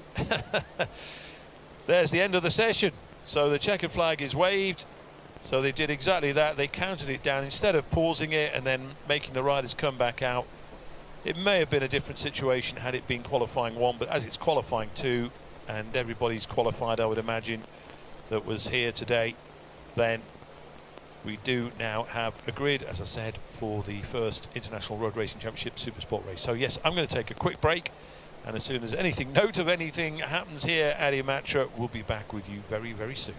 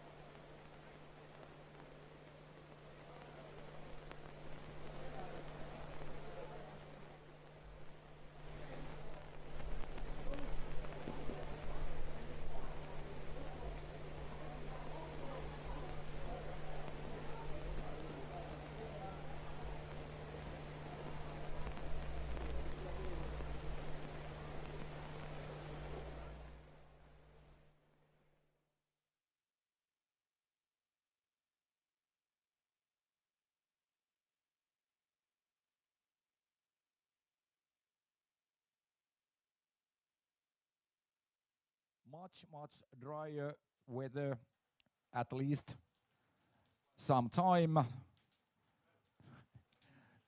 maybe after 10 minutes, but there is not so sure information about this, how this weather is progressing. At moment, we are waiting for the race direction and jury's decision how to continue.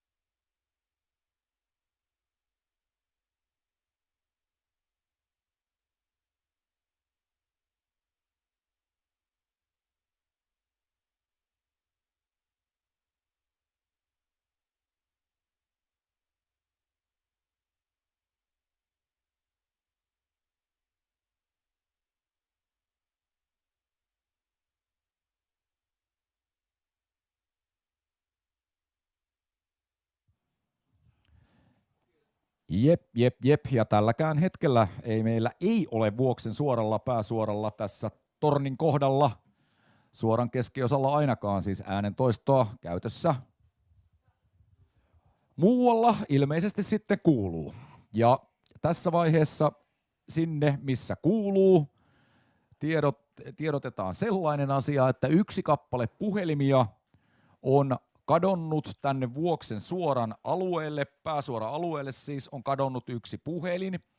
Mikäli löydät puhelimen, ole ystävällinen ja toimita se täällä pääsuoran Vuoksen suoran keskikohdalla suurin piirtein olevaan Imatran moottorikerhon kioskitelttaan. Tuo Imatran moottorikerhon kioskitelttahan on tuossa lippurivistön päässä, missä on ensimmäisenä FIM Europen ja Suomen moottoriliiton liput, eli ajosuunnassa, radan ajosuunnassa tuo ensimmäiset lipputangot.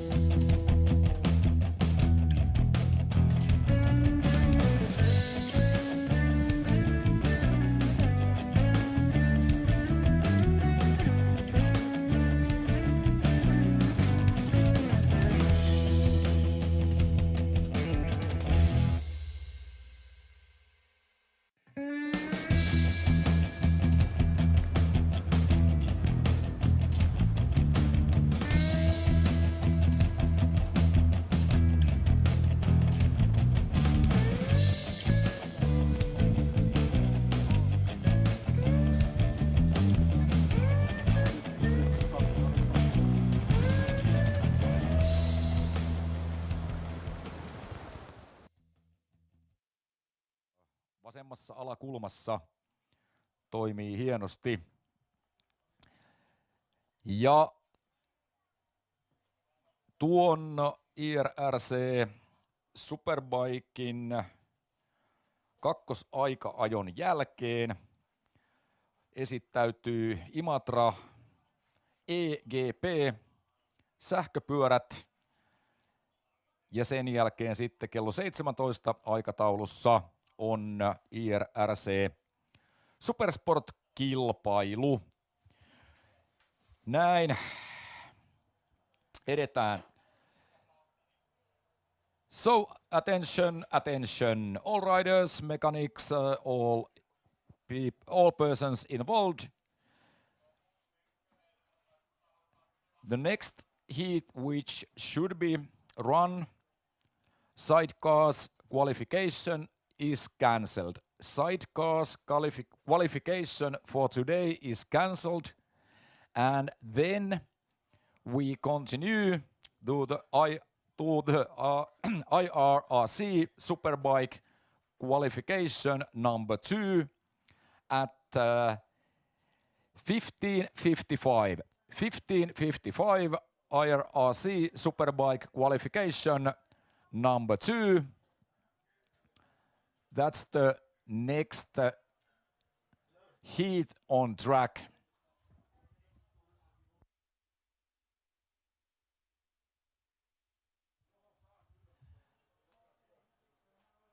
The schedule is now updated to the Imatranajo app. If you don't have Imatranajo app on your mobile device,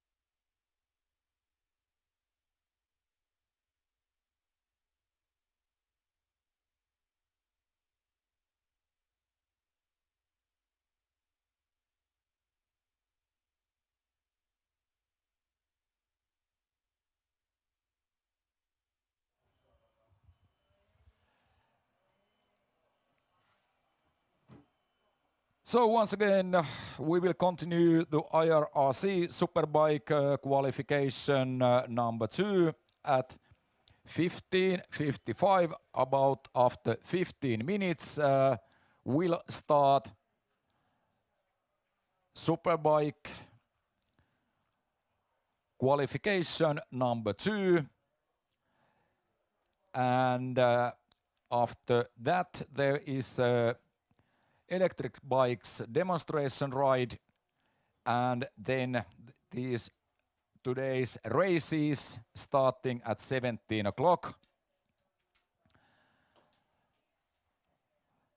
Next heat at the track is IRRC Superbike qualification number 2. And once again, please load Imatranajo app to your mobile device. That's the easiest way to get the updated information, all important things, schedules, area info, everything can be found at the Imatranajo app. Just go to the App Store, or if you have Android phone,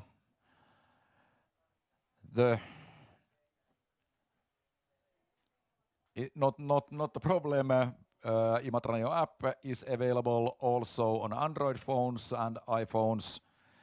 Just load it. It's easy to find. Just type Imatranajo to the search, and you will find the app. It's free, and there is all the information needed. So just load app and stay tuned, and you are also able to see updated schedules.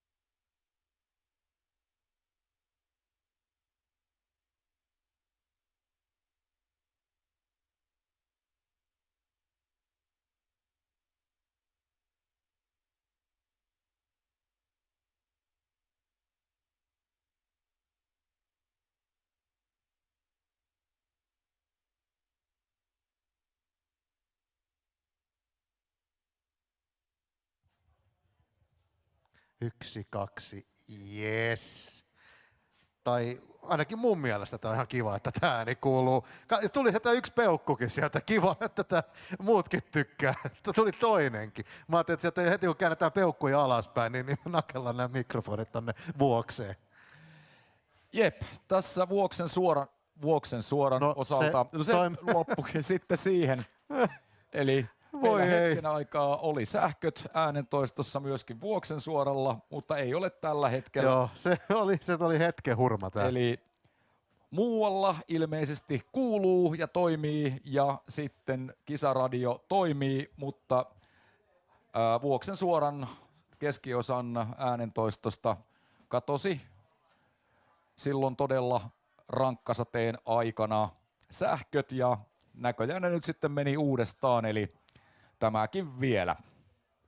Joo, eli edelleen sitten, me ei voida kertoa teille, jotka olette tässä nyt, että te ette kuule meitä, mutta jossain kuullaan. Mutta jos mä avaan tämän ikkunan näin, niin nyt mä voin kertoa taas, että tässä kohtaa ei kuulu, mutta muualla kuuluu.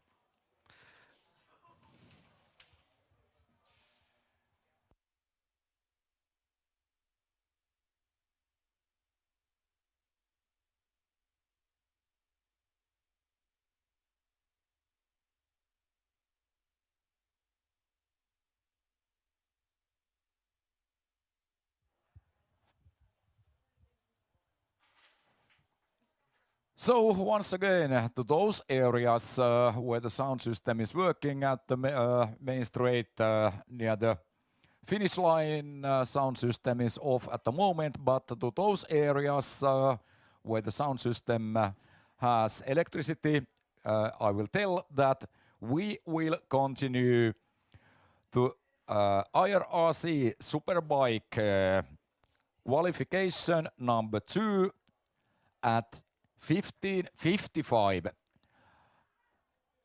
After a little bit more than 5 minutes, we will start IRRC Superbike qualification number 2.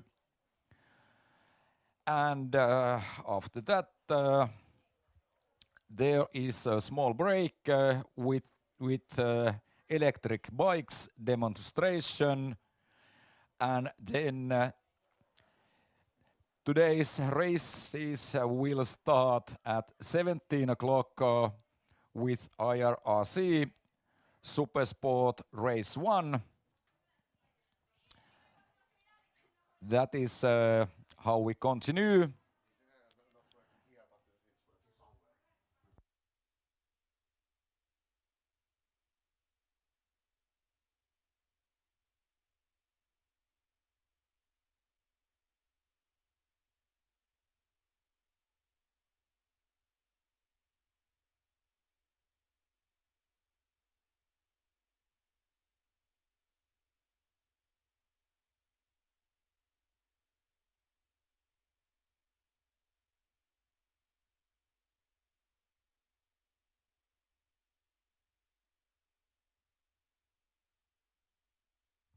Okay, and now we take also the German version of this situation.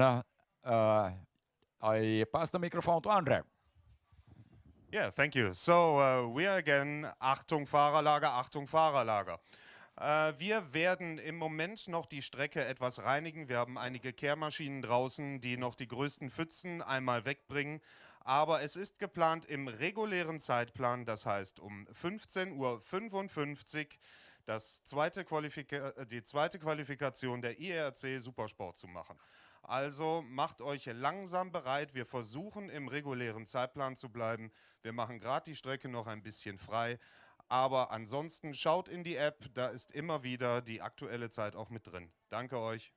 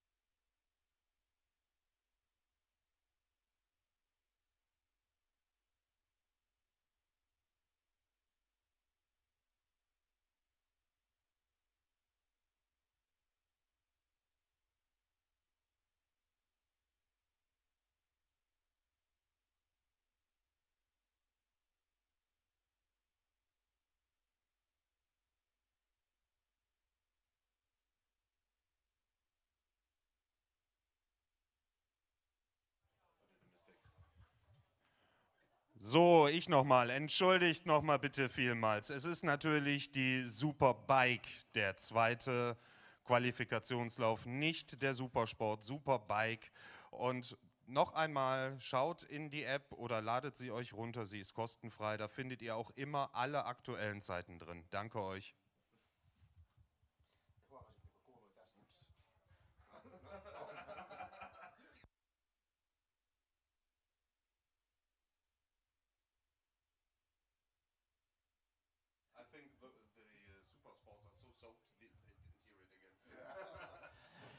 No niin, ja näinhän meillä palasi sitten sähköt myöskin tähän Vuoksen suoraan keskelle. Äänentoisto on nyt ilmeisesti kaikki äänentoistolaitteetkin on sitten jälleen pelissä mukana. Tuo vesi ja sähköhän tunnetusti on yhdistelmä, joka ei ihan välttämättä ole niitä parhaita mahdollisia yhdistelmiä, ja näin ollen sieltä sähköt tosiaan katosi. Ja lähdetäänpäs Teslalla sitten avaamaan rataa. Vai mistä sä olit puhumassa juuri? Sori, mulla oli pakko heittää tää tähän väliin. No joo, ei aloiteta tuota sähköautokeskustelua nyt tähän, tai muuten mulla on täällä vielä puolen yön aikaa. Joo. Yes. Mutta tosiaan, hei, joo, ei, mennään eteenpäin ja mennään Superbike. Aika-ajo 2 starttaamassa muutaman minuutin kuluttua. Radalta on putsattu enimmät vedet pois pahimmista paikoista ja näin päästään sitten jatkamaan, mutta päivänselvähän on se, että tietenkin sadekelin renkailla, täyden sadekelin renkaillahan sinne totta kai lähdetään. Ja tietenkin nyt sitten totta kai ne kilpailijat, jotka on kellottaneet tuossa ykkösaika-ajoissa oikein kunnon ajan, jos ei ole suuria ongelmia ollut, niin eivät suinkaan välttämättä läheskään kaikki lähde mukaan. Tai voi olla, että joku lähtee sitten vähän kokeilemaan sadekelin sääntöjä huomista ja tämänpäiväistä kilpailua silmällä pitäen. Mutta tuskinpa siellä nyt ihan hirveää purkaa tulee radalla olemaan myöskään Superbikeen aika jo kakkosessa. Aika jo ykkösen pohjat Lukas Maurer 1.53,572, David Datser ja kolmas. Ainakin minun mielestä tämän päivän yllättäjä Ville Valtonen. Joo, siinä on sveitsiläinen, saksalainen ja sitten tulee Suomen Ville Valtonen ja sitten 2 suomalaista itse asiassa, koska Kostamo sitten 4. nopein, jonka jälkeen mennäänkin sitten tuonne Alankomaihin, eli tuttavaisemmin, puhutaan usein Hollannista, mutta Alankomaihin Joy Den Besten oli siinä 5. Sitten naapurimaan Ruotsin Markus Karlsson 6. Italian Luca Gottardi 7. Iso-Britannian Peter Hickman 8. 9. Saksan Johannes Schwimbeck ja 10. sitten Eemeli Lahti. Ja tämä on mun mielestä hienoa tässä, kun täällä on niin monta eri kansalaisuutta sitten tässä. Seuraavaksi siellä sitten tulee vielä saksalaisia, belgialaista ja niin edespäin. Eli monta eri kansalaisuutta myös.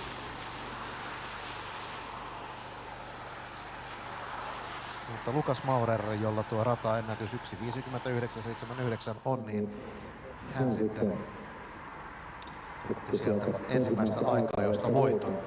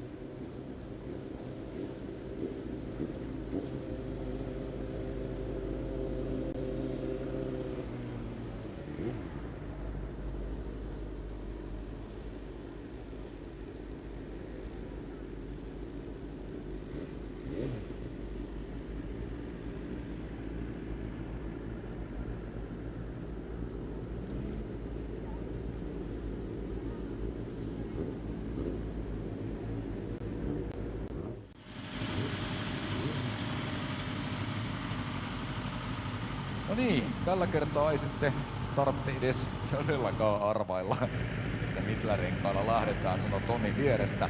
Joo, me ollaan tässä tiirailtu aina välillä, että nyt siellä on osa välikeli ja osa on sliksellä, osa sadekeli, niin nyt ollaan wet races. Kyllä, ja kyllä sinne muuten ainakin Erno Kostamo tuohon pitleinin päähän saapui, eli Kostamokin on lähdössä radalle. Joo, mä uskon, että tässä on nyt kuljettajat ja tiimit varmaan miettii vähän nimenomaan siitä, mistä tuossa puhuttiin, että toi aikaa jo ajettiin kuivalla ja nyt ei tätä märkää rataa olla vielä päästy ajamaan ja melko suurella todennäköisyydellä kilpailu ajetaan märällä, niin nyt haetaan setupit ja katsotaan rata, minkälainen se on sitten sateella. Juuri näin, juuri näin. Didier Grams on ainakin lähdössä numero 26, hän on lähdössä myöskin radalle. Ja hetkinen, Gramsillahan oli jotain todella ongelmia tuolla ekan aikailun aikana. Didier Grams oli 40. kierrosajalla 2.26 syntynyt ekalla kierroksella. Eli todellakin Gramsilla, joka nyt tietenkin on tunnettu todella kovan luokan vetomies, niin kun Grams ei saanut oikein käytännössä juuri minkäänlaista aikaa aikaiseksi tuossa ykkösaika-ajossa, niin kyllä Gramsin kannalta ei niin kuin todennäköisyydet sille, että hän olisi sitten lähtögrididessä lähelläkään kärkipäätä, niin todennäköisyydet sellaiselle on kyllä aika heikot, nyt kun mennään märällä radalla kakkosaika-ajoon.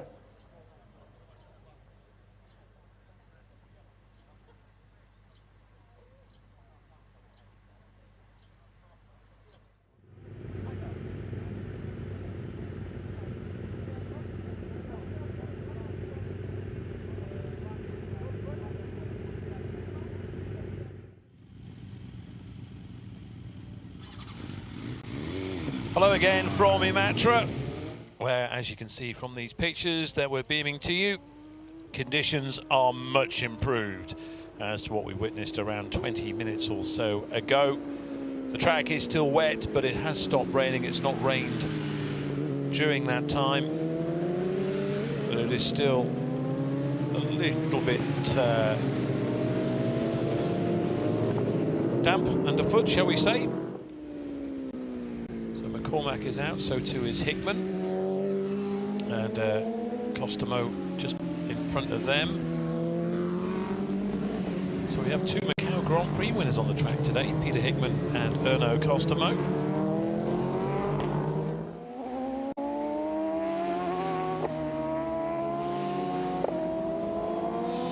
So as this is the second Superbike session, qualifying that is, for the International Road Racing Championship, and they are due to have a race, a 10-lap race later on today, around about 5:30 local time. That's according to the schedule. It's been changed or adapted to because of the conditions, remains to be seen. We're still waiting for confirmation of that, but as it is at the moment, it's still down as 5:30 start, so that's about an hour and a half away from this moment in time.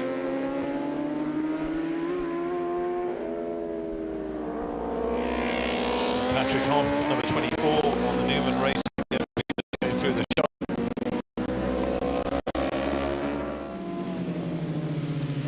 And as we saw before, I can't see anybody improving on the times that they posted in the earlier session. So it's just some track time really, perhaps, and maybe some wet weather setup. As Peter Hickman goes through town, and Hickman in Superbike qualifying in the open class was 16th, but certainly in the International Road Racing Championship he was a lot higher than that.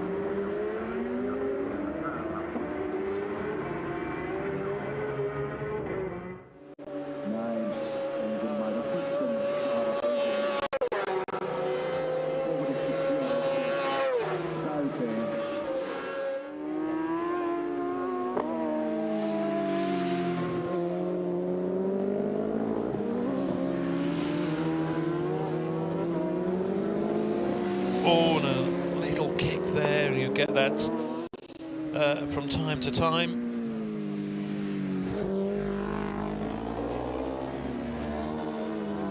I'm just looking at the road surface and trying to see. There's certainly no standing water, and certainly Peter Hickman is still out there. And if Peter Hickman is still out there, then certainly, if there was any issues with aquaplaning, etc., I'm sure he would have pulled in. He's very much a guest of the Imatra circuit this weekend, and also the International Road Racing Championship. He competes regularly in the British Superbike Championship back home in the UK. You could say that's where his bread and butter is, but so this is a kind of little holiday for him this weekend.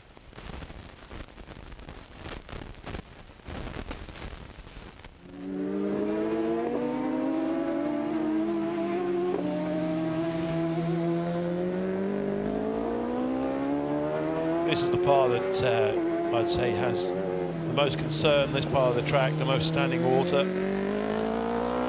But we saw it earlier this morning when it started off. This is how we started the day. If you've just joined us, it was wet this morning here at Imatra. But it soon dried up, and that was early this morning. We didn't even have the temperatures that we have now this part of the day. And looking from my position here, the commentary booth, it's certainly bright again, so hopefully a little bit more heat and we'll soon have a dry racetrack on our hands. Though certainly not by the time this session is over, though. That's the only unfortunate thing, really. Siinä tuli Markus Karlsson ensin 2.14 ja Kostamo perässä ja tällä sinne 20 Kostamolle.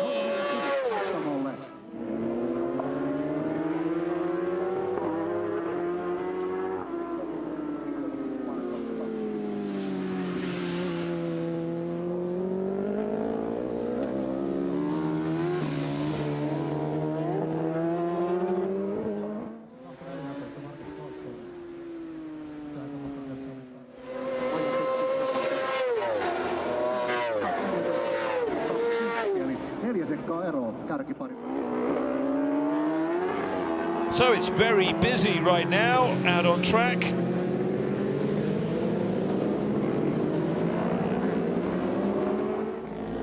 Number 88, Forrest Dunn.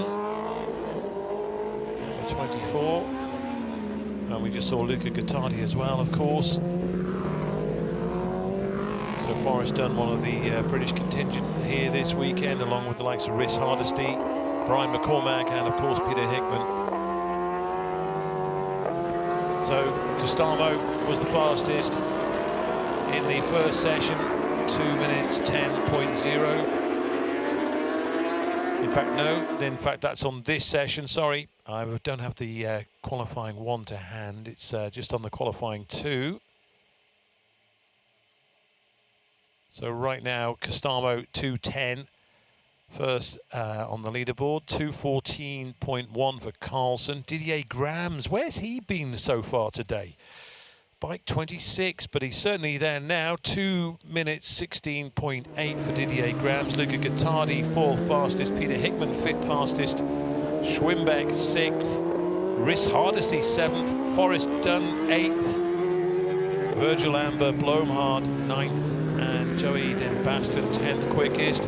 Then it's Patrick Hoff, Rasmus Lindström, Dirk Walter, Christoph Kraller, Walter Jacobs, Florian Asner, Jesse Rihonen, and Reina Lindvi, 18th quickest. But as I say, I suspect that no one really is going to go quicker on this session.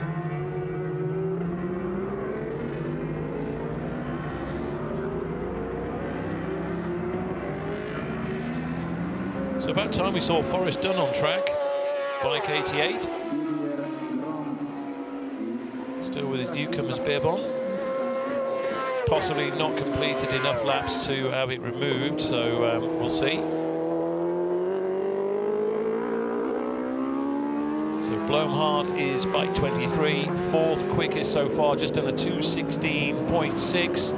Forrest Dunn, a 2:17.9. Forrest Dunn is 7th fastest now, just ahead of Rhys Hardesty. But Blomhardt, 4th quickest, but almost 7 seconds slower than Costamo in this session.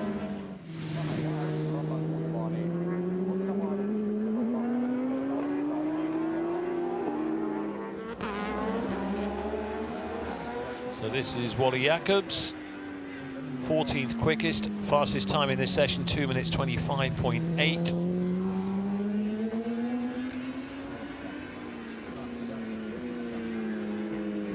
Showing us 13th on screen, but I've got 14th at the moment, but certainly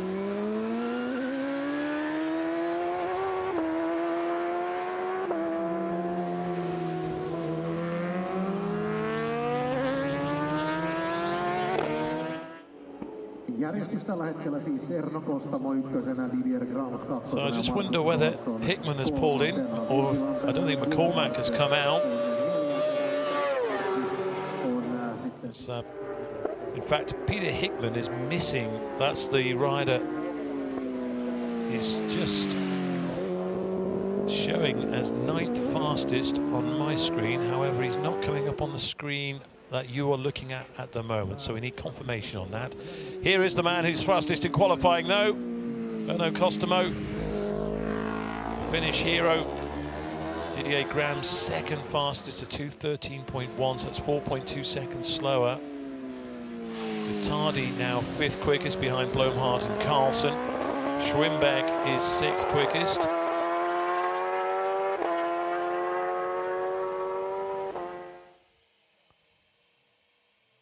So here comes Costamo.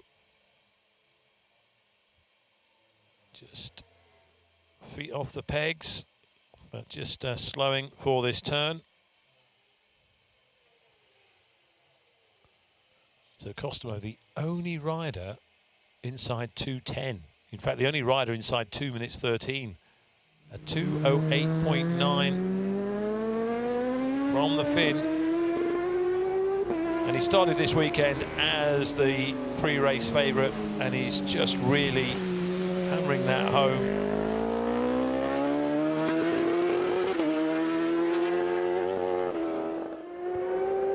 Really is a talented act.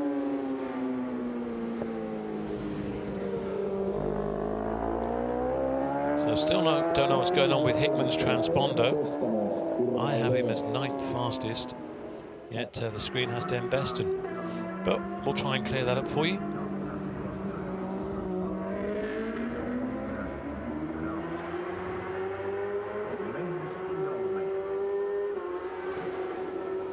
So as you can see, the conditions are certainly much improved than they were earlier, and the organisers just deciding to run the clock down on that International Road Racing Championship Supersport session. These are the superbikes. And here is Peter Hickman, so we'll see exactly what happens when he crosses the line.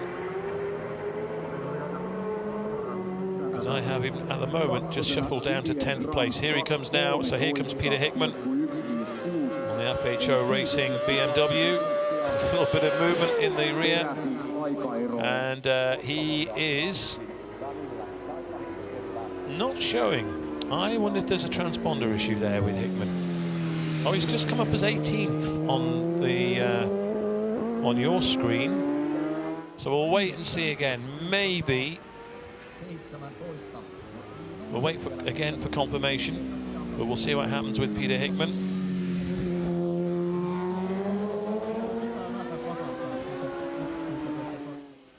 So here he comes.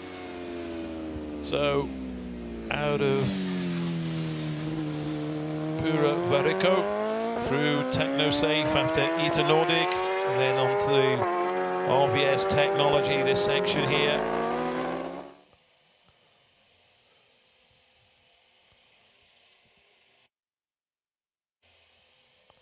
So here comes Hickman then into Truki Palvelu. Just making his way through. He will, of course, have raced in the wet in the British Championship. Certainly they don't race in the wet at the Isle of Man TT.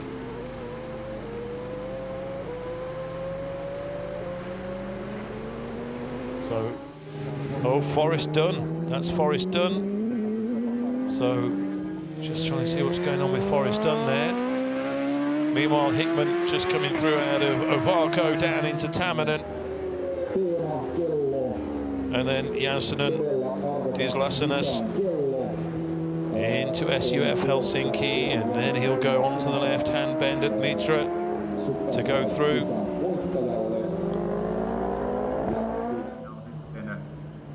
So we're just watching Peter Hickman now. Can he improve on that time?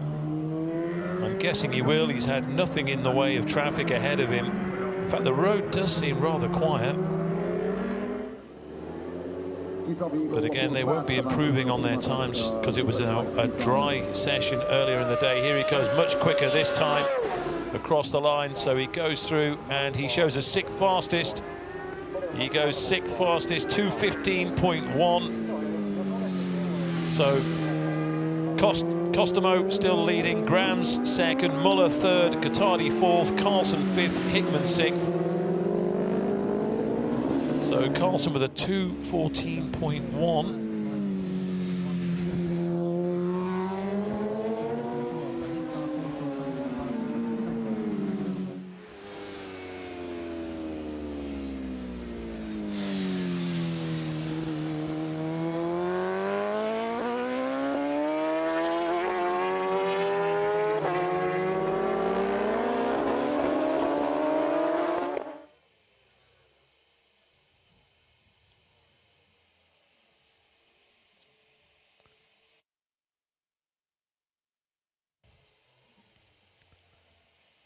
So Peter Hickman still in 6th place, but that's a row 2 start as things stand at the moment.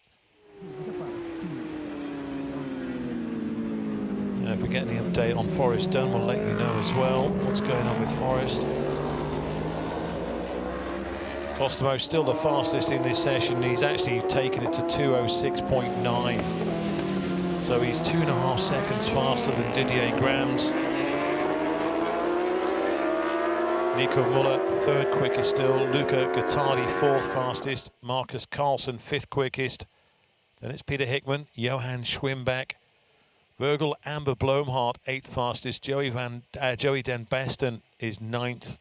And Forrest Dunn at the moment, 10th quickest overall.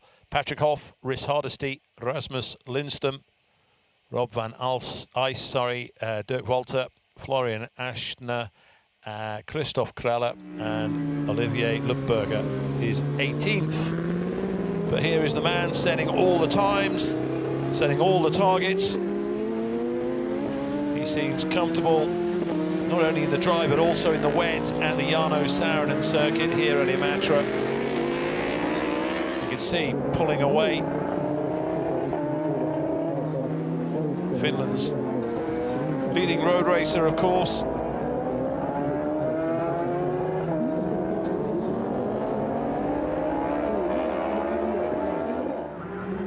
So Kostomo, can he improve on 2:06.9? I'd be surprised because he's had a lot of traffic to deal with. But he is looking certainly super fast.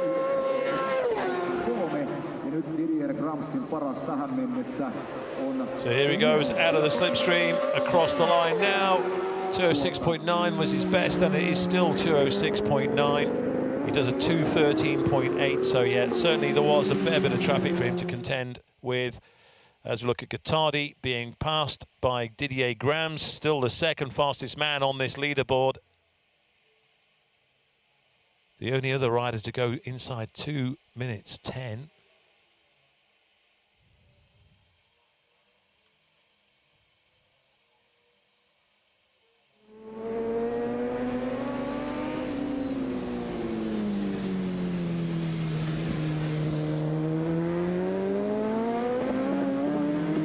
Still a few puddles around this section at Ovarco.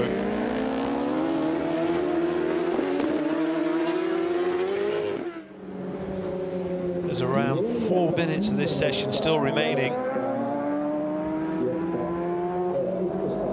And as I say, the plan is that we will have an International Road Racing Championship Superbike race and a Supersport race later on today.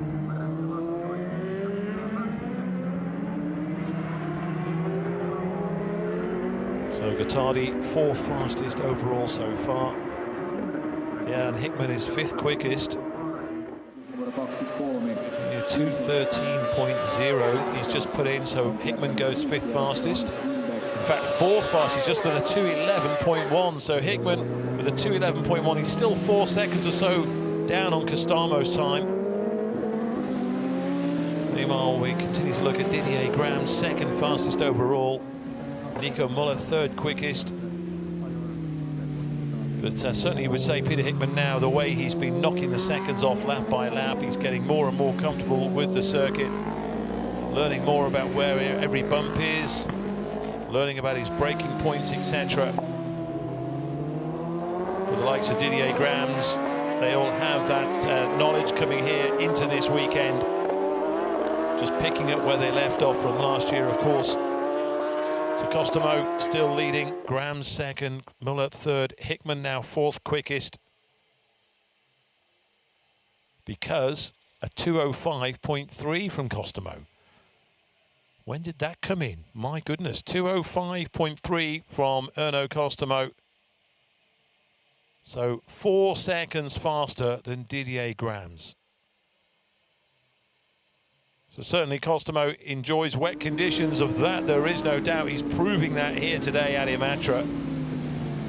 And no matter how well the likes of Didier Grahams and Nico Muller are riding, they can't produce a time close enough to that of Erno Costamo.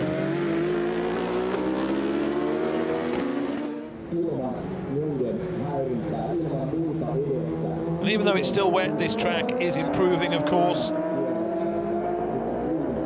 You'll start to see dry lines appearing, certainly on the racing line to begin with.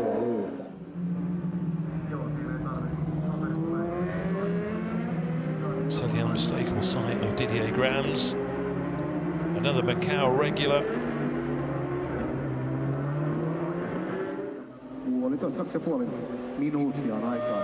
So can he get any closer to Erno Costamo's time so far as Grahams goes through? 2:09.6 is his fastest. He does a 2:09.69, so 0.08 of a second slower on that lap than his best in this session so far. But this is the man. So Costamo is going to cross the line. I think he'll beat the checkered flag. We've got a 0-0-0 on the screen, but I think there might be a little bit of time left yet before the checkered flag comes out. So, my goodness, a 2:05.0. He goes even quicker that time. So what's that? 3-4 tenths faster than his previous best lap. So Erno Costamo really is flying. We've all heard the phrase flying Finn. Well, he's certainly living up to it here at Imatra this weekend. Qualifying and racing, though, two very different beasts, of course.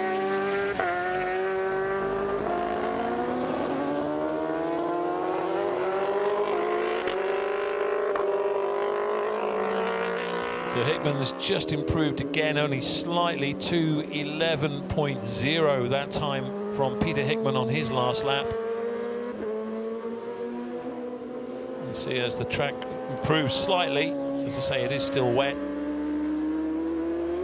So Hickman 4th fastest, Gottardi, and there is the flag now comes out. So that confirms the end of Superbike qualifying 2. And I say we will have a race later on today, all being well, of course. I just love the way, even when the bike snaps from under him, he just gets back on the power, gets hold of the machine, takes control, and continues on his way.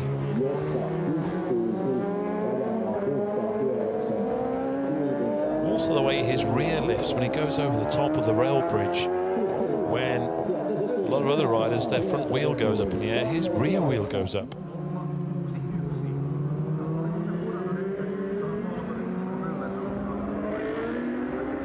So here comes Erno Costamo.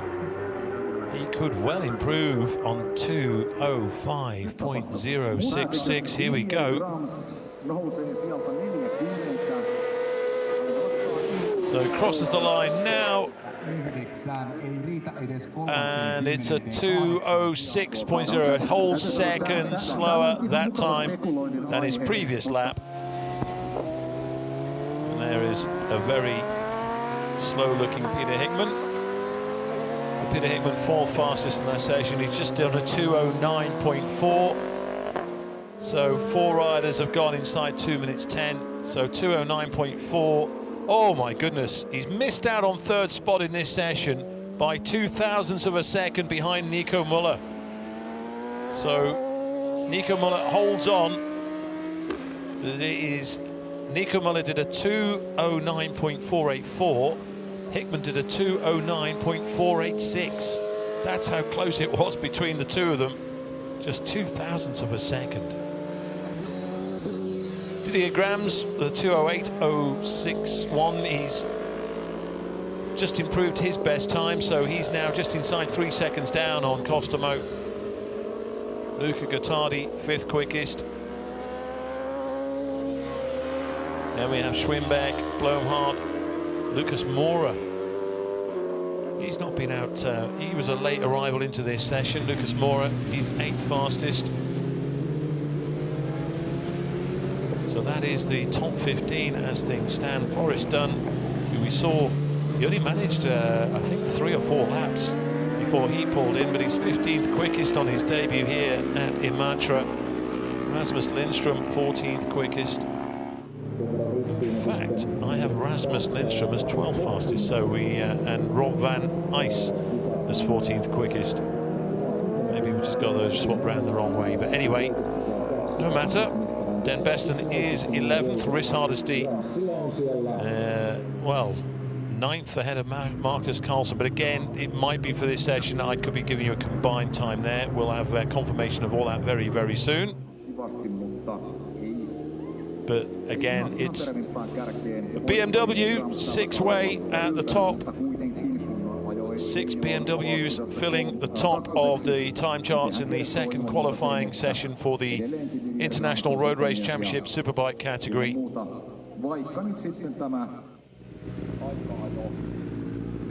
Aika-ajo ykkönen, aika-ajo kakkonen, meni hänen osaltaan miten meni.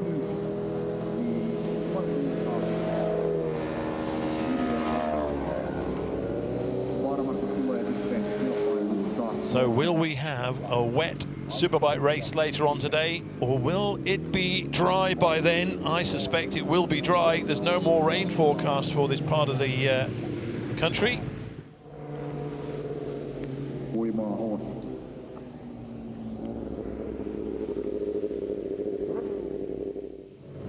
So yeah, a couple of different routes to take to make your way back to the paddock.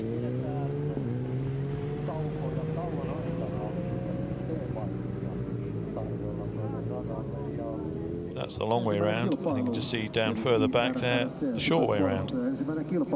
Just saw Reine Grundai taking the long way, and Rasmus Lindström taking the short way.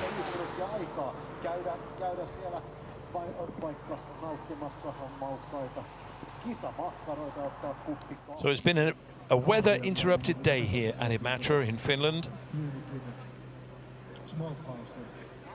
We still have to get some sidecar qualifying and some classic retro Superbike 250 Grand Prix qualifying in as well.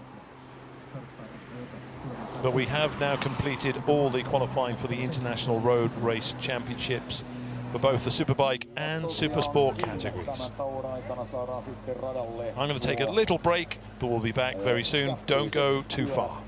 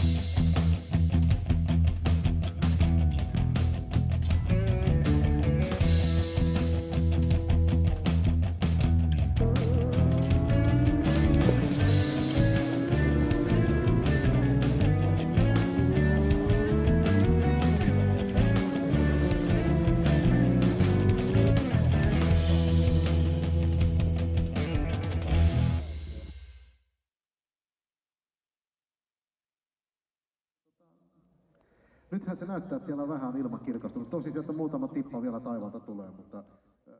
Nyt Totti näyttää siltä nyt täällä meidän selostamossa, että Totti kaivaa puhelimen esiin. Puhelimesta ilmestyy tämän päivän ehkä kaikista suosituin applikaatio tuon Imatranajo-applikaation lisäksi, eli sadetutka, ja sitä lähdetään tässä taas sitten hyypaa pois se.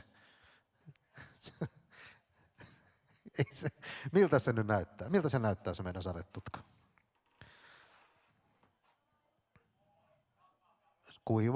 Kuivaa edelleen.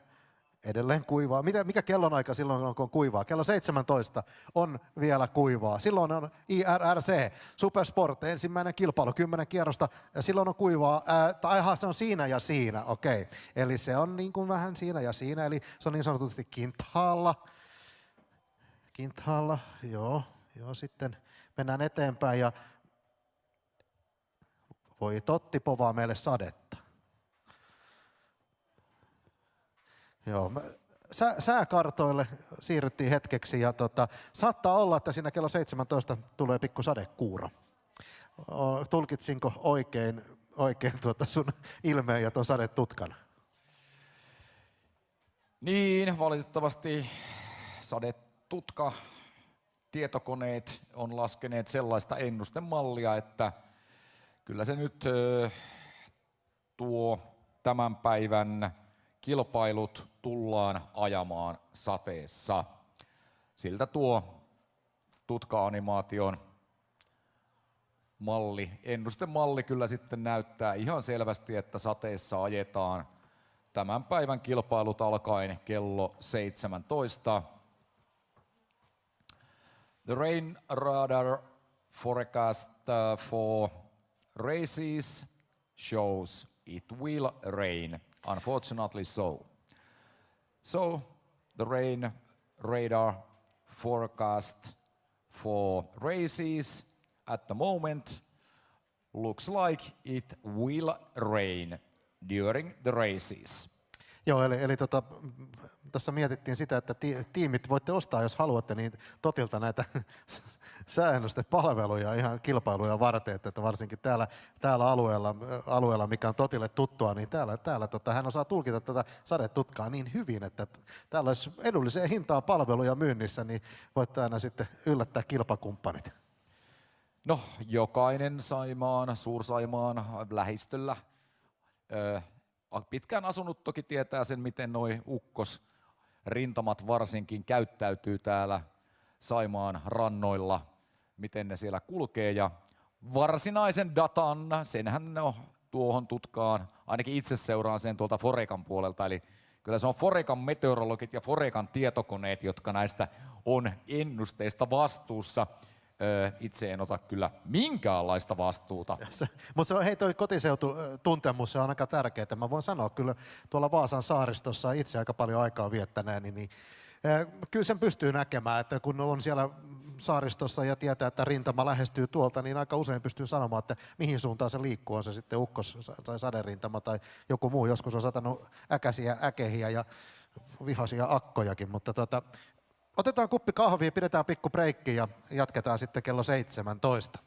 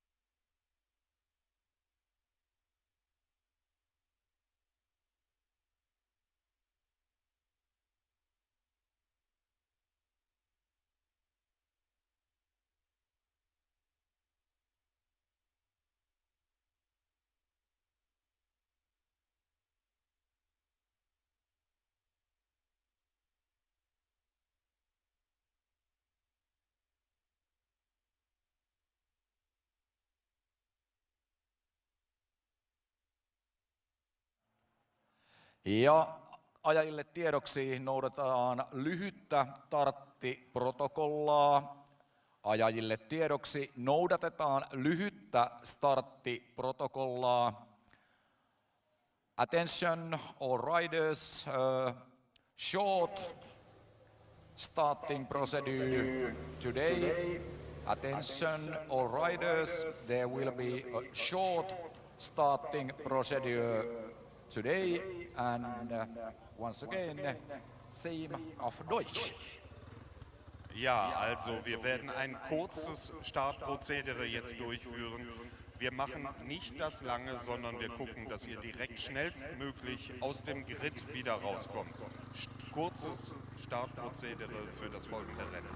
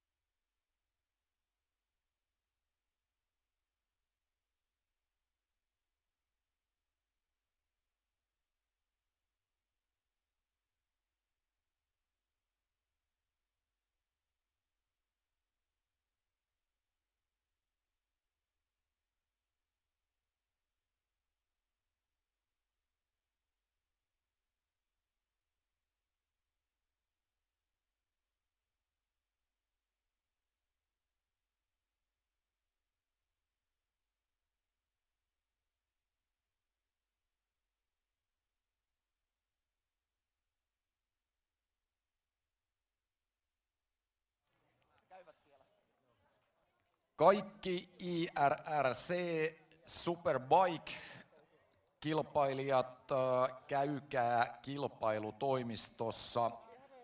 Kaikki IRRC Superbike-kilpailijat, käykää kilpailutoimistossa. Attention all IRRC Superbike riders. Please visit race office at the paddock. Please visit race office at the paddock. All IRRC Superbike riders.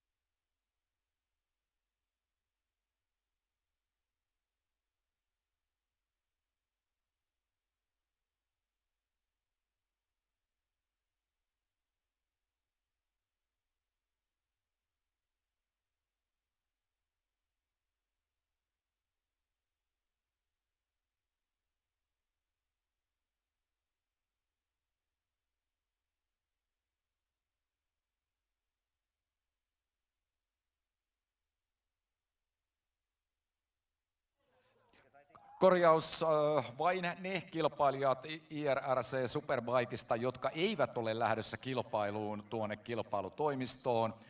IRRC Superbikeista vain ne kilpailijat, jotka eivät ole lähdössä kilpailuun kilpailutoimistoon. Mielellään nopeasti. Little correction, IRRC Superbike riders which are not starting to the race today, to the race office.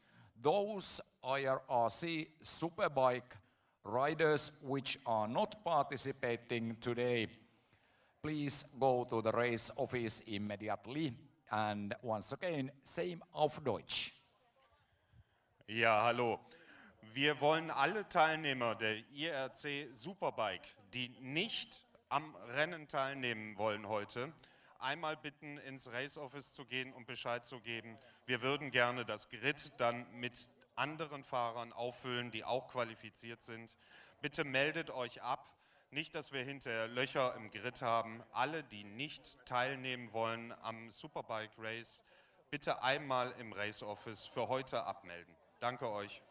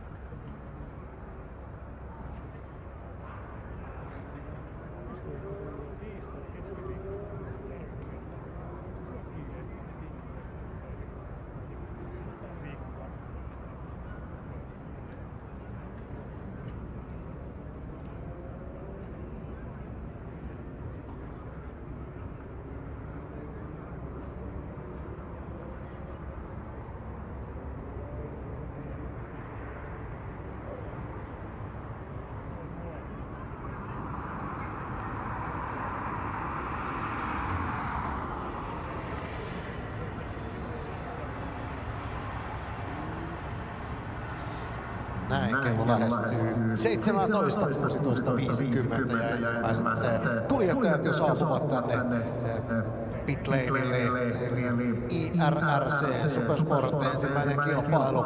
Tämän vuotisen Imatranajon ensimmäinen varsinainen kilpailulähtö ja kyllä täällä on heti tunnelma jotenkin sähköistynyt. Se on sähköistynyt myös täällä meidän selostamossa, varsinkin kun Totti tuossa säätää meidän näyttöä sellaiseksi, että saadaan se vähän tuossa modataan sitä oman näköiseksi, että saadaan sitä ne tiedot, mitä me itsehän tarvitaan ja luullaan, että tarvitsemme käyttää, niin saadaan ne tuohon sitten näytölle. 10 kierrosta oli siihen ajettavana ja paalupaikalta lähtee sitten Pauli Pekkanen viereltä Marek Serveni, Jorn Hamberg, siinä tuo eturivin kuljettajat, mutta käydään niitä vielä tarkemmin tässä sitten läpi kuka lähtee ja mistä lähtee, kun saadaan sitten kuskeja tuonne radalle. Mutta joka tapauksessa Pauli Pekkasen komennossa sitten lähdetään ajamaan. Ja tässä on niin sanottu, kuten tuossa Totti ja Andre tuossa aiemmin sanoi, että tässä mennään niin sanotulla lyhyellä proseduurilla, eli mennään tuohon gridille, pitlaneille, sen jälkeen lähdetään tuo katselmuskierros ja sitten sen jälkeen tullaan gridiin, sitten näytetään huomaa, sen jälkeen uudestaan gridiin, sitten lähdetään, sitten ammutaan matkaan. Jep, ja tuon lyhyen ja pitkän starttiproseduurin erohan on sitten siinä, että pitkässä proseduurissa tuon rataan tutustumiskierroksen, cycling lapin ja warm-up lapin renkaiden lämmittelykierroksen välissä gridille menevät mekaanikot renkaanlämpäreineen, aggregaatteineen ja siinä on sitten aikaa vielä renkaanlämpäreiden kanssa lämmittää renkaat, se jää sitä välistä pois tässä lyhyessä starttiproseduurissa, mutta kuitenkin ajetaan erilliset tutustumiskierros ja lämpäkierros, eli 2 kertaa ympäri rataa ennen kuin startataan kilpailuun. Näin mennään kohti IRRC Supersport-kilpailua. Welcome again to Imatra, where we are about to have everything going up a notch here in Finland because we're about to have the very first race of this weekend.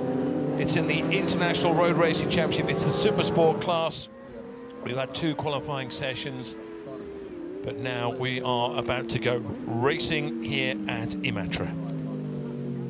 The riders are out on their warm-up lap. 10 laps, the race distance.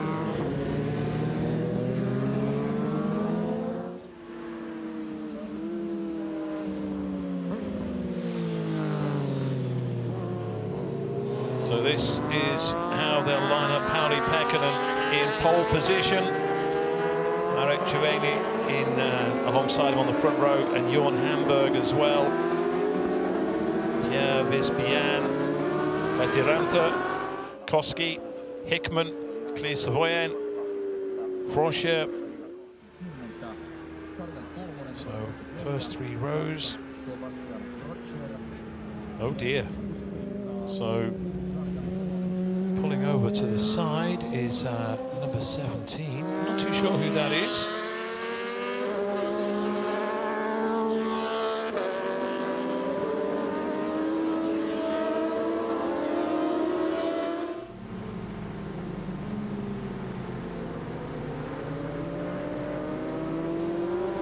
So that was the Swiss rider, Matthew Pochard.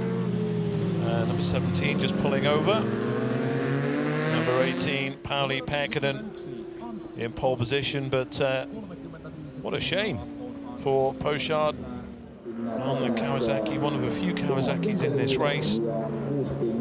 We can see how much better the track is than it was earlier. However, it is still wet. It is mainly wet. Any dry patches won't make any difference really at this stage. So once they get going, there could be a fair bit of spray to contend with.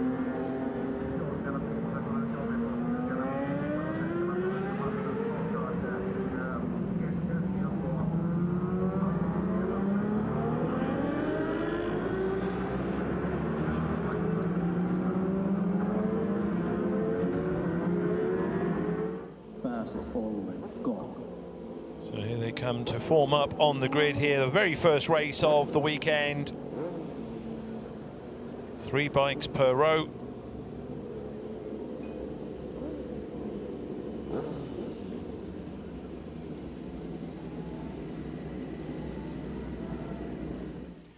There's the man who set all the fastest times, Pauli Pekkanen, Gary Johnson's teammate last year.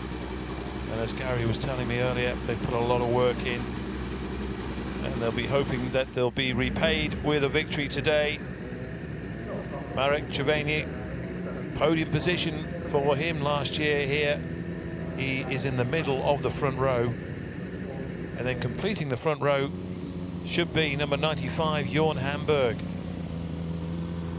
This is a little bit further back. This is Letiranta. So we're just waiting for everybody to arrive. So,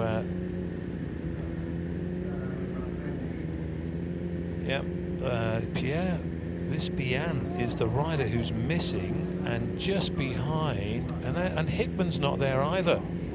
So no Hickman and no Bian. I think they've obviously decided that they don't want to risk a wet race. There's Koski on row 2.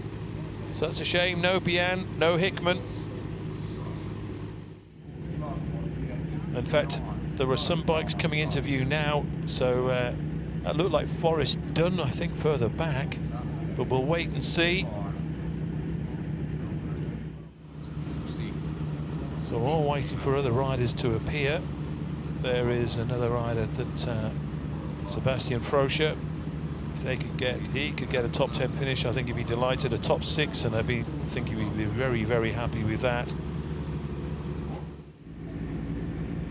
Number 14, Ilya Kaljau, the Dutch rider on the performance racing Yamaha. Well, there's Brian McCormack. Brian McCormack has just turned up. Brian McCormack is out there, but what about the rest of the PHR performance team? In fact, here comes Hickman. Here comes Peter Hickman, wondering where he is, wondering where he's going to go. So Peter Hickman is there, and we're still waiting for Hamburg to arrive. Where is Jorn Hamburg? And also Bian, who should be behind Peter Hickman. So a couple of riders still missing. Well, there is Brian McCormack. He has just arrived, so maybe they're running on British time, the Peter Hickman Racing Performance team. But still yellow flags at the back, so no green flag. So we're going to go green, are we now? I think they're looking to see where. We have a couple of places missing now. Peter Hickman, yeah, is a place too far ahead, so he's just made his way back because he took up the position that should have been occupied by Pierre Vispian. So no Bian, but still there's time for him to appear. We are due to get underway in less than a minute. 1700 local time is the start, so whether that was communicated to Hickman's team remains to be seen. But tänään säädöt ok ja tuntuma hyvä, näin kertoo sitten Pauli Pekkanen. Meidän ennakkosuosikki siellä. So we're getting very close now to the start of this race. Great though that Peter Hickman and Brian McCormack are both there. So it's Pekkanen, Giovanni on the front row. Hamburg should be there, but he's not. Maybe that's who they're waiting for. But we still have, officially, time to go until the race gets underway. But Hamburg, who'd gone so well, as I say, I don't know if there's an issue with his machine or we're waiting. But still no sign of him, so there we go. That's it. Time is up. It is now 5 o'clock here at Imatra. So green flag will be displayed at the back. As soon as that green flag is displayed, then we'll have this red flag removed at the front. So green flag is ready to go. So no Hamburg, no Bian. Couple of gaps for the riders on rows 2 and 3 to exploit.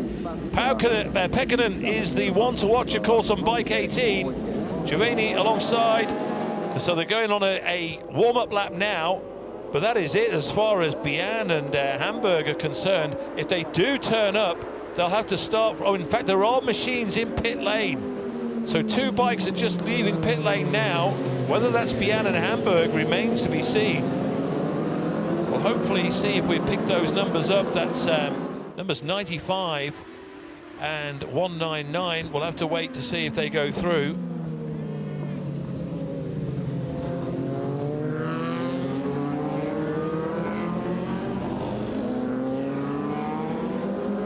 So 10 laps the race distance. They've had their sighting lap, they're now on a warm-up lap. So just looking to see who we can see at the back there. No, still can't pick them up.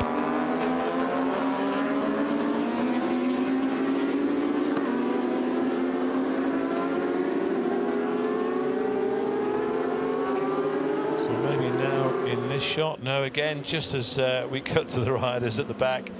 Well, we'll soon find out, of course. You can still see a little bit of rain in that part of the circuit. Now, that's very interesting because where I am on the start-finish, as I say that, the odd spot of rain is appearing, but nothing like down in this part of the track. So 5 kilometers is the race distance. You just see again little spots of rain down that part. So it's raining down by Ovarco.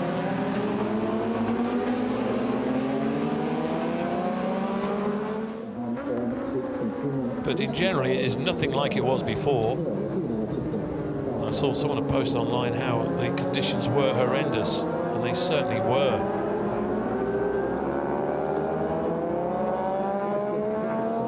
Now then, just coming up to take up their positions on the grid again in a moment or two. There is Forrest Dunn, bike 88.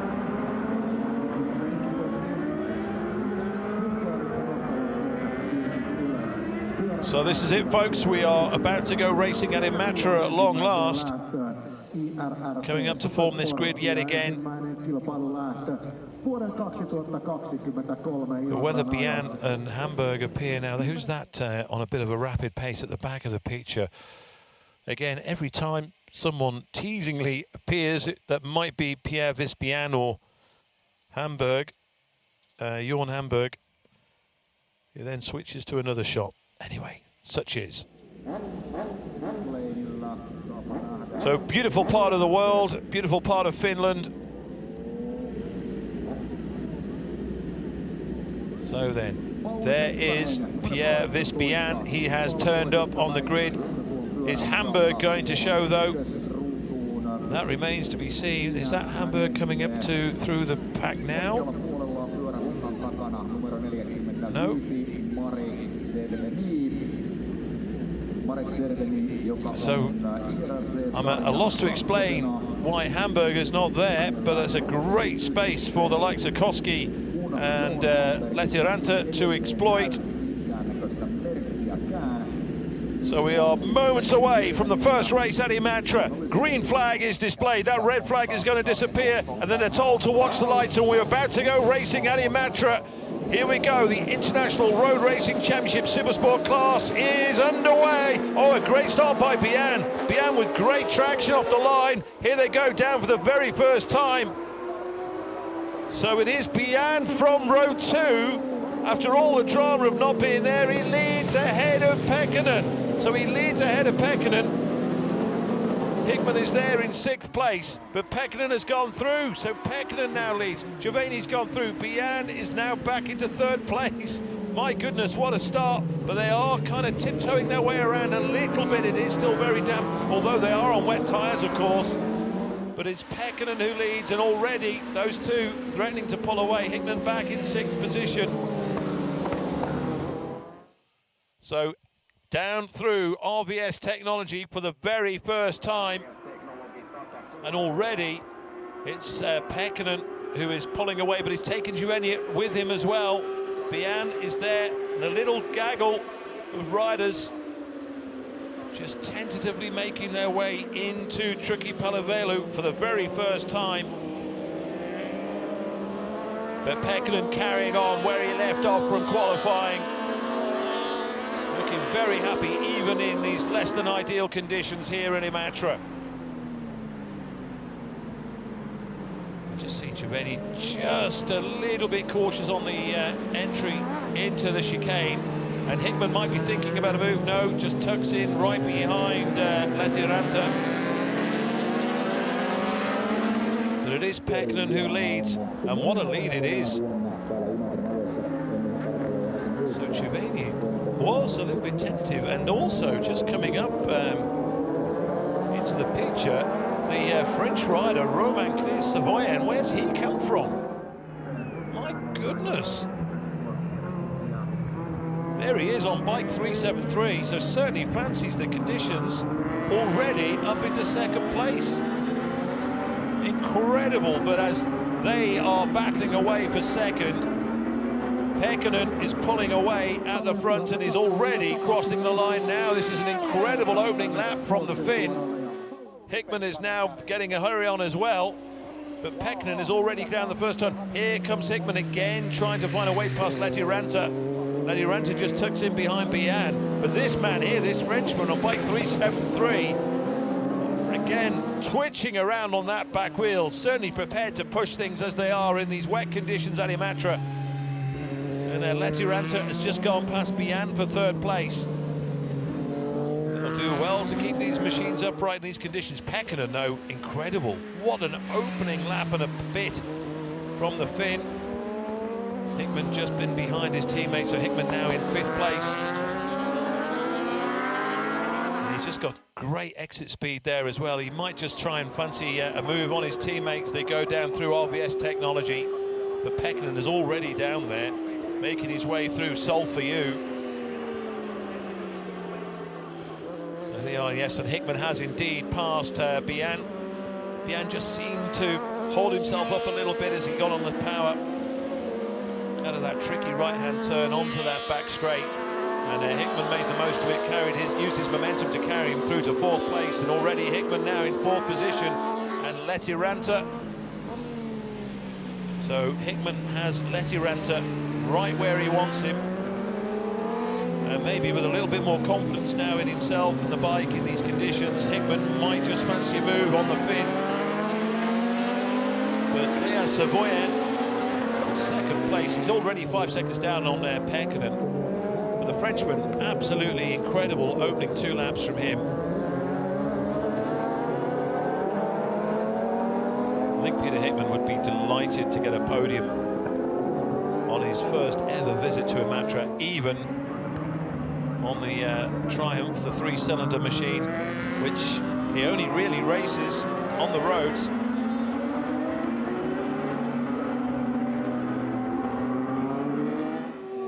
So Pekkanen already coming through, and he's crossed the line. Pekkanen's already started on lap 3. These guys are still on lap number 2. Now then, will Hickman fancy move on Lettiranta coming in? I don't think so. Or maybe he's just letting the brakes off a little bit longer.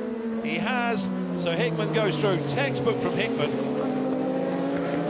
He just didn't squeeze as hard. He squeezed at the same time, but not quite as hard as Lettiranta. So Hickman is now to 3rd place and closing on Clee Savoyen. So that gap has come right down. And again, if he can get good exit, he'll be looking to make a move similar to Bian that he made on the previous lap. However, he'll have to come up with something very special. So, not on this occasion, because this man, Pekkanen, is pulling away. Well, I got some inside information from... Oh, now then, Hickman, though. There's Hickman, goes through. Hickman's into 2nd place.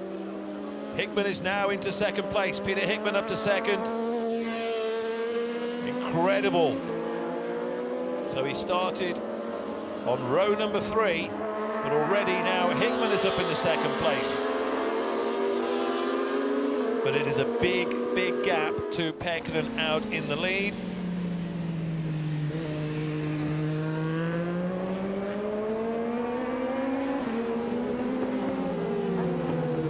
Out of Ovarco, there you go. The question is now, though, can Hickman shake off the riders that he's just passed and start closing down this gap to Pekkanen? As I was saying, Gary Johnson was giving me some inside information on Pekkanen, saying that they've used all sorts of electronics, etc., to improve the machine, and it's certainly paying off. And you can see Hickman just pulling away from Clee Savoyen. Well, he certainly looked to be. Frenchman with an interesting different line to the rest of the other riders there. Lettiranta still in 4th place, and Clee Savoyen has claimed a little bit more road on Hickman this time, it would seem.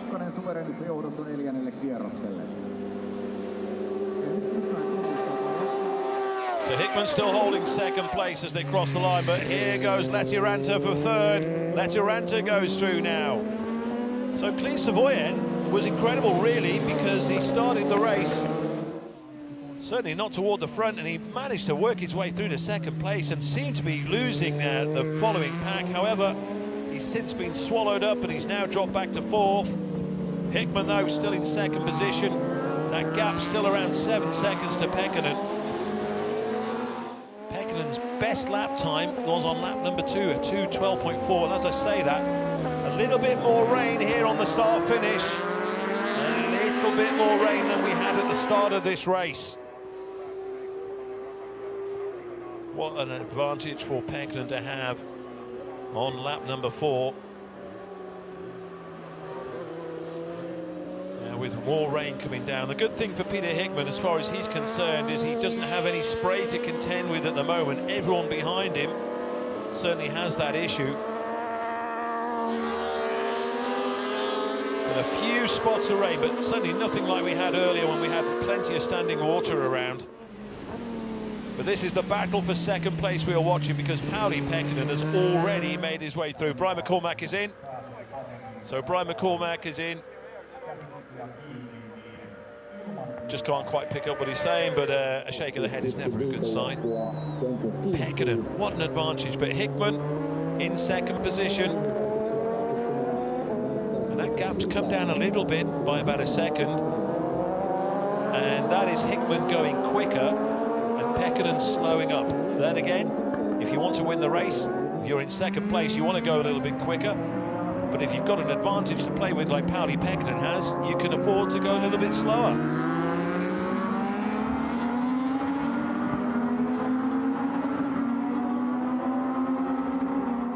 Contrast to the wonderful conditions we experienced here at Imatra last year.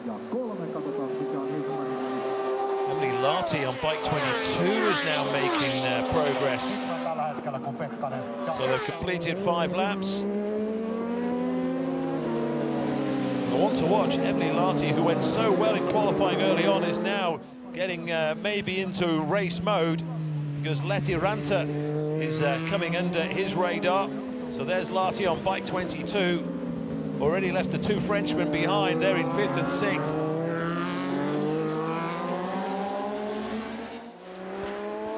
Hickman can't quite shake off Letty Ranta. He's got two Finns now right behind him as they go onto this back straight.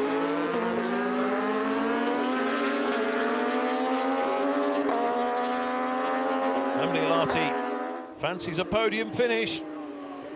Well, Pekkanen's definitely slowing up. That gap is coming down. That will encourage Peter Hickman. Lahti's going for it though. Here goes Lahti into 3rd place. So Emily Lahti goes into 3rd now. And the next time for him, oh, look at the speed he's carrying. Comes right onto the back of Hickman's wheel, on the back of his rear. And Lahti is in the mood. Lahti's come out to play. And he is right behind Peter Hickman, and I think we're going to see a change for 2nd place soon, the way this is going. Emily Lahti is carrying so much speed at the moment. Really confident. Here we go, Lahti's going to go for him up the inside. Here goes Lahti, who's going to try and take 2nd place. Right on the brakes. Here goes Lahti. I don't think Peter Hickman might be too happy with that, but Lahti goes through.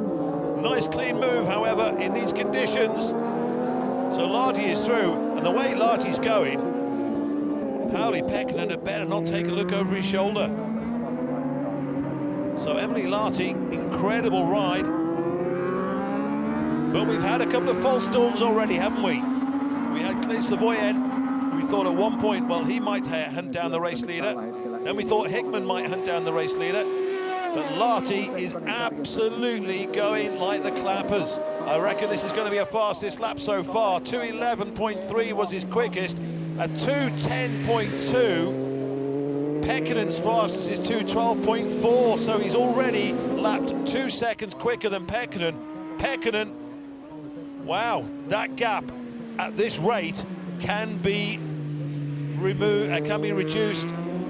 Just trying to do some maths. Hickman's fastest is a 2:11.9. Bian a 2:11.7. Bian's just found a little bit of pace from somewhere.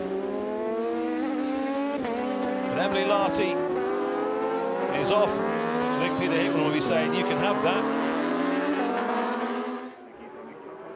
So here comes Pekkanen. Oh, you can visibly see Lahti looks quicker, even to the naked eye. The thing is, though, Pekkanen has got that advantage to play with as Lahti slides it on the back wheel down into Triki Pavelu.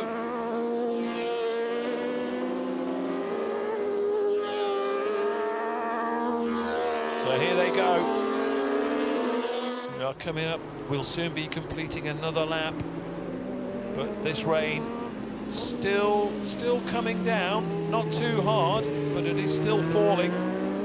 However, not at a rate that it's going to put standing water or massive puddles on this racetrack anywhere at any time soon. So there is Pekkanen. Look at that gap now, 3 seconds.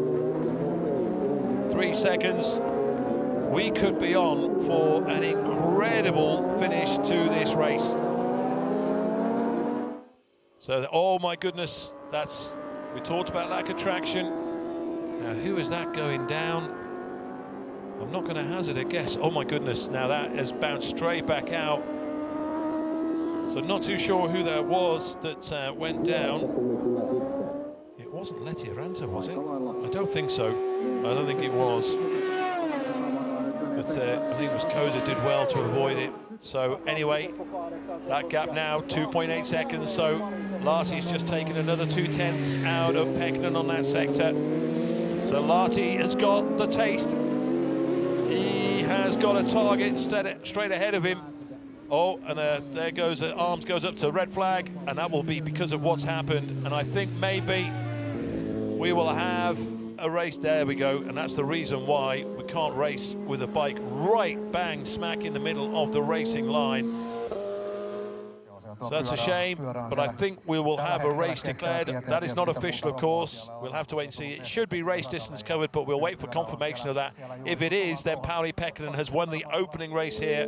Good to see, though, that the rider is up on his feet and cursing his bad luck. Oh, and it is the Yuri Kuyosa, sorry, on the Suzuki. I think maybe the only Suzuki that was out there. Oh no, there was another one. Koshki was also on the Suzuki, but what a shame. Maybe just gripped that brake just a little bit too hard in the wet and it went from under him. So we have a red flag.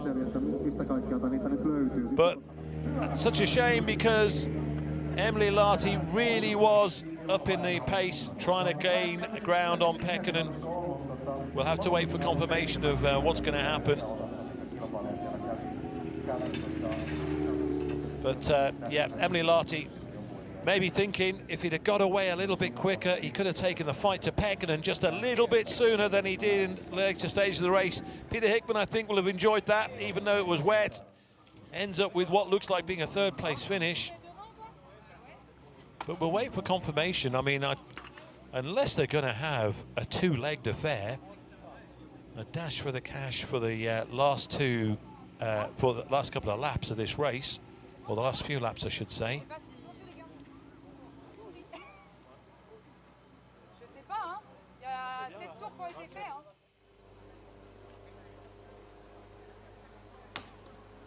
So we're waiting to see what's going to happen. But what we do know has happened. In fact, it is definitely a race result. Well, not definitely, but I'm just, the body language I'm reading from what's going around, I would say that is a race result because no one is getting ready to go back out racing. So Pauli Pekkanen, even though Bian led into the first corner, Pekkanen taking the lead very early on and holding on to that lead for the remainder of the race and built up such an advantage he could ease things off. But Emily Lahti, 2 minutes 10.2 seconds, and the next fastest lap was actually Pierre Visbian, 2:11.7. Pekkanen with a 2:12.4, that was his fastest. Hickman went even faster than Pekkanen, a 2:11.9. So only Bian, Hickman and Lahti inside 2 minutes 12 in that race. However, you could argue had Pauli Pekkanen needed to, he would have upped the pace. Still waiting for confirmation of what's going on. But here we go, some highlights from those opening 7 laps. And it was, as I say, Bian who got a great start from row number 2. Late getting on the grid, of course. But Bian led from Pekkanen. Over the railway line, no, Pekkanen got back on the power and took the lead.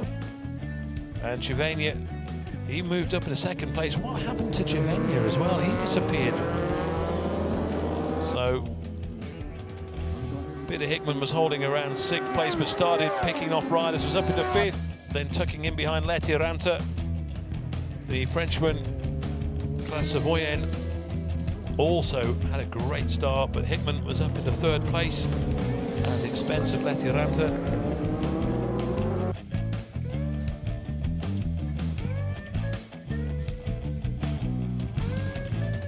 Then, of course, came the Emily Lahti show for the last couple of laps before the red flag came out, since he started picking off riders one by one in the wet. Gained right up onto the back of Peter Hickman's rear wheel.